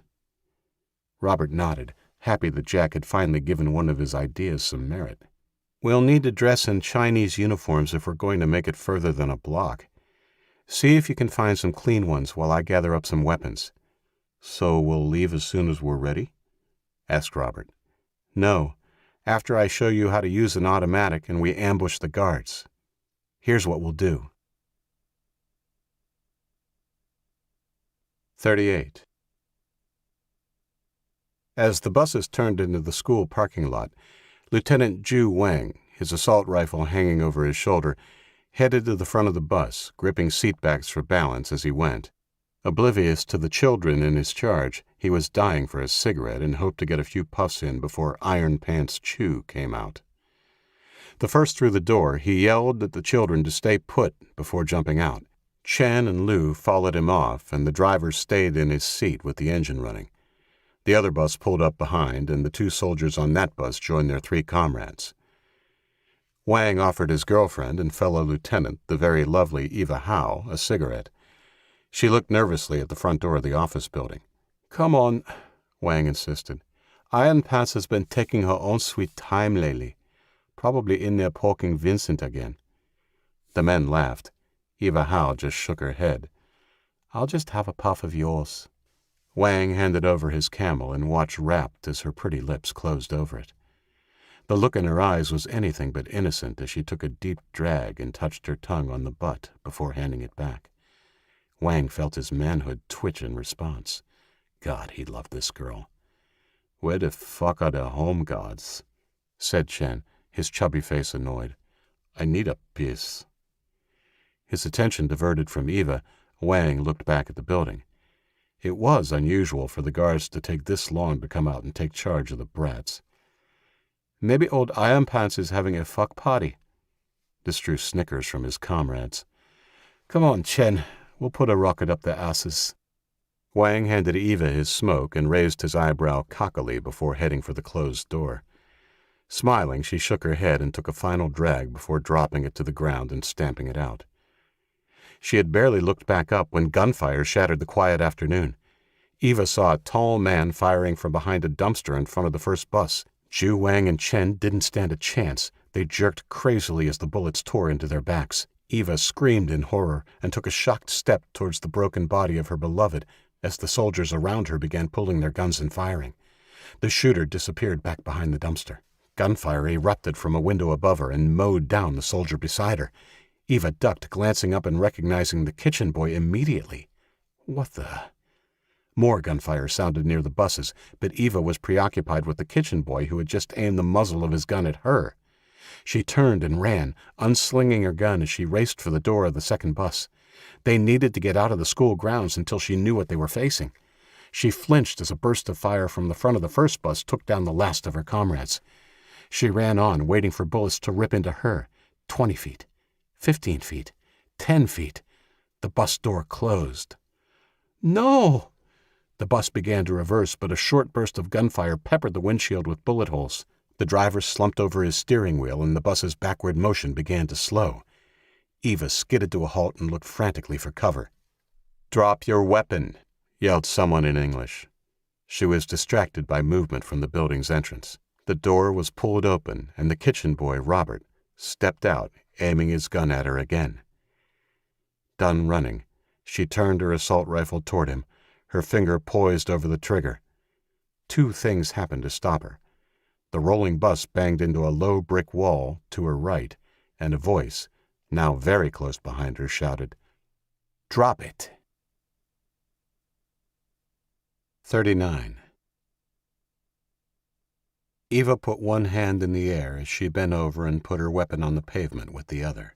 She saw the female kitchen hand bob up in the window her kitchen maid had fired from, then disappear just as quickly.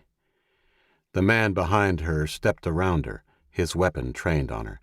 Except he wasn't a man. He was a boy. The same boy who had shot her love in the back.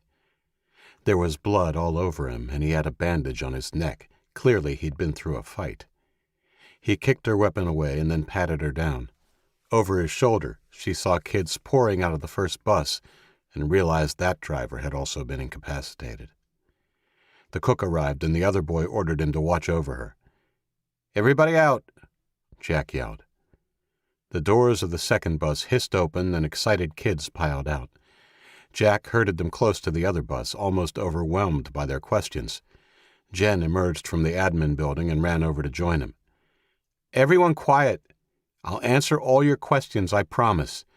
For now, go back to your barracks and rest. We'll bring you food and water soon." There was some argument at this, but a tall boy took charge and, along with Jen, led them back to the barracks without further drama. "Inside," ordered Jack when he returned. They led her inside and tied her wrists behind her back with a zip tie before sitting her down on a chair in the foyer. She avoided looking at her dead commander. "Are you sure it was a good idea not to kill her?" Robert asked. "Yes, if we're going to make it to Texas, it will be valuable to have a hostage, especially one who can speak Mandarin." "I don't know." "Texas? You stupid kids won't make it to the next suburb," spat the prisoner. "Oh, good, you speak English," said Jack. "You may be right. Maybe we won't. But we haven't got anything to lose." "Well, I'm not helping you." Robert looked at him with an I-told-you-so face. "Well, if you don't want to end up like her," he said, pointing to the dead commandant, "you will." This time Eva did look. While she had no great fondness for Senior Field Officer Chu, or what they were doing to the American children, the sight of Chu's dead and staring eyes brought tears to her eyes. Not for Chu, though. "I promise you, Chu, I will kill this boy for what he did to you." Aware only of the sadness on her face, Jack's expression softened. "Look, I won't kill you, and if you come with us quietly, we'll let you go when it's safe to do so." She closed her eyes as if she didn't want to hear his voice. Jack shrugged and secured her to the chair by tying a rope around her waist and then under the seat. If she tried to get up, she wouldn't make it far. "Okay, we need to get these kids fed," he said to Robert and Jen. "I want to be on our way by nightfall." Jack had taken a handful of ibuprofens to ease the pain in his ear and neck, and rested while Robert and Jennifer dished up what would be their last such meal to the captive children. He thought back, sometimes with disbelief, over the events of the day. While he hadn't come out unscathed, his solitary assault on the undermanned compound had worked out far better than he could have dreamed. Then, after his crash course on handling and firing the assault rifle, Robert had ably assisted him and finished the job. He knew he wouldn't have been able to do it alone. Now, including his earlier kills in the day, 14 of the enemy were dead and 1 was a prisoner. There were no wounded or dead amongst the kids. Given that he'd half expected Robert might accidentally shoot himself, it was a miracle. The plan now was to take the prisoner with Robert and Jen when he left. He didn't really know how that would pan out. Robert still seemed to view him with some resentment, even though Jen had accepted him. and taking a prisoner would present its own issues. He started to second-guess himself. Maybe it would be better to just leave and go back to his original plan of hiding out in the El Dorado forest. Of course, that would mean shooting the prisoner, as there would be no need to take her. Almost as if she sensed his doubts, Jen came over with a steaming bowl of noodles. "Thanks." Jack hadn't realized how hungry he was until he smelled the delicious food and began to wolf it down despite its heat. "Wow, this is good. I've been eating cold soup out of a tin." She crinkled her nose as she sat down next to him. "You deserve a treat for saving our asses." He waved away the compliment. "You guys did your fair share." "Robert did, but only because you trained him how to fire those guns." He noticed she was holding her hand awkwardly. "What's wrong?" She showed him her wrist, which had a livid red mark on it. "Burnt myself on the cooker." Jack winced. "You should bathe it in cold water." "I did, don't worry. I put some ointment I found in the first aid kit on it, too." "Good thinking," said Jack, attacking his noodles again. "You're still taking us with you, right?" He paused, perhaps a little too long. "Please. We won't be any trouble. And don't you think we have more chance if we stick together?" Jack didn't think that at all. He was pretty sure he could sneak back to the El Dorado forest and live alone and quite comfortably for a long time. Still, he had vowed he wouldn't do that. Maybe his best chance of taking further revenge on the invaders was to head to Texas and join with a larger force. The thought of being with other people for a while also appealed to him. The singular quest for revenge didn't seem quite so urgent with others to worry about. "Sure. I'm not going anywhere without you guys. Besides, Robert needs more shooting practice." The pretty 13-year-old laughed and stood up. "Well, great. I'll just help Robert finish up. Then we can get loaded up." Jack watched her go, suddenly feeling a weight of responsibility that he hadn't felt since his sister had died. Was that a good thing? Time would tell.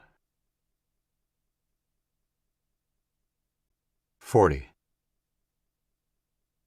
They loaded up the Chinese Humvee with an assault rifle each, along with one spare and enough ammo to start a war. Jack also took the pistol and of course still had his knife. They let the other children take the rest of the guns and ammo that Jack had stacked in the school entrance. While they worked, a couple of the older kids, 2 girls and a guy his age and 1 boy a year younger, had taken charge of the remaining children and started working on their own exit strategy. Jack told them about the El Dorado forest and pointed it out on a map they found hanging in the commandant's office. They all agreed it seemed like a good place to get lost. While Robert and Jen were inside picking up last-minute supplies, the 4 older teens piled all the kids onto the bus with the undamaged windshield. He had shot the first driver through the side window, and it had been easy enough to kick the remains of the glass out so the damage would only be evident on close inspection. Jack looked in at the kids when they'd finished loading. Some were on the floor and squashed 3 to a seat. It would be an uncomfortable ride for them, but nothing worse than the hardship they'd been through since the invasion. "Who wants these?" he asked, holding out the keys to the vehicle he'd driven from the forest. The oldest girl, she was tall with an interesting rather than pretty face, put her hand out and he dropped them into her palm, and he gave them directions where to find it. "If you travel with the Chinese vehicle in front, you'll raise less suspicion. With a bit of luck, you might even make it without getting stopped. What will you do if you are stopped?" "Pray and shoot," said the girl with a crooked smile. "Not necessarily in that order." Jack smiled, thinking if he'd met her in another setting, they might have become fast friends. "Okay, good luck. You too." A few minutes and a lot of bunny hops later, the bus, driven by the oldest boy, made a wide circle and jerked its way out of the school. He saw the girl with the interesting face at the driver's shoulder yelling instructions. Despite the circumstances and the fact that those kids faced an uncertain future, he couldn't help but smile. Within the hour, as the last of the sun was fading from the sky, they loaded the prisoner into the back seat of one of the 3 Army vehicles in the lot. It was identical to the one he'd been driving, but with a full tank of fuel. Robert, now wearing a Chinese uniform as well, slipped in beside her and Jack handed him the pistol, making a point to show him and the prisoner that the safety was off. "Keep that on her. If she moves, Shoot her in the head." Robert nodded. Jack didn't think she'd be any trouble. Not yet, at least. In fact, the woman looked thoroughly depressed, which he supposed in the circumstances was understandable. Jen climbed into the front passenger seat and put on her seatbelt. She also wore a uniform that was about 3 sizes too big for her. "All set?" he asked them. There was an enthusiastic yes from each of the cousins and a sullen face from their prisoner. Jack started the engine and headed out of the school. 41. They had passed by the airport soon after leaving the school and found it was alive with light and movement. It became evident that the Chinese had set up base and were operating out of there. On the road they saw several vehicles like theirs, plus larger troop carriers. They drew no attention to themselves, but Jack was on edge until they passed by Elk Grove on the 99 20 minutes later. Given that nearly every movie he'd seen about a post-apocalyptic event always had choked highways showing people trying to escape the city, he was surprised they didn't pass more abandoned cars than they did on the arterial road. "You wouldn't think anything was wrong if you just woke up today and went for a ride," said Robert. "Yeah, I guess the sickness can find people to their homes pretty quick." Jack knew this for a fact, and felt a pang of sadness as his thoughts went to his own parents' quick submission to the disease. "It did," said Jen in a soft voice. "Grandma got sick Christmas night and was dead by morning." Jack glanced at her and saw her eyes shiny with tears. He reached over and squeezed her hand. "I'm going to switch on the headlights," he said, hoping to distract her. "Do you think that's a good idea?" said Robert over Jack's shoulder. "I do. I figure any army vehicle with lights on driving boldly down the highway will raise less suspicion than one with the lights off." "Fair call." "We'll drive until we get to Fresno. Then we'll find a side street to sleep for the night. It will be about 2 hours, I think. No traffic." "I need to pee," said the prisoner 10 minutes later. Jack rolled his eyes. "No, not yet." "Please, I'm serious. I will wet myself if I don't go." 20 minutes. If you can't hold on until then too bad." Jack supposed he could have pulled over to let her go when she asked, but it seemed too much like he would be letting her call the shots if he gave in to the demand so easily. True to his word, though, he pulled over when they passed Stockton on a flat piece of road between towns. He wasn't too bothered she would run. It was pretty much cleared land in every direction. They would easily catch her. Jack, Robert, and Jen all got out, too. Jack opened the door for the prisoner. "Don't try anything, okay? There's a bush over there." She nodded and swung her legs out of the car and stood up, stretching the kinks out of her back before looking up at him. "Well, hurry up." She turned her back to him, bent over, and waggled her fingers. "Are you going to pull my pants down for me?" "Oh," Jack mumbled, his face reddening. He was rescued when Jen stepped forward. "I'll help you," she said, taking the woman's upper arm.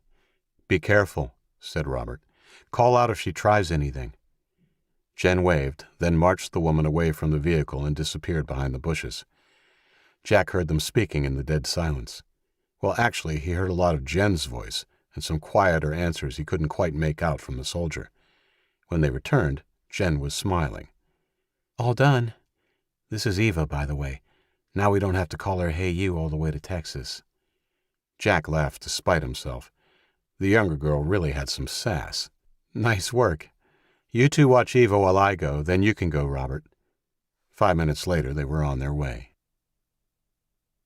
The occupants of the vehicle were quiet most of the way to Fresno. Jen tried some small talk with Eva after their apparent breakthrough, but the Chinese woman didn't seem quite so forthcoming with Jack and Robert in the car. Jack took a turn off the 99 into Fresno, and they drove for a few blocks, turning down roads and cross streets until they came to a stadium.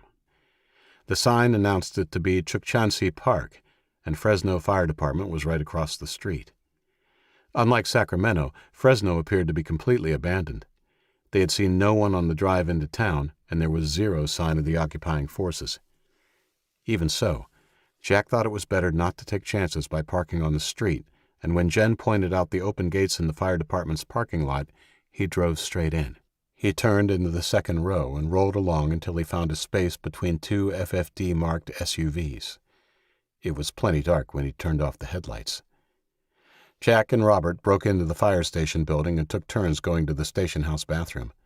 Jen again took charge of Eva, nodding patiently at Robert's repeated warning to be careful. While the girls were in the bathroom, Jack and Robert broke into the vending machines. The candy machine gave up its contents more easily than the drink machine, but within 10 minutes they had a pile of candy and warm soda on a table in the station house dining room. Eva turned her nose up at everything but a Pepsi, which Jen held to her mouth so she could drink. But the rest of them weren't so fussy and hungrily ate chocolate, peanuts, and chips. "Oh, my God, we'll be so high on sugar we won't be able to sleep," said Jen, sitting back in her chair and holding her stomach. "I don't think that'll be a problem," said Jack, yawning. "But yeah, we better try and have a more nutritious breakfast." Robert belched, belatedly putting a hand over his mouth. Eva looked away stonily into the distance. The other three looked at each other and cracked up in mirth when Jen pulled a face at the soldier's prudishness. "Should we sleep in here?" asked Jen. "No, I don't think so." Jack didn't really have a good reason for this, other than the vehicle felt safer somehow, not to mention they'd be primed for a quick getaway should anything happen. Jen insisted they tidy up, and after that they headed back out to the Hummer. Jack cut Eva's zip ties. She whispered a thank you as she rubbed the feeling back into them. He felt a little guilty at having pulled it so tight. It must have been hellishly uncomfortable to ride with them behind her back like that. "Sorry, I'll tie them in front for tonight, but any trouble and it'll be behind your back again." She nodded. He put a new tie on her wrists, in front this time and a little looser, then settled her back into her seat. This time he climbed in back next to her while Robert took the driver's seat. They locked the doors and settled into sleep. Jack wasn't worried about going to sleep with Eva next to him. He had the gun in his hands and was a light sleeper. He was confident if she made a move it would wake him. The thought had barely formed itself before he fell asleep. He wasn't sure how long it was before he awoke, but it was still dark and extremely cold in the car. He was busting to take a leak. He glanced at Eva.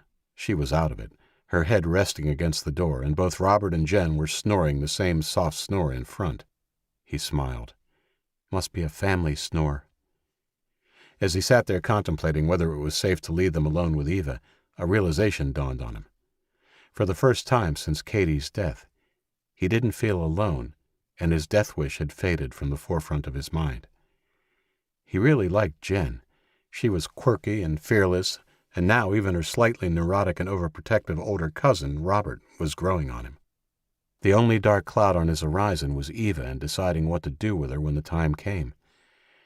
That was something he could worry about in the days to come, though, and now he had two people to share the burden with.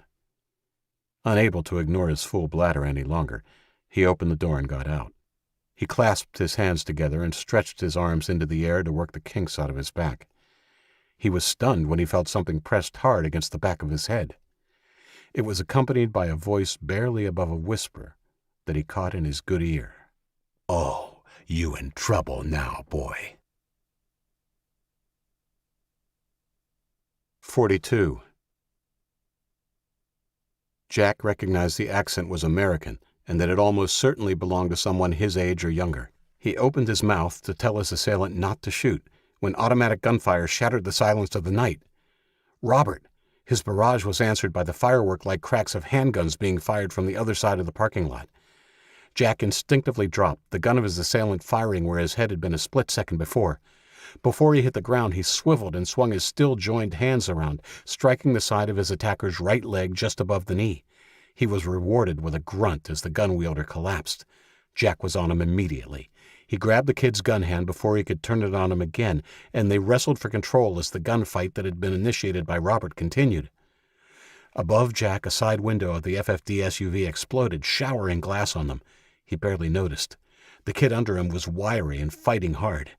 Jack's superior weight and strength began to tell, and he was able to slowly twist the barrel of the heavy pistol until it was under the kid's chin.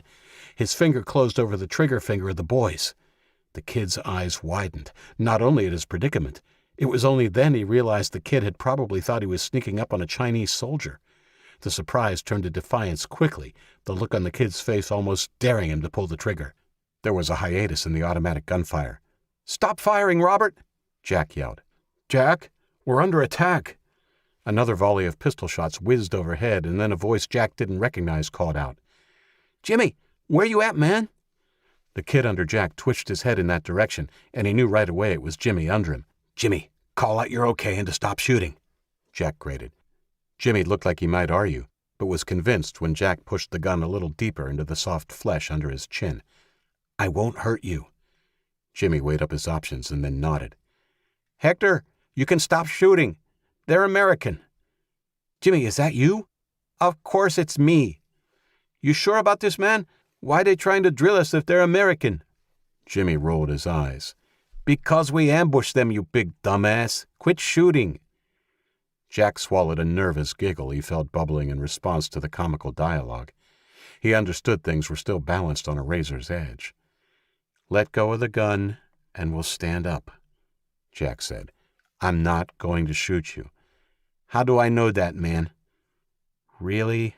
The reality that he would have been dead already if the big white boy had wanted it cut through Jimmy's adrenaline-hyped brain, and he gave a short nod before relaxing his grip and allowing Jack to take it. "Okay, good. Come on." Jack got up and put out his hand. Jimmy ignored it and got up under his own steam.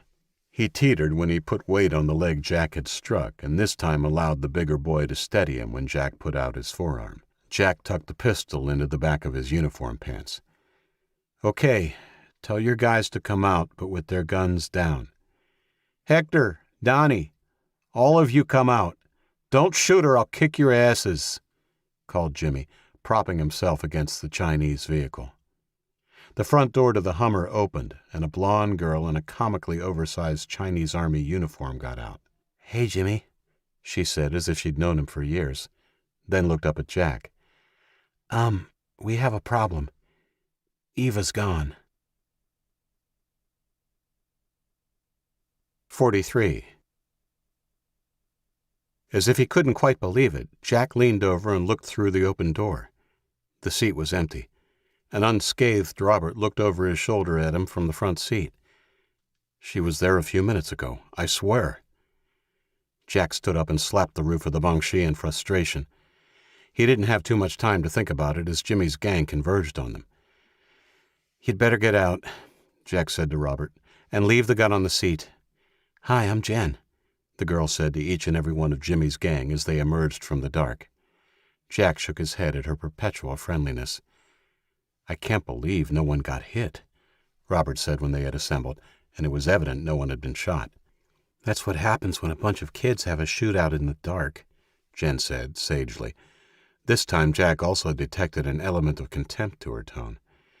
"Did anyone see a Chinese girl get out of this truck?" Jack asked when all the introductions had been made. None of the ambushers had. "Jen?" "Sorry, I had my head between my knees when Robert started shooting everywhere."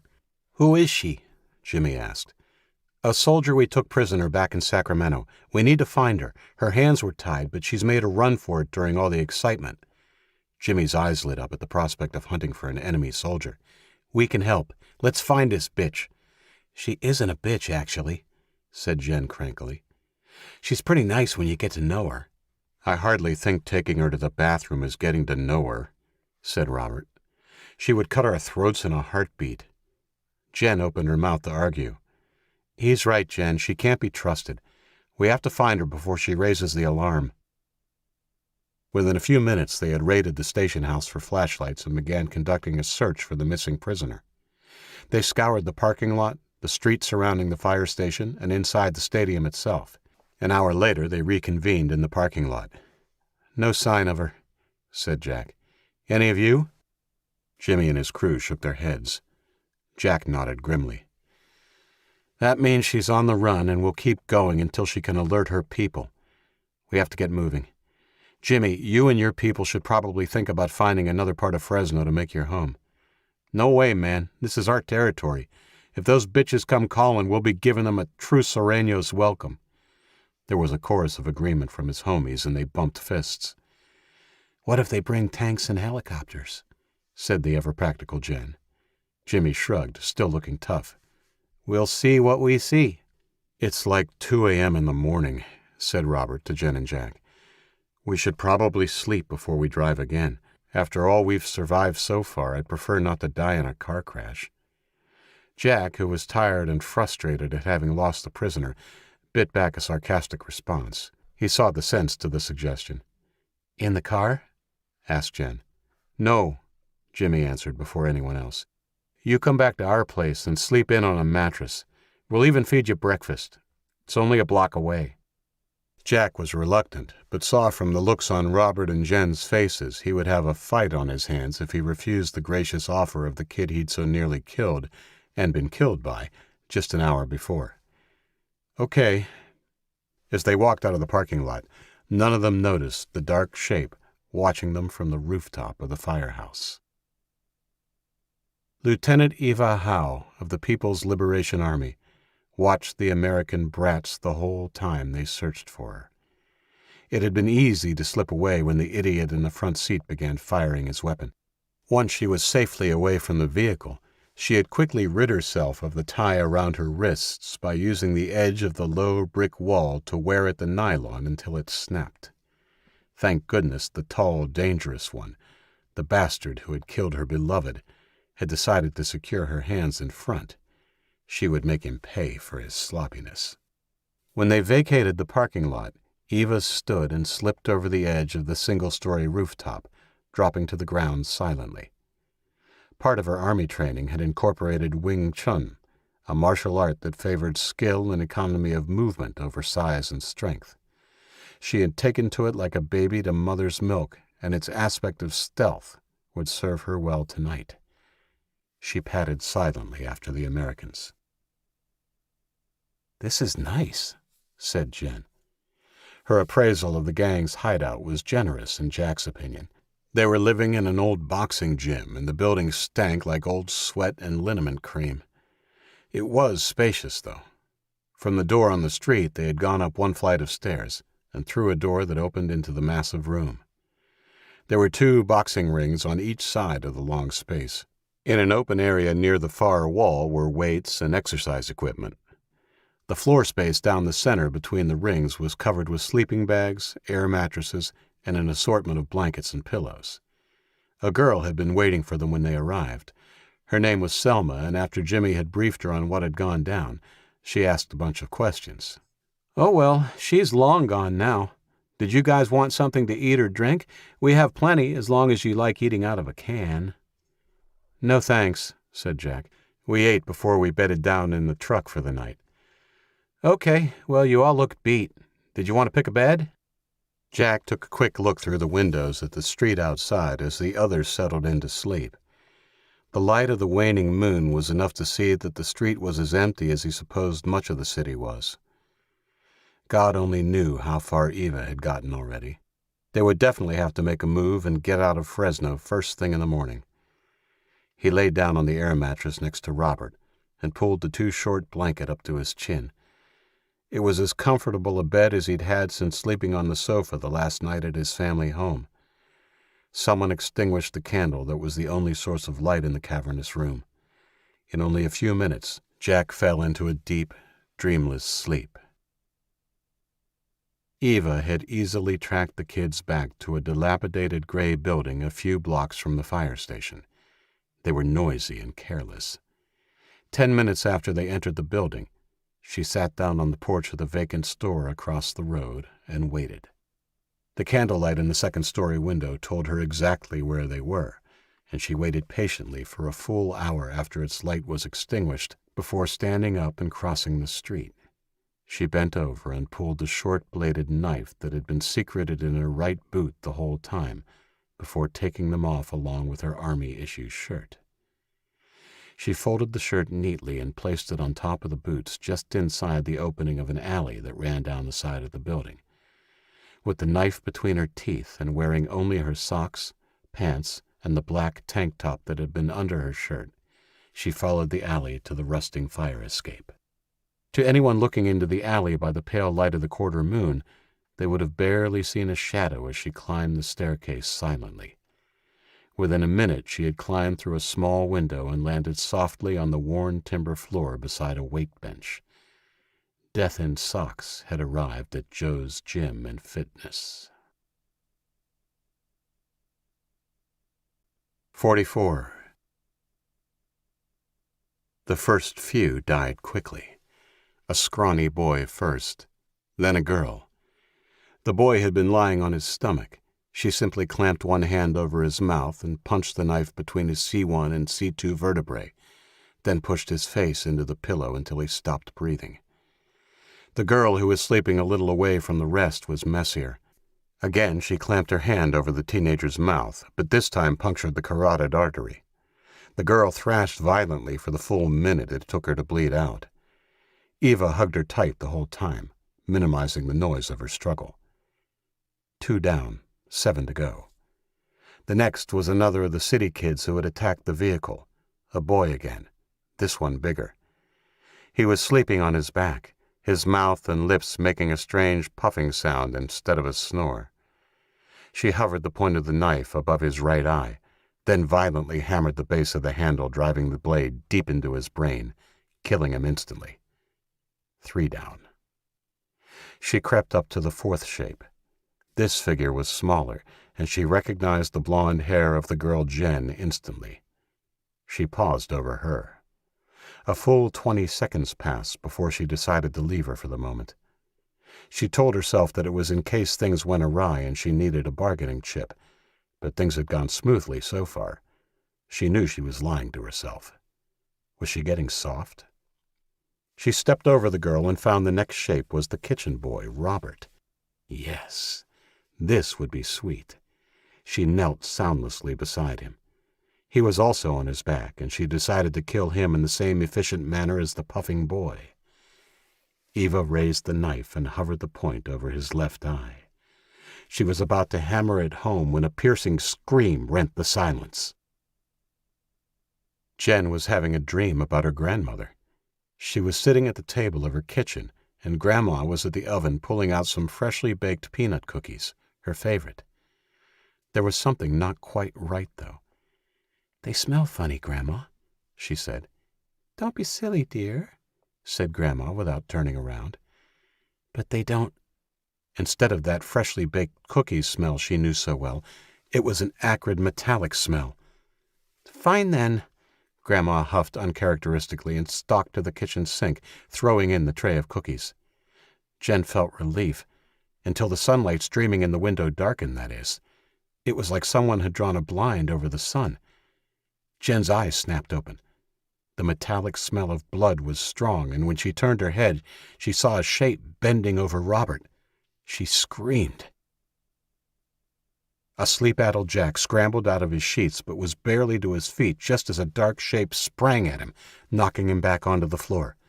Metal glinted in the moonlight from the dirty windows, and he only just managed to raise his forearm and block the blade from slicing his throat.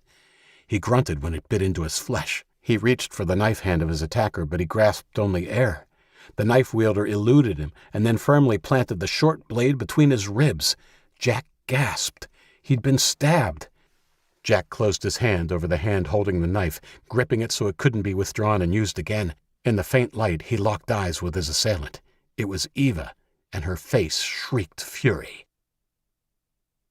Eva was furious at herself for not killing the girl. Her sentimental mistake had seen the alarm raised. She heard the people around them shouting and scrambling for weapons. There was little time now. She stooped low over the boy Robert and looked quickly for her true target. Jack. She found him, a long shape scrambling from his sheets 3 feet away. She jumped clean over the stirring Robert and hit Jew's killer as hard as she could. He managed to block the first strike of her knife, but her second caught him in the chest just below his right breast. A few seconds more to finish him, and then she would gladly face her maker. Jack and Eva wrestled for control of the knife embedded in his chest as the waking children screamed and tried to work out what was happening. Jack felt blood trickling down his body as they struggled. The piercing pain in his chest was literally breathtaking, and he realized his lung had been pierced. Every time Eva tried to jerk the knife free, a new shot of agony traveled up and down his body as he felt his grip on consciousness slip. Both of their hands were slippery with his blood, and it was only a matter of seconds before she won control of the knife and finished him. An enormous bang, accompanied the brief flash of a gun muzzle. Eva's head jerked violently to the right, and she was thrown off him to the floor where she lay unmoving. Jack heard a sob and looked up to find Jen, the heavy gun in her hand wobbling dangerously as she stared in horror at the woman she had just killed. Jack's world went dark. 45. Robert awoke to his cousin's high-pitched screams. He reached immediately for the automatic weapon he'd left on the floor next to his mattress and rose to his knees. "Jen, what is it?" "Oh my God, someone's attacking Jack! Help him!" Before he could even process that, another yell rang out, followed by swearing from the other kids. He heard grunting and struggling from Jack's bed. He turned his gun that way, and as his eyes adjusted to the faint light, he saw the silhouette of a woman kneeling over Jack. He raised his weapon, about to tell her to put her hands up, when Jen brushed by him and reached out. The gunshot in the enclosed space made his ears ring, and in the brief flash of the muzzle he saw Eva, for that's the only person it could be, collapse onto her side. His gun-shy cousin hadn't been reaching out. She'd been aiming a pistol. The harsh beam of a flashlight illuminated the horrific scene. Jack was on his back, a knife buried in his chest. The Chinese soldier Eva was on her side, a puddle of blood and flecks of gray forming a spreading halo around her head. Jen was standing on shaking legs, a heavy gun that he assumed belonged to someone in Jimmy's crew, wobbling in her hand. Jack raised his head briefly, looking at Jen. Then it dropped back heavily to his pillow as he lost consciousness. Jen fell to her knees by Jack before the beam of the flashlight moved on, revealing the true extent of Eva's killing spree. "Robert, help me. We need a towel for the blood. Hurry!" Robert looked around frantically as cries of anguish rang out from Jimmy and the other two survivors of his gang. He didn't find a towel, but whipped up what looked like a woven blanket similar to what they use in hospitals, and ran over to Jen with it. Jen was crying and looked to him for guidance. Should we pull it out or leave it in?" she asked.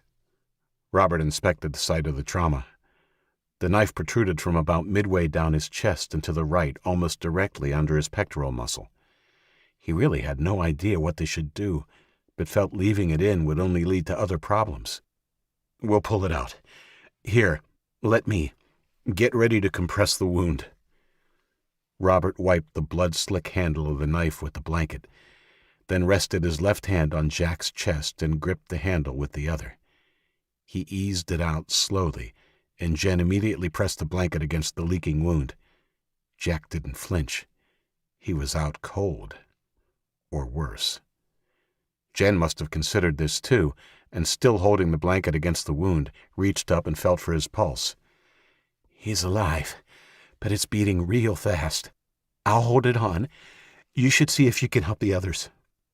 Dawn was breaking outside, and Robert was able to see more clearly. It was a bloodbath. Jimmy was bent over the girl Selma, holding her head off the floor. Robert realized that even though they hadn't been introduced as girlfriend and boyfriend, Jimmy obviously had feelings for her. His heart went out to the other boy. The other two survivors, the one called Hector and another slighter boy whose name he didn't know, stood around unsure how to react. "We should cover the dead with blankets," Robert said gently, and the boys gladly followed his suggestion. He went across to Jimmy and put his hand on the kid's shoulder. "Sorry for your loss, man." Jimmy nodded and wiped his nose with a bloody sleeve. "It's all right. It was quick, at least." He eased Selma's head to the floor and closed her eyes before leaning across and dragging her blanket over her face. He grabbed his flashlight and stood back up before turning it off. "How are your guys?" he asked Robert. "Jen is good, physically at least, but Jack got stabbed." "Show me," said Jimmy. "I seen plenty of stab wounds." They went back to where Jen was tending to Jack, and Jimmy, all business now, knelt next to her. "Let me, okay?" he said, putting his hand next to Jen's and grasping the blanket. Jen nodded and pulled her hand away. He gave her the flashlight and told her to shine it on the wound when he pulled the blanket up. The blanket stuck for a second, then came free, causing a small amount of blood to leak from the wound. "That's good. It's not bleeding too much now. It means it's clotting and that it didn't hit an artery or anything." Jimmy looked closely at the wound, then pushed a clean spot of the blanket against it. Still pressing the blanket down with one hand, he took the flashlight from Jen and looked around until he found the discarded knife. "Is this it?" he asked, holding it up. Robert nodded. "Oh, man, your boy is lucky. I think it punctured his lung, but it's too short to have done any deeper damage where it went in. My cousin got stabbed in nearly the same place with a longer knife, and they didn't even do surgery because the lung heals itself after a while. You got to keep the wound clean, though, and we need to wrap his whole chest real tight. We got a medical kit. I'll give you alcohol and stuff to look after it." "Are you sure?" asked Jen. "Well, I'm not a doctor, but if you know one's still alive, you're welcome to give them a try." With Jimmy's help, they dressed Jack's stab wound and then completed the more difficult task of wrapping a whole roll of bandaging around his chest. Jack didn't wake up, but moaned as they turned him from side to get it around and under him. "Shouldn't he have woken up?" Jimmy shrugged. They'd exhausted the depth of his medical know-how. "Maybe he's in shock. What are you guys going to do now? You're welcome to stay till your boy's better if you want." "Well, we want to help you clean up," said Jen, not really sure how to say bury your dead. "But we'll probably continue and head to Texas. I'm pretty sure Jack would want to stick to the plan. Right, Robert?" Robert wasn't convinced that moving Jack was the right thing to do, but he supposed that even though Eva didn't run for help, their original reason for getting on the road as quickly as possible, once the attack at the school was discovered, even Fresno wouldn't be far enough away if they began a big manhunt. Yeah, he would. They spent the next 2 hours transporting the dead to the baseball park in an old pickup truck Jimmy had found in week 1. Except for the freshly turned earth near where the pitcher's plate would be, the grass of the ballpark was lush and green. They lengthened the existing graves so that the 3 recently deceased could be laid to rest near their friends. Jimmy said a prayer over them when they were done. They wheeled Eva as far into the outfield as they could and buried her without ceremony. No prayer, no words, no looks back over their shoulders. "Better than she deserves," said Jimmy on the way out.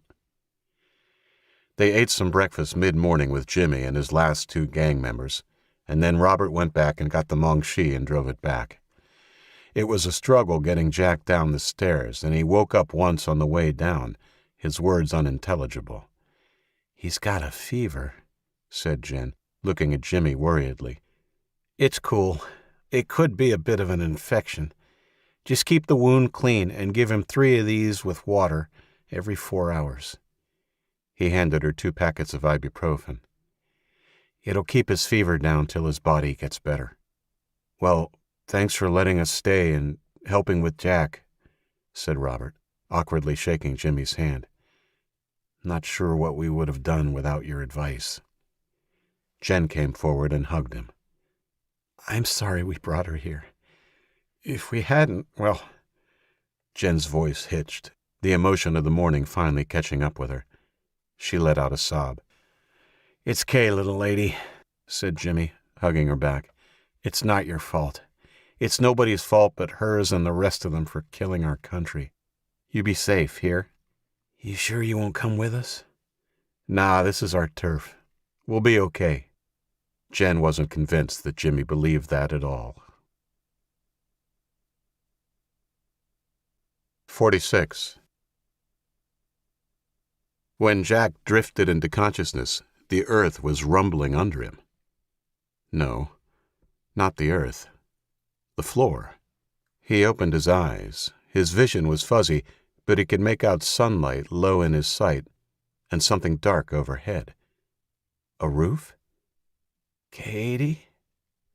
A hand grasped his, and he heard sounds like someone speaking, but couldn't make out words. He drifted into the blackness again. The next time he awoke, it was because the rumbling had stopped.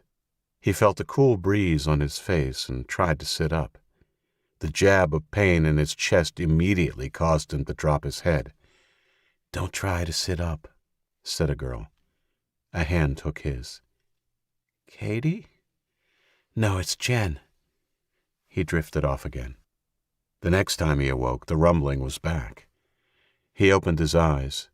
His vision had cleared, and he saw he was looking at the ceiling of a vehicle. He craned his neck to look above him and saw a blonde head over the top of the seat back. "Jen," he croaked. She looked over and immediately kneeled on the seat, putting her arms over and placing a cool hand on his head. "Jack, you know me?" "Yeah," he said, puzzled at the question. "Where are we?" "What's going on?" asked a voice from the front of the vehicle.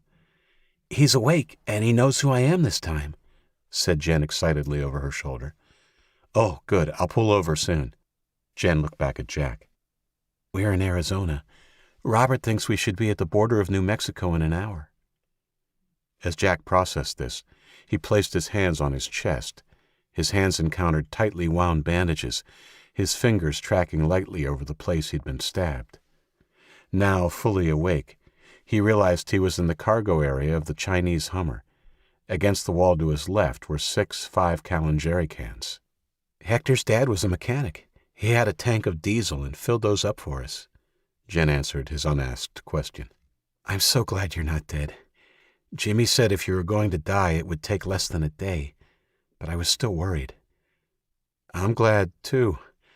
I mean, I'm not sure why I am, but I'll take it."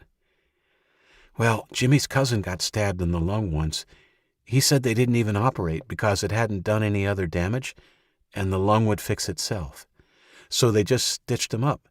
Robert did that for you, too. He used to do leather work at school, and then we just prayed." Jen clapped a hand over her mouth. "Sorry, I'm babbling, aren't I?" Jack smiled. "It's okay. Thanks for saving me." A cloud passed briefly over her sunny features. "You're welcome. I know you would have done the same for me." "So I take it we're still headed for Houston?" "Yep, and Robert's trying to keep to the back roads. He says it's a big country and it will take years before they have enough boots on the ground to prevent all movement around the place." Robert's stock kept going up in Jack's estimation, and again he thanked his lucky stars he'd met them when he did. He was pretty sure he'd have been worm food back at the school if he hadn't. They stopped not long after he woke and ate some canned food washed down with warm soda. Jack thanked Robert for everything he'd done and praised how far he'd managed to get them so far. They briefly looked over the map, and Jack nodded approvingly at the route Robert had sketched out. It traveled on the major roads, but took alternative routes around any larger cities and would still probably be quicker than it would have been traveling directly with traffic back in the old days. By the time they climbed back in the Mongshi, Jack was exhausted. "You should get more sleep," said Jen as Robert steered the truck headed back onto the hot asphalt of Route 40. "Okay, wake me when we get to Texas," he joked. Jack closed his eyes, worse for wear and lucky to be alive, but feeling happier than he had any time since America fell. Part 4. Texas or Die. Jack, Robert, and Jen made it across the border to New Mexico without incident. Jack awoke again about an hour into their trip across the 47th state.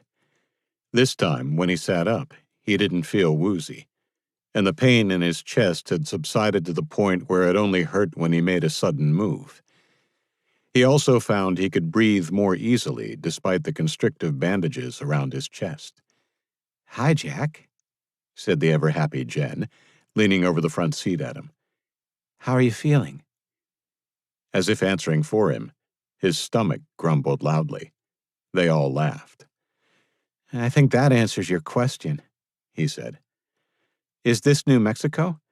It's much greener than I expected." "Sure is," said Robert. "I thought the same thing myself. I haven't seen a tumbleweed yet. Did you want me to pull over at the next truck stop or gas station we see? Don't know about you guys, but I need to pee, and I'm pretty hungry myself."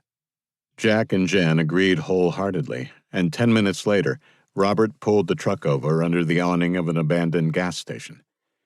Robert helped Jack out of the vehicle while Jen followed the signs and went around back to the outside bathroom at the rear.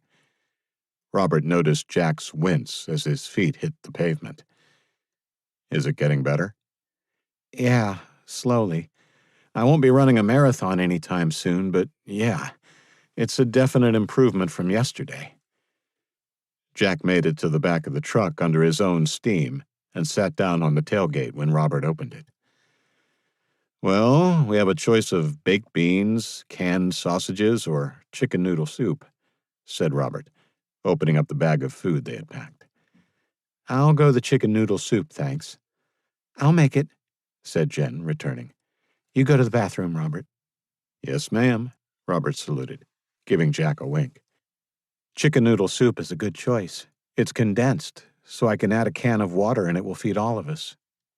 Jack smiled as he watched her get busy setting up the small propane burner and pouring the soup into a saucepan. She prattled happily about how her mom had made her make one meal a day whenever they camped. Jen spied him watching her. I sure know my way around a camp kitchen. I can see that. The soup was bubbling in the saucepan by the time Robert returned, and Jack took his leave for his turn. Upon his return, Jen was dishing up the soup and handing out saltine crackers and a warm bottle of Dr. Pepper's each to accompany the meager meal. The cousins sat on the pavement cross-legged to eat theirs, and Jack on the tailgate, not yet up to sitting on the ground. Meager though the meal was, to Jack it was a treat to have something warm pass his lips, and he happily crunched crackers with each mouthful of hot soup. Even the warm Dr. Pepper tasted good, despite not being his favorite soda. So, what's our route through New Mexico? Jack asked, suppressing a belch as he leaned back with his hand on his full belly. I'll get the map, said Robert eagerly, springing up and going to the driver's door. When he got back, they all crowded around as he spread the map on the tailgate. He placed a finger on the map where they had crossed into New Mexico. So, I thought we would follow the 60 all the way to this town, Socorro, I guess you pronounce it. Then we turn south onto Highway 25, but only till we get here. Then we turn south and follow the 25 to San Antonio, New Mexico, not the Texas San Antonio. Then it's on to the 380, and we follow it all the way to the Texas border. I figure if we stop the night here at Carrizozo, which will take us about 5 hours, when we start out the next day, it should only take us... Robert raised an eyebrow at Jack, who was squinting into the distance. Jen and Robert both followed his gaze and saw 3 black specks just over the horizon. Climb into the truck, quick! All 3 scrambled into the rear. They only had to wait around 20 seconds before the shadows of the low-flying fighter jets passed right across the highway in front of the gas station, followed a second or two later by the sonic boom. Jack jumped out and followed their passage until they disappeared in the heat haze on the western horizon. That was close, said Robert. Lucky we parked under the shelter. Yeah, agreed Jack, returning to the map. They could have come from anywhere, but look here. His finger pointed to a town called Roswell on the 380. Is that the Roswell? Asked Robert. Yep. Huh? What's Roswell? Asked Jen. It was an Air Force base, one famous because of a UFO incident back in the day, Jack explained. Oh, said Jen. You think they may be using it? Asked Robert. Maybe. Those fighters definitely came from that direction. I think it was closed ages ago, but I'm pretty sure the landing strips and buildings were still being used. Maybe they've moved in to use for themselves. Do you think we should find another route? Well, we're in a Chinese Army vehicle, so unless we actually see more on the road, I think we are safe as long as we are moving. Plus, I think it would be valuable to know if they are using it, especially if this resistance in Texas is as organized as it sounds. Good, because going around it would take much longer and we may not have enough fuel to get all the way to Houston if we don't take the direct route. We're down to the last 2 jerrycans. All right, we take the 380 and see what we see.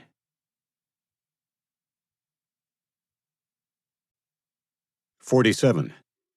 They drove on to Carrizosa without seeing any more air traffic. In fact, the only things they saw moving at all were livestock and a few stray dogs.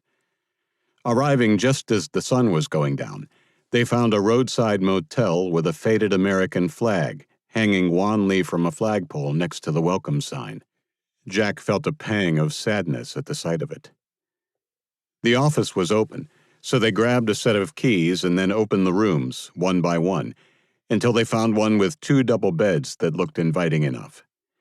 It was neat and tidy, and they piled in, Jen unable to help checking the lights and water as the boys rolled into the beds. 1 out of 2 isn't bad, she said as brown-tinged water rushed into the bathroom basin. She left the faucet open for a few seconds until it ran clean, then cupped her hands under it and took a drink. Water is good. I think I'll have a cold shower before bed.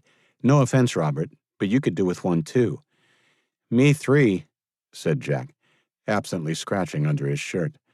I'm itchy as hell under this bandage. Do you think you should? I think it will be okay as long as we can find some soap and one of you helps me dress the wound afterwards. I don't think I need the bandage around my chest anymore. Okay. Well, who wants to go first? We should do it while there is a little bit of light still, and then eat. Jack went first. Both Jen and Robert helped remove the bandages and the dressing on the wound. It looks like it's healing nicely, said Robert. I think the skin is knitting together under the scab. We might be able to take out your stitches day after next. Jack was also impressed. That looks just like the real thing. Good job, Dr. Robert. Well, I'm getting in. I left a soap and a towel for you on the basin sink, said Jen. 20 minutes later, after the most uncomfortably cold shower he'd ever had, Jack put the Chinese-issue army pants back on and went back out into the room. Better? Asked Robert. Well, I'm not itchy anymore, but now I'm pretty cold. Jen unwrapped the last adhesive dressing that the group in Fresno had given them and handed it to Robert. He quickly dressed the wound again and saw now that most of the dried blood had been washed away, healthy pink skin evident in and around the sutures, with no weeping or bleeding. Robert was next in the shower, and Jen unpacked the propane cooker and began fishing through the bag of cans they had brought in. I can cook this time if you want, Jen, said Jack. No, it's okay. I like it. How does succulent canned spaghetti and meatballs sound for tonight's meal? Jack laughed.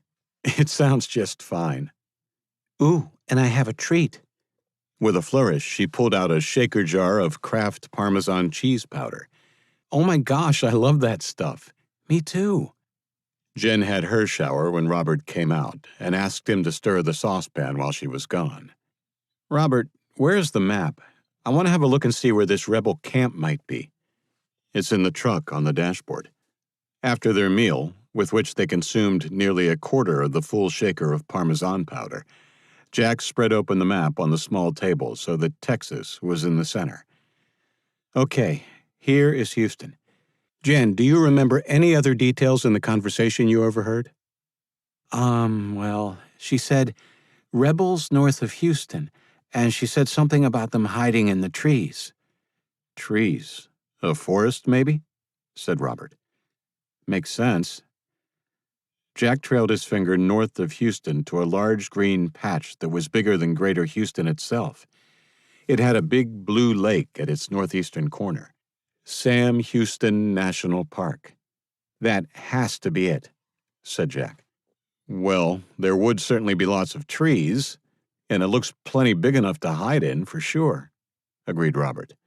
Sam, blurted Jen. I heard her say something about Sam, but I thought it was the person's name. She must have said Sam Houston. Okay, awesome. We have our destination. What would you say if we were to start traveling at night for safety? Well, after those jets today, it seems like a good idea, said Jen.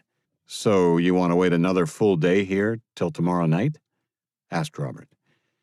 No, I think we should start tonight. If we bed down now, we could get 5 hours shut-eye. I'm happy to drive the first shift now that my wound is healing.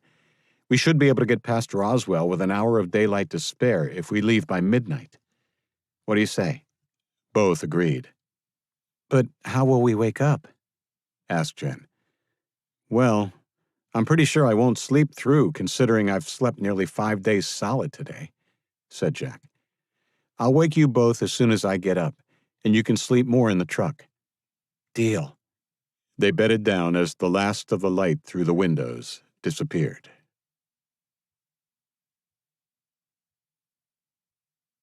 "48. Jack's sleep was dreamless, and when he woke up, it was still dark outside. That was a good start.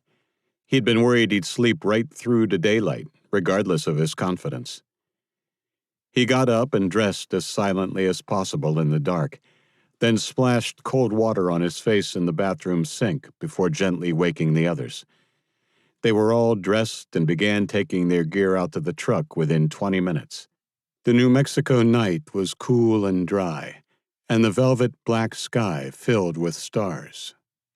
"It's like there are more stars now," said Jen. "Yeah, no moon tonight, and not as much pollution as before helps, I guess." The basic digital clock in the dashboard of the Mongshi read 11:53 in green glowing numbers. Jack briefly wondered why they didn't use Chinese characters, but decided he didn't really care enough to waste thought power on it. "You going to leave the headlights on?" Robert asked from the back seat. "Yeah, I figure the chance of us being spotted is pretty low compared to hitting something if I try and drive in the dark." Jen yawned and snuggled under the blanket she had commandeered from the motel. "Wake us up if you get tired, Jack." "I will." Both Robert and Jen fell asleep quite quickly, leaving Jack alone with his thoughts. He didn't mind. In fact, he found their reliance on him to keep them safe while they slept comforting. It felt like a long time since anyone had relied on him. He quickly diverted his thoughts from his sister, knowing that way led only to pain and sadness. Hopefully this time would be different. It was a long, boring drive, the only distractions the times he had to avoid hazards in the road. Mostly it was dead animals or debris that had blown onto the virtually unused highway. But the one that stuck in his mind was the burnt-out wreckage of a car that was strewn across 100 yards of highway. It was no ordinary wreck. The scorch marks on the road and the pattern of the debris around the main shell of the vehicle told him it had almost certainly been taken out by a missile from a helicopter or fighter. It made their decision to travel at night seem prudent. Still, he was glad his 2 passengers weren't awake to see it. The clock glowed 4:07 a.m. when he passed a sign declaring Roswell to be 50 miles ahead. Good. Unless there was a major catastrophe, they would pass it by with nearly an hour of darkness to spare. Not long after, Robert stirred in back. "Where are we?" he asked, looking at the darkened road ahead. "We'll pass Roswell in about 25 minutes. If you guys think it's worth the risk, I think if we keep going, we could reach the border just after sunup." "Well, there's a little town called Plains just over the border into Texas. It would be a good one to stop at if you don't think we'll be spotted in that first half hour after dawn." "Okay, good. We'll run it by Jen when she wakes up, but I think it's the way to go." Corporal Peter Min was startled from sleep by the sound of a ping at his workstation. He wiped away the dribble of saliva at the corner of his mouth and looked around guiltily. Lieutenant Wong was nowhere to be seen. The fat man himself was probably taking an alcohol-assisted nap in his office. Min's fingers danced over the keyboard as he sought out the signal that had interrupted his unsanctioned nap. It was a GPS signal, one of their vehicles traveling from the west. Strange hour for someone to be on the road. He knew for a fact that there were no visits scheduled for the next few days. He had checked the manifesto at the beginning of his shift. He felt a spark of excitement. For the first time since he had destroyed the Mercedes sedan that had been driving west out of Texas 3 months before, he could pilot a drone into the skies above Roswell for something other than practice. Min practically jumped out of his chair and ran to the control room. Within minutes, he was seated and in the 3D headset, the compact flight controller of the Golden Eagle strike drone in his skillful hands. On the roof above, the large gray drone lifted into the air. This was no toy. It was a sophisticated helicopter drone the size of a motorcycle, and its twin rotors, one above the other, hummed like angry wasps as its pilot took it up 100 yards before sending it traveling at speed over the desert floor. The two anti-tank missiles secured to its fuselage just above the landing rails were almost indiscernible. Even though they were speaking in hushed tones, Jack and Robert's conversation roused Jen from her sleep. She sat bolt upright and looked through the windshield. "Where are we?" she said, looking around at the low-rise buildings and storefronts. "Morning, Jen. This is Roswell. We're just driving through the town. There should be a right-hand turn soon, and that road leads down to the old Air Force Base. We won't be going down there, obviously." "So you think there are Chinese there?" "I think it's really likely." "Then maybe they'll be in town, too." "Well, maybe, but we're driving straight through in the dark and not stopping, so we should be okay." She nodded absently as she took in the alien-themed shops and signs illuminated by their headlights as they passed. "Do you guys believe in UFOs?" Jen asked, unaware that at that very moment a flying object of a different kind was overhead and tracking the movement of their vehicle. "I find it difficult to believe that in all the universe we're it," said Jack. "Whether aliens have come here, though, who knows?" "Yeah," said Robert. "I'll believe it when I see it." "Well, I believe," said Jen, winding down her window and poking her head out to look at the firmament above. 4 miles away, Corporal Peter Min viewed the Mongxi through the infrared camera on his deadly drone. It drove straight past the turn to the base and continued along the 380 without slowing down. He took the drone down for a closer look and switched to normal camera, but it was still too dark and the headlights too bright to make out anyone in the cabin. As he switched back to infrared, all he knew for a fact was that it was definitely a Chinese Army vehicle. He just had to assume that it was an oversight by whoever had authorized the journey through New Mexico to not let them know. He began to increase altitude and was about to call the drone home when a white blob shape appeared at the side of the truck's heat signature. He quickly reversed the move, bringing the drone back down, this time to 50 yards. Someone had put their head out of the side window, and their bright heat signature showed enough detail that he could see they had long hair. A woman? Almost certainly, as no male soldier would be allowed to wear their hair long. The unknown woman was perhaps enjoying fresh air, or the stars, or perhaps looking right at his drone. He switched to normal view again, but it just turned the truck into a black shadow trailing the twin beams of its headlights. Something didn't feel quite right about the whole thing, though. Min decided to continue tracking the vehicle until daylight. The sky on the horizon was just starting to turn blue with the rising of the sun as they passed a sign showing them the border was 5 miles away. "Oh my gosh, we're nearly there," squealed Jen. "Don't get too excited," said Robert, noisily unfolding the map in the back seat. "Texas is really big, and it will be another night's drive before we get there for sure."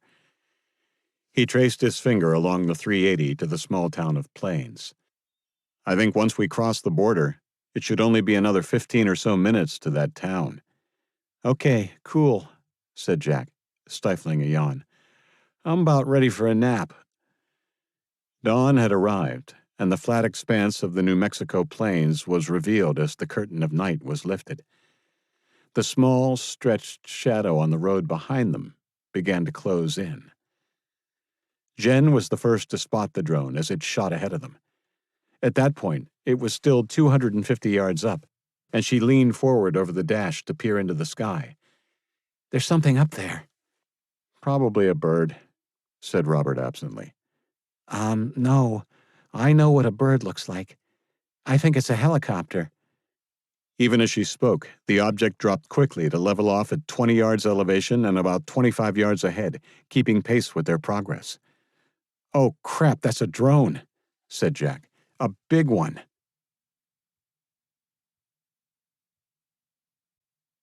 "49. Min expertly slowed the drone until it was close enough to see into the cabin. He saw the shocked faces of a teenage boy behind the wheel, a younger girl with long hair next to him, and another boy over their shoulder. They were all pointing, their big, toothy mouths moving with words he couldn't hear. A shot of adrenaline coursed through his system. Protocol stated he should now pass on the intel to the lieutenant, who would then go another level up the chain of command before being given direction.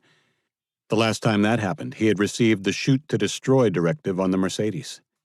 He had a feeling this time would be different, because these kids had a People's Army vehicle, and that meant there was much more to the story.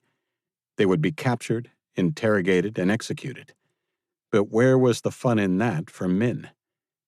No. He would plead innocence. After all, he hadn't seen Lieutenant Wong for hours. Fat bastard was asleep somewhere, and Min would have no problem pushing the blame onto him. "I couldn't find Lieutenant Wong, sir. He was missing for hours. What was a lowly corporal to do? I had to make a decision." Convinced by his own cleverness, Min flicked a switch on his controller and armed the right-hand anti-tank missile. He hovered his thumb over a small red button as his other thumb nimbly manipulated the directional joystick. "What should we do?" said Jen. "I don't know," said Jack honestly. "Maybe it's just having a look and we'll go away." As if hearing his words, the drone suddenly picked up speed and drew away from them until it was a quarter-mile ahead and higher in the air. "There, see?" said Robert. "Nothing to worry about." Jack didn't comment. Yes, it had pulled away, but now it was ahead and keeping pace, not veering off and away.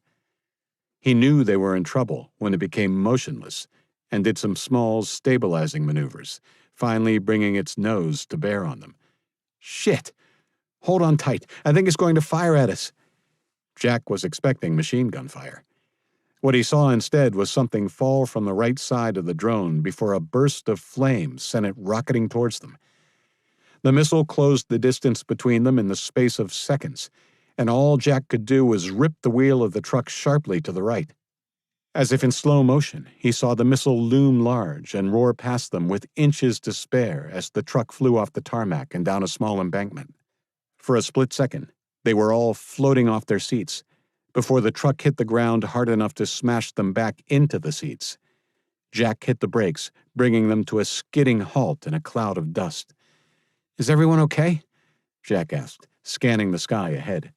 For the moment, he couldn't see the drone and glanced at Jen. The girl was holding her hand over her mouth, and blood poured through her fingers, staining the Chinese Army issue shirt she was wearing.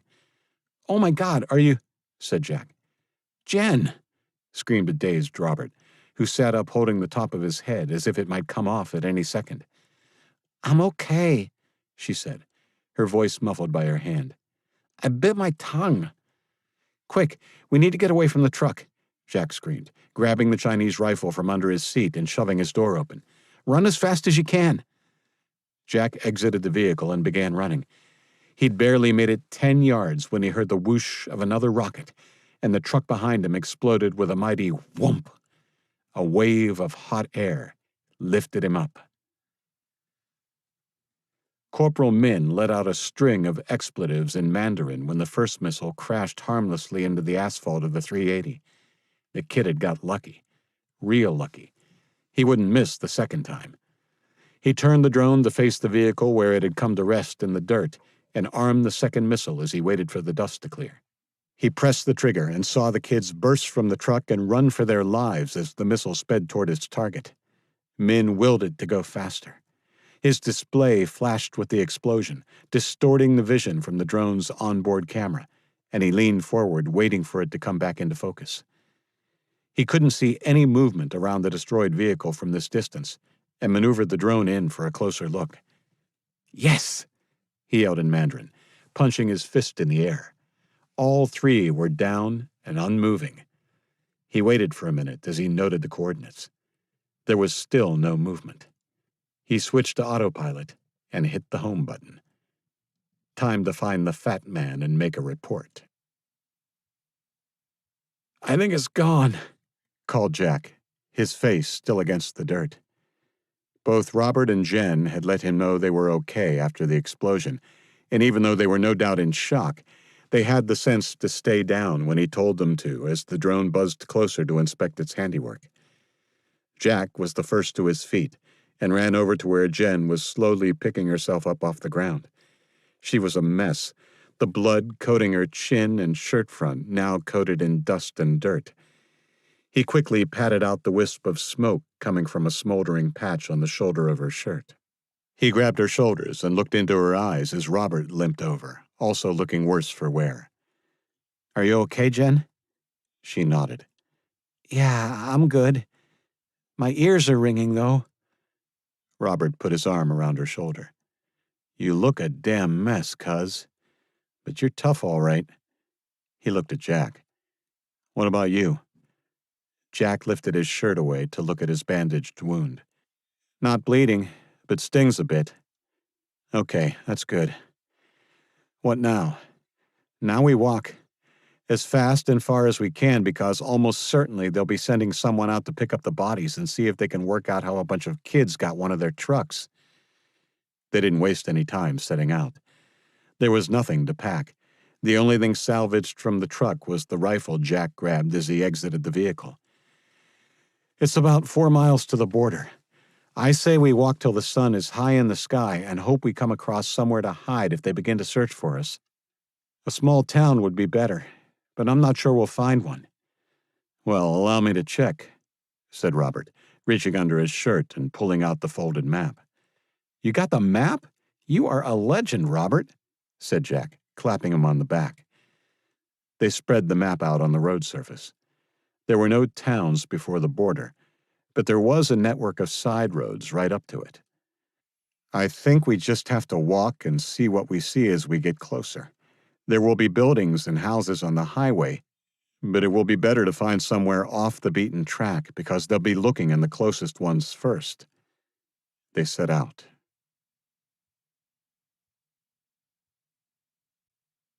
"50. Back in Roswell, Corporal Min had found his lieutenant bent over a table in the mess hall, a telltale hip flask clutched in his pasty hand.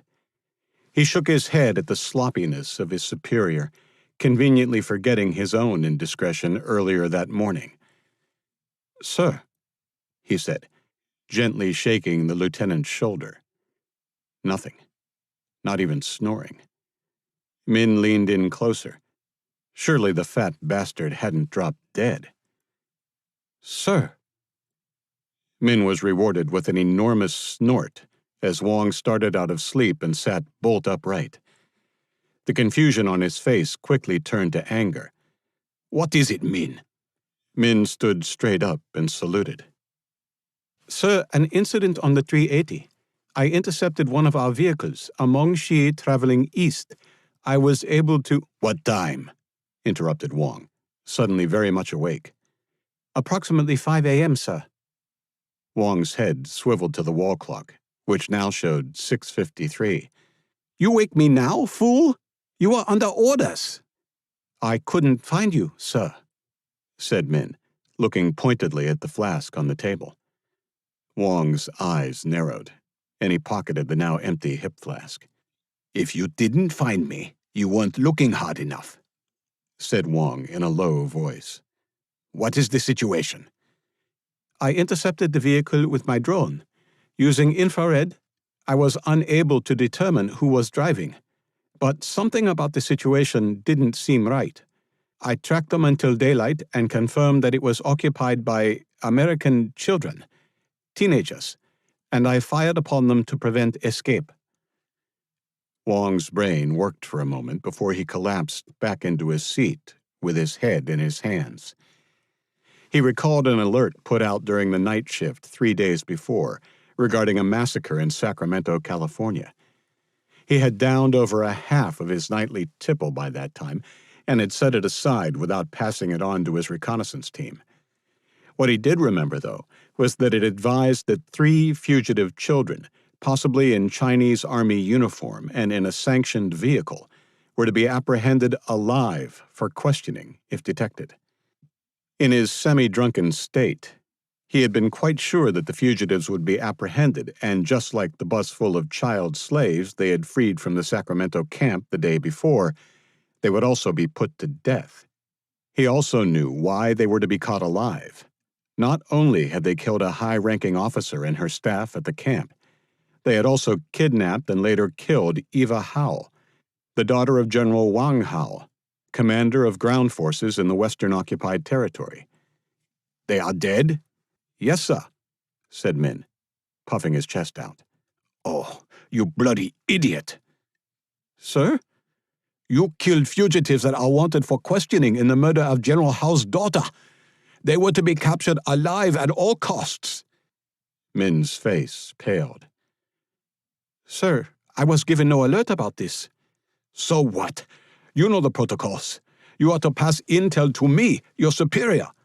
Not even I can make the decision to fire without consulting my superiors, and you just took it upon yourself to blow them off the highway? Oh, you are in big trouble, Min." Min's eyes narrowed. "I think you should very carefully consider how you word your report, Lieutenant Wong. You were drunk on duty and asleep on the job.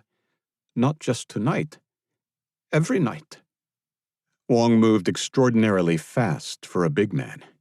He grabbed Min's arm with his left hand and drew his QSC-92 pistol and pointed it at Min's face.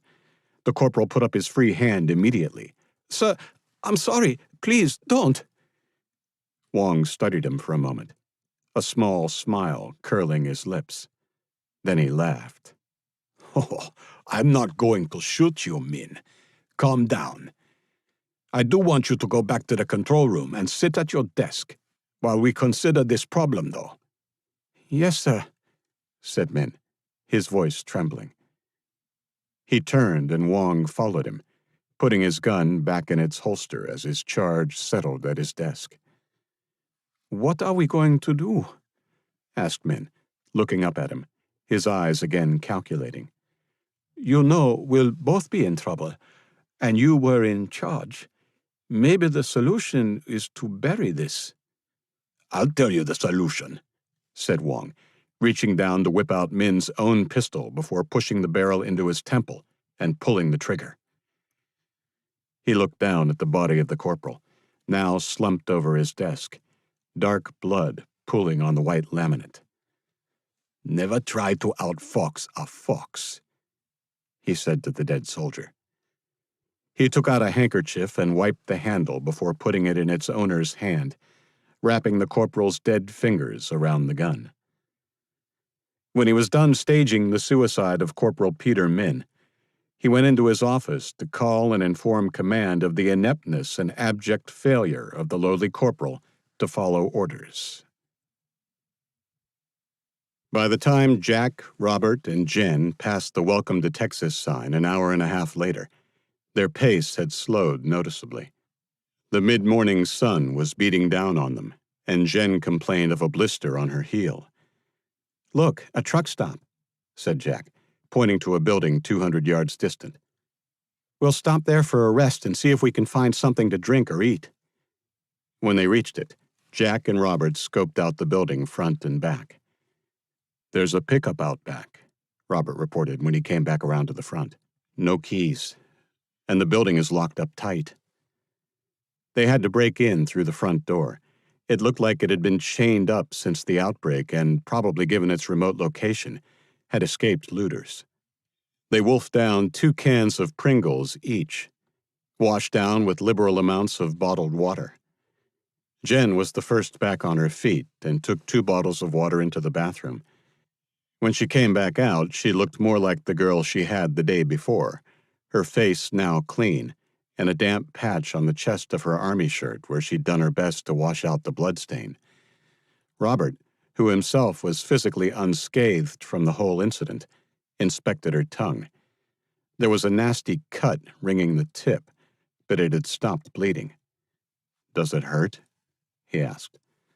"Only when I'm awake," she responded dryly, before noticing Jack staring out the window.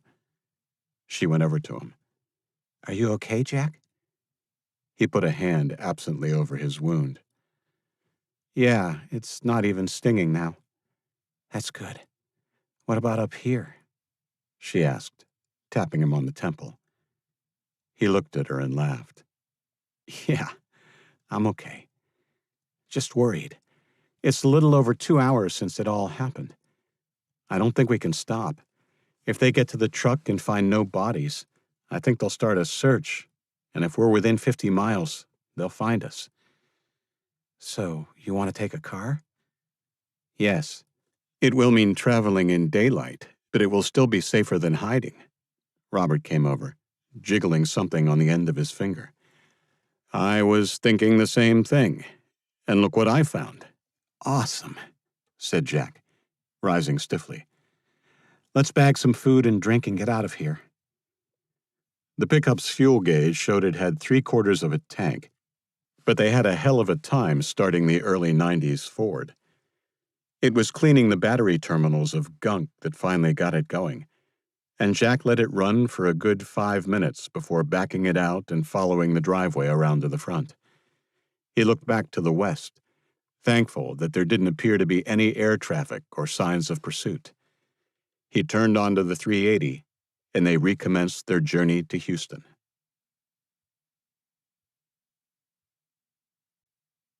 51.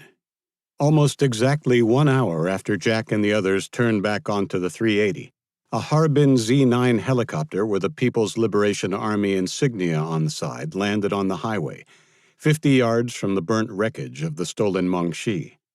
Before the rotors had stopped spinning, a tall, well-built man in uniform bent at the waist and walked purposefully to the edge of the road. Another figure emerged from the helicopter, this one also in uniform, but shorter and more rotund than the tall man, who looked back at him impatiently as he ran, huffing and puffing, to catch up. "Come, Wong, keep up," said Colonel Zhang Li, assistant to General Hao.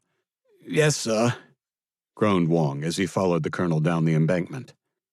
The shell of the vehicle was still smoking as Li leaned in to inspect the interior. There were no signs of human remains inside. He stood up straight and walked slowly around the vehicle, looking carefully at the ground. Wong followed a pace or two behind, fanning himself in the hot New Mexico sun. Finally, the taller man came to a halt and looked into the distance, his hands clasped behind his back. "They are not dead." "Pardon me, Colonel." The handsome officer turned around and pinned him with his eyes. "I said they are not dead. They escaped the vehicle and are now hiding or on the run again." "That's not possible, sir. Look at the vehicle. Clearly they were incinerated to ash." "Oh, yes? What's this, then?" Wong looked at the ground, where there were multiple splashes of blood and at least 2 sets of footprints in the sandy soil. "I'm sorry, sir. I was relying on my dead subordinate." "No matter," said Li, holding up his hand. "Believe me, this is a better outcome for you. The general wants these little brats alive. Come, the search must begin at once." Jack was yawning an hour and a half into their drive, and pulled over to let Robert, who had dozed for the first part of the drive, take over. Jen, in the middle and clearly exhausted, only stirred when Robert gently eased her head off his shoulder. The two boys briefly discussed the route at the front of the truck. They decided to drive to Waco before stopping and reevaluating both the fuel situation and the route. But Jack was hopeful they could at least make Waco before they had to change vehicles. Jen didn't wake, and soon her head was resting on Jack's shoulder as they turned right onto the 84 and began heading southeast. Jack soon fell asleep, too. Less than an hour after inspecting the wreckage, and while waiting for satellite imagery, Colonel Li was personally overseeing a squad of 12 men searching home by home as they swept towards the Texas border. The images were delivered to his laptop after another half hour. The series of grainy images clearly showed the children walking down the 380, until they stopped at some sort of restaurant or truck stop for 20 minutes before driving away in a white truck. He could see the very building just 100 yards down the road. "Everybody back to the trucks. The little bastards already have a couple of hours start on us, and I want them before they go to ground. We'll be going on ahead." He ran back to the chopper and handed his laptop to his assistant, Cho, as he climbed in. "I want that vehicle tracked by satellite," he said. "Should we notify the Texas command to intercept them, sir?" she asked. "No. Let's keep this to ourselves. They'll be easy enough to track now, and the general would prefer this kept in-house."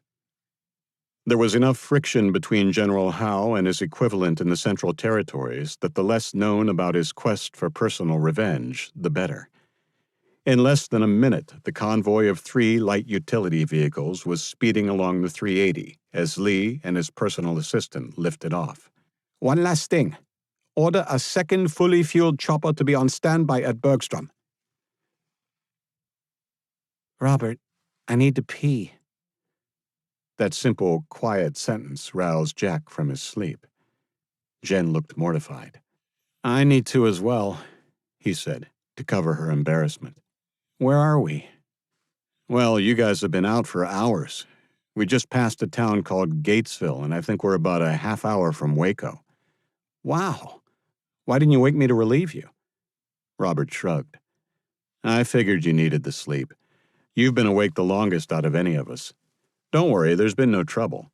I haven't seen another vehicle on the road and only 1 or 2 aircraft to the east."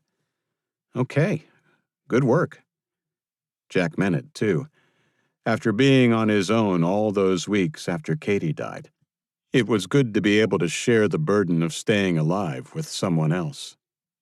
"If you want, maybe pull over somewhere suitable and we'll take care of business, and then I'll take over driving so you can rest." That reminded him to look at the fuel gauge. The needle was down to just over the red zone. "We better look for another vehicle, too." They had traveled barely half a mile when Robert pulled up in front of a car sales lot, Kenny's Quality Used Vehicles. "Are you thinking what I'm thinking?" "Yep. Let's drive in." It took little effort to break into the office. They all used the bathroom and ate some candy bars that were in a box on the counter. As the others were finishing, Jack made the mistake of opening the door that said "Manager" in bold letters. He quickly pulled the door shut, not wanting Jen to see the slumped form of the manager, presumably Kenny, who had shot his brains all over the wall. "Body in there. Don't go in." "Oh," said Robert and Jen in unison. "Let's try some of these keys," he said, grabbing a half dozen off the board on the wall. "Hopefully one has a decent amount of fuel." They took 2 sets each and went into the lot. 50 miles away and closing fast, Colonel Lee heard the ping of an incoming email. It was the 3rd since they had begun the pursuit. Cho passed him the laptop, and he clicked the attachment on the latest. At last, they had stopped. The grainy image showed them parked outside a car lot and walking towards a building in the center. He looked at the accompanying map. Gatesville. "Cho, we don't have time to refuel. Order that chopper into the air and have them fly to these coordinates and maintain a holding pattern a few miles out and await further instruction. They are not to engage if these children are still there." "Yes, sir." They wasted 10 minutes, only to discover that the cars for sale had a minimal amount of gas in their tanks. "What about that one?" asked Jen, pointing to a garage between the showroom and the office. The black BMW was parked to the side of the roller door, and its personal number plate read Kenny B. "Good thinking. I'll try and find the keys. You guys grab the water and snacks out of the pickup. We need to move fast." Jack ran back inside and opened the manager's office door. The smell was musty rather than rotten, but he still avoided looking at the dead man as he looked around for the keys to his BMW. He checked drawers and lifted papers and folders on the big desk. Nothing. Of course, he knew without a doubt where they would be, and he'd only delayed looking there because of wishful thinking. "Jack, I think there's a chopper coming." screamed Robert from outside. A few seconds later, Jack heard the whomp whomp whomp of blades cutting the air. Crap. There was no time to be shy now. He took a deep breath and slid a hand into Kenny's right-hand pants pocket. "Sorry, Kenny," he said as his fingers stretched and thankfully found a cold metal keyring. He quickly grabbed it from the pocket and ran for the door. Robert and Jen were waiting at the Beamer for him, and he clicked the unlock button on the fob as he ran. They were already buckling up when he dived into the car. "Where's the chopper?" he asked breathlessly as he pressed the start button on the dashboard. The engine roared to life without so much as a sputter, and it had just under a full tank. It didn't come any closer and then turned north. Jack hit the gas and the European car surged forward with a squeal of tires before he reined it in. Robert giggled nervously and back while Jen gripped the dashboard. "Sorry, it's a bit more responsive than the pickup." He slowed as he eased out of the lot onto the 84 while Robert unfolded the map in the back seat. "Follow this for about 4.5 miles, then take the right-hand turn onto the 1829. "I can still see the chopper," said Jen, looking back over her shoulder through the sunroof. Jack had a bad feeling about that chopper. He put his foot down harder. "Just tell me when to turn, Robert. I'll be concentrating on driving."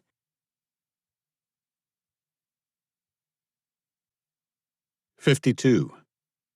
Colonel Lee and his assistant boarded the second helicopter less than 30 minutes after the children had left. The chopper had tracked them until they passed a town called Temple and observed which route they took, before turning back to pick up Lee and his assistant at the car yard. It was a simple equation now to work out where the fugitives were headed. The rebel encampment in the Sam Houston National Forest was their obvious destination. He would ensure they didn't reach it. "Go. Straight to Temple, then follow the 190. They won't have turned off that yet." His ground team would continue by road, following directions sent by Cho as they received updates. Lee felt the hum of adrenaline in his system, a hunter about to bring down his quarry. "How will we find the rebel camp when we get there?" asked Jen. "I don't know," admitted Jack. "I guess we'll drive in as far as we can, then dump the car and go on foot. But it will be like trying to find a needle in a haystack." They were making good time, Jack pushing the BMW to speeds well above the old speed limits. The roads were relatively clear of vehicles, which meant there was some sort of Chinese presence, but so far, aside from the chopper at the car yard, they hadn't seen any physical evidence. "You'll be turning right off the 190 in 1 mile, said Robert from the back. "Okay. Jen, are we still clear?" It was Jen's job to warn them as she saw the chopper that had been buzzing above them until Temple. "All clear." Jack made his turn onto the 36 3 minutes later. Since the chopper had followed them, as a group, they had decided to take a less direct route to Sam Houston. It turned out to be the right decision. The big black helicopter carrying Colonel Lee passed that very same turn less than 4 minutes later and continued along the 190, unaware that the BMW had turned.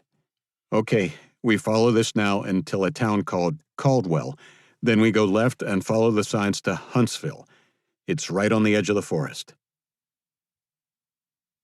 "Something is wrong," said Lee when they had followed the 190 for 5 minutes with no sign of the fugitives. "We should have passed them by now. They must have taken a turn somewhere. Hand me that tablet and you check the last satellite images we have." His finger traced the map on screen until he found a town called Milano. That was where they had made their turn. He was sure of it. "There is no satellite data available, Colonel."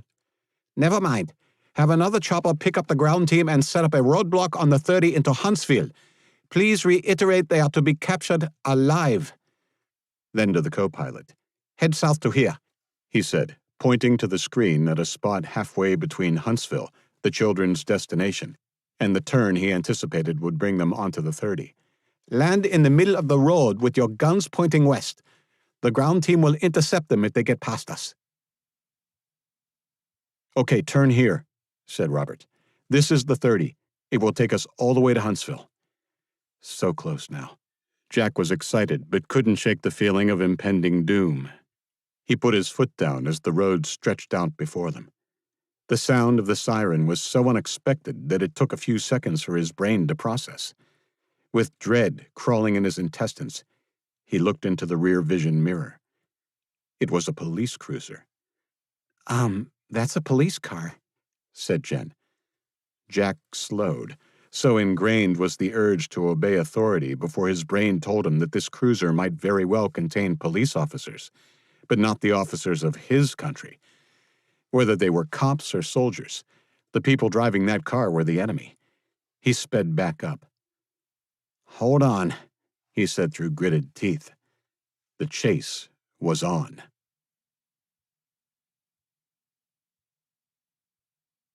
53. "Sir, we finally have satellite images," Cho said from her seat in the helicopter, which was now landed. Lee stamped his smoke out on the asphalt and walked over to the door, taking the laptop from her. There were 2 vehicles, which meant they were being pursued by the local forces. He looked at the timestamp. It had been taken 16 minutes ago. "Shit!" Colonel Lee ran back to the chopper. "Go!" "They're catching up!" screamed Jen. Jack looked in the mirror. They were gaining when he had to slow for bends and tight turns, but the BMW put yards on them when they straightened out. Still, he struggled to find a way out of this for them. While they might stay ahead for a while, they wouldn't be able to outrun them, and even now the car behind them was probably calling for backup. "Robert, you have to try and shoot their tires out," said Jack, reaching under his seat and passing the assault rifle back to his friend. Robert put his hands up. "But I'm a terrible shot.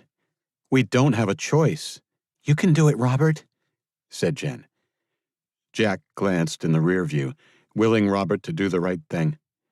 He paused a second, then, looking unhappy, grasped the rifle like it was a live snake and unclasped his seatbelt. Jack put his hand back on the wheel and turned his eyes back to the road, veering into the middle of the street to give Robert the best sight of the pursuing vehicle. The other boy turned and looked through the rear window before winding down his side window. "Tell me when to take the—" "Now!" shouted Jack. Robert put his head and arms through the window, holding the gun precariously, and tried to stabilize himself. The car behind them began to swerve evasively as he pulled the trigger. Jack, trying to watch the road ahead and also see what was happening behind, had to swerve at the last second to avoid a bucket that had blown onto the road. Jen screamed, and Robert groaned as his chest banged into the sill of the door. To his credit, he just managed to keep a grip on his weapon. That's when a bullet pinged off the roof of their own car. The passenger in the pursuing vehicle had his hand out the side window and was shooting round after round at them. "Robert, try and shoot their tires out." The passenger side mirror exploded, and Jen squealed. Jack heard another metallic ping as a bullet struck the trunk, then, in his mirror, saw the gunman pull his pistol in, presumably to reload.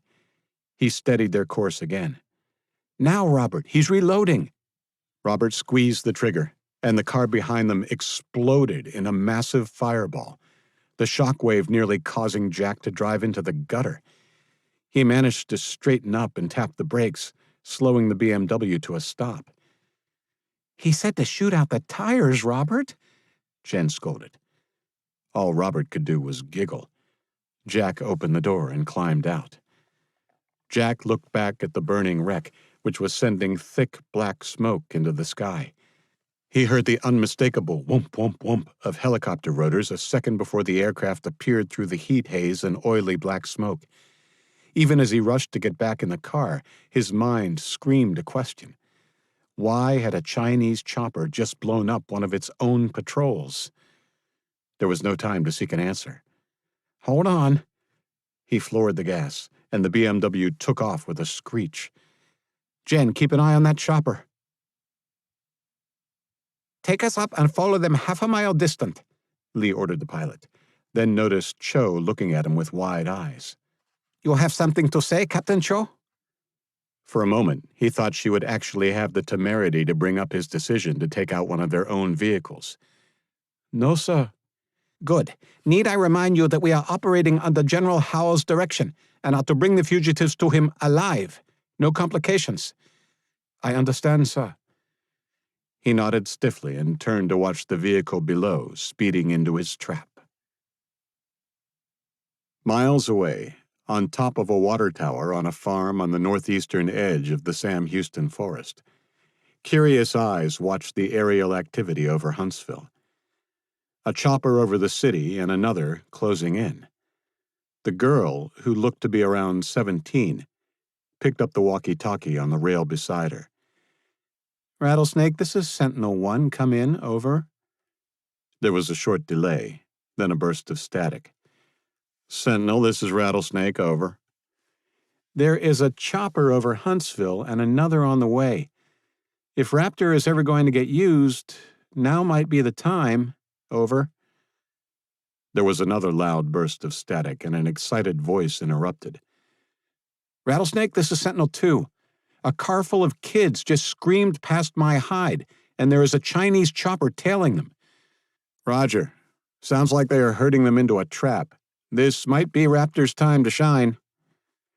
There was some more static, and both sentinels heard Theo Whitaker, otherwise known as Rattlesnake, yell, "Jess, tell Grandpa to get his ass up in the air. It's now or never." "Rattlesnake, this is Sentinel-2 again. The chopper over Huntsville just landed." "Roger, we'll bring the trucks now, but I don't think they'll get there before the trap is sprung. Let me know if you spot any more copters. 2 he might be able to handle, not sure about 3. Oh, and keep your fingers crossed he can start the damn thing." "Why aren't they shooting at us?" asked Jen. Jack was asking himself that very same question, but he failed to come up with the answer. Clearly something had changed between now and the drone attack. "Don't know, Jen. We'll just keep going, and hopefully we can beat them to the forest." 5 minutes later, they entered the outer limits of Huntsville. "We're getting close," said Robert. "We're going to come to a fork in the road after we get through the town proper, then, holy crap." In the distance, they all saw the roadblock and another landed chopper to the side of it, its rotors spinning lazily. Jen began to cry, and Jack put his hand on hers. He felt like crying himself. They had come so far, only to be foiled right before reaching their destination. "Just keep going," Robert said. He sounded angry, really angry. "Just crash into them and take out as many as we can." If he was on his own, Jack may have done just that. But he wasn't. He felt a responsibility to the 2 kids in the car with him, especially Jen. "No, I can't. Look, there has to be a reason they haven't just blown us off the road. They want us alive, and where there is life, there's hope. We'll give ourselves up and find a way through this." He didn't really believe that, but the alternative, a kamikaze fireball with Jen in the front seat, was unthinkable. It was the younger girl's turn to squeeze his hand. He looked at her, and she wiped a tear off her cheek and nodded. Robert patted his shoulder, tacit approval to surrender. Jack began to decelerate. "Looks like they aren't going to try and make a run for it, sir," the pilot said. Lee sighed and relaxed into the uncomfortable seat. Thank God it was over without more drama. The general would be happy. "Good. Follow them to the barrier and land behind them. Keep the guns ready until they are cuffed." "Yes, sir." "Holy shit!" It took Lee a moment to identify what caused the pilot's outburst, but by then the silver streak coming out of the sun and low over the town was on them. Even over the noise of the chopper's rotors, he heard the unbelievable rat-a-tat-tat of machine gun fire. Lee was still trying to make sense of what he was seeing as the men at the roadblock tried to run to safety, as a silver-colored World War II fighter with a distinctive ring of yellow on its nose strafed their position, mowing them down with a line of machine gun fire that erupted in a shower of sparks as it bit into the stationary helicopter. A rotor flew off the helicopter, cutting one of his team in half as the chopper tipped onto its side, the remaining blades biting into the asphalt and breaking up before one pierced the fuselage of the chopper, igniting the aviation fuel. The chopper exploded in a massive fireball, bathing the surviving members of the ground team in flames. The pilot took evasive action, and Colonel Lee's chopper wobbled dangerously as they veered hard to the right to avoid the ancient fighter as it began to ascend. Jack slammed on the brakes, and all three teens watched slack-jawed as a silver World War II fighter destroyed the roadblock and chopper ahead of them. The car shook as the old plane came out of its attacking dive and whooshed over them with only yards to spare. They quickly jumped out and watched it head straight up into the blue sky. The chopper that had been following them veered away safely, avoiding another burst of gunfire. "What the holy fug?" breathed Robert. "Did you just see what I saw?" Jack didn't answer. He was too busy watching the chopper, which went into a steep climb and turned in a tight circle, attempting to keep the antique fighter in its sights. He could only just see the fighter now, a dark mote against the pale blue Texas sky. If he hadn't been so stunned by the turn of events, he may have figured it was a good time to run. "I think it's coming back," said Jen simply. She was right. Jack heard a faint whine as the mote curled around and began to increase in size. "Shoot that thing out of the sky!" screamed Lee. His pilot, clearly panicked, turned the plane and began to climb, seeking out the silver streak. It was well out of range by that time. The pilot steadied out at 800 feet and armed his air-to-air missile as the silver mote in the distance banked and began heading back towards them. He flicked the cap off the trigger. "It's coming! Fire, you fool!" "But, sir, it's too far out. I said fire!" The pilot adjusted the craft so that its nose was pointing directly at the incoming fighter. "Now!" screamed Lee. The pilot fired, and the craft shook as the missile took flight. Lee held his breath as the missile shot towards its target. With plenty of time thanks to the distance between them, the old fighter banked to the right, and the missile sailed past harmlessly. The plane closed quickly, and flames appeared beneath the wings on either side. Lee let out a triumphant laugh before he realized the small flames were from guns. The pilot took evasive action, but not before heavy rounds thunked into the side of the Harbin Z9, blowing in the side window. The whine of the attacking plane faded as it rushed past. Lee looked desperately through his window, trying to track the enemy fighter as Cho rested her head on his shoulder. Lee shrugged it off angrily. "What do you think you're—" Cho's eyes stared into nothing, the blood blooming on her uniform from 2 punctures to her belly and chest, answering his unfinished question. That was enough for Colonel Jiang Li. Half a yard to the right, and it would have been his guts leaking onto the seat. "Get us out of here!" "Yes, sir," said the pilot gladly. Lee stared through the window as the chopper ascended to cruising height and sped west. General Howe's disappointment would be palpable. If he survived it, Lee vowed he would raze every acre of that damn forest and not leave until he had those children in shackles.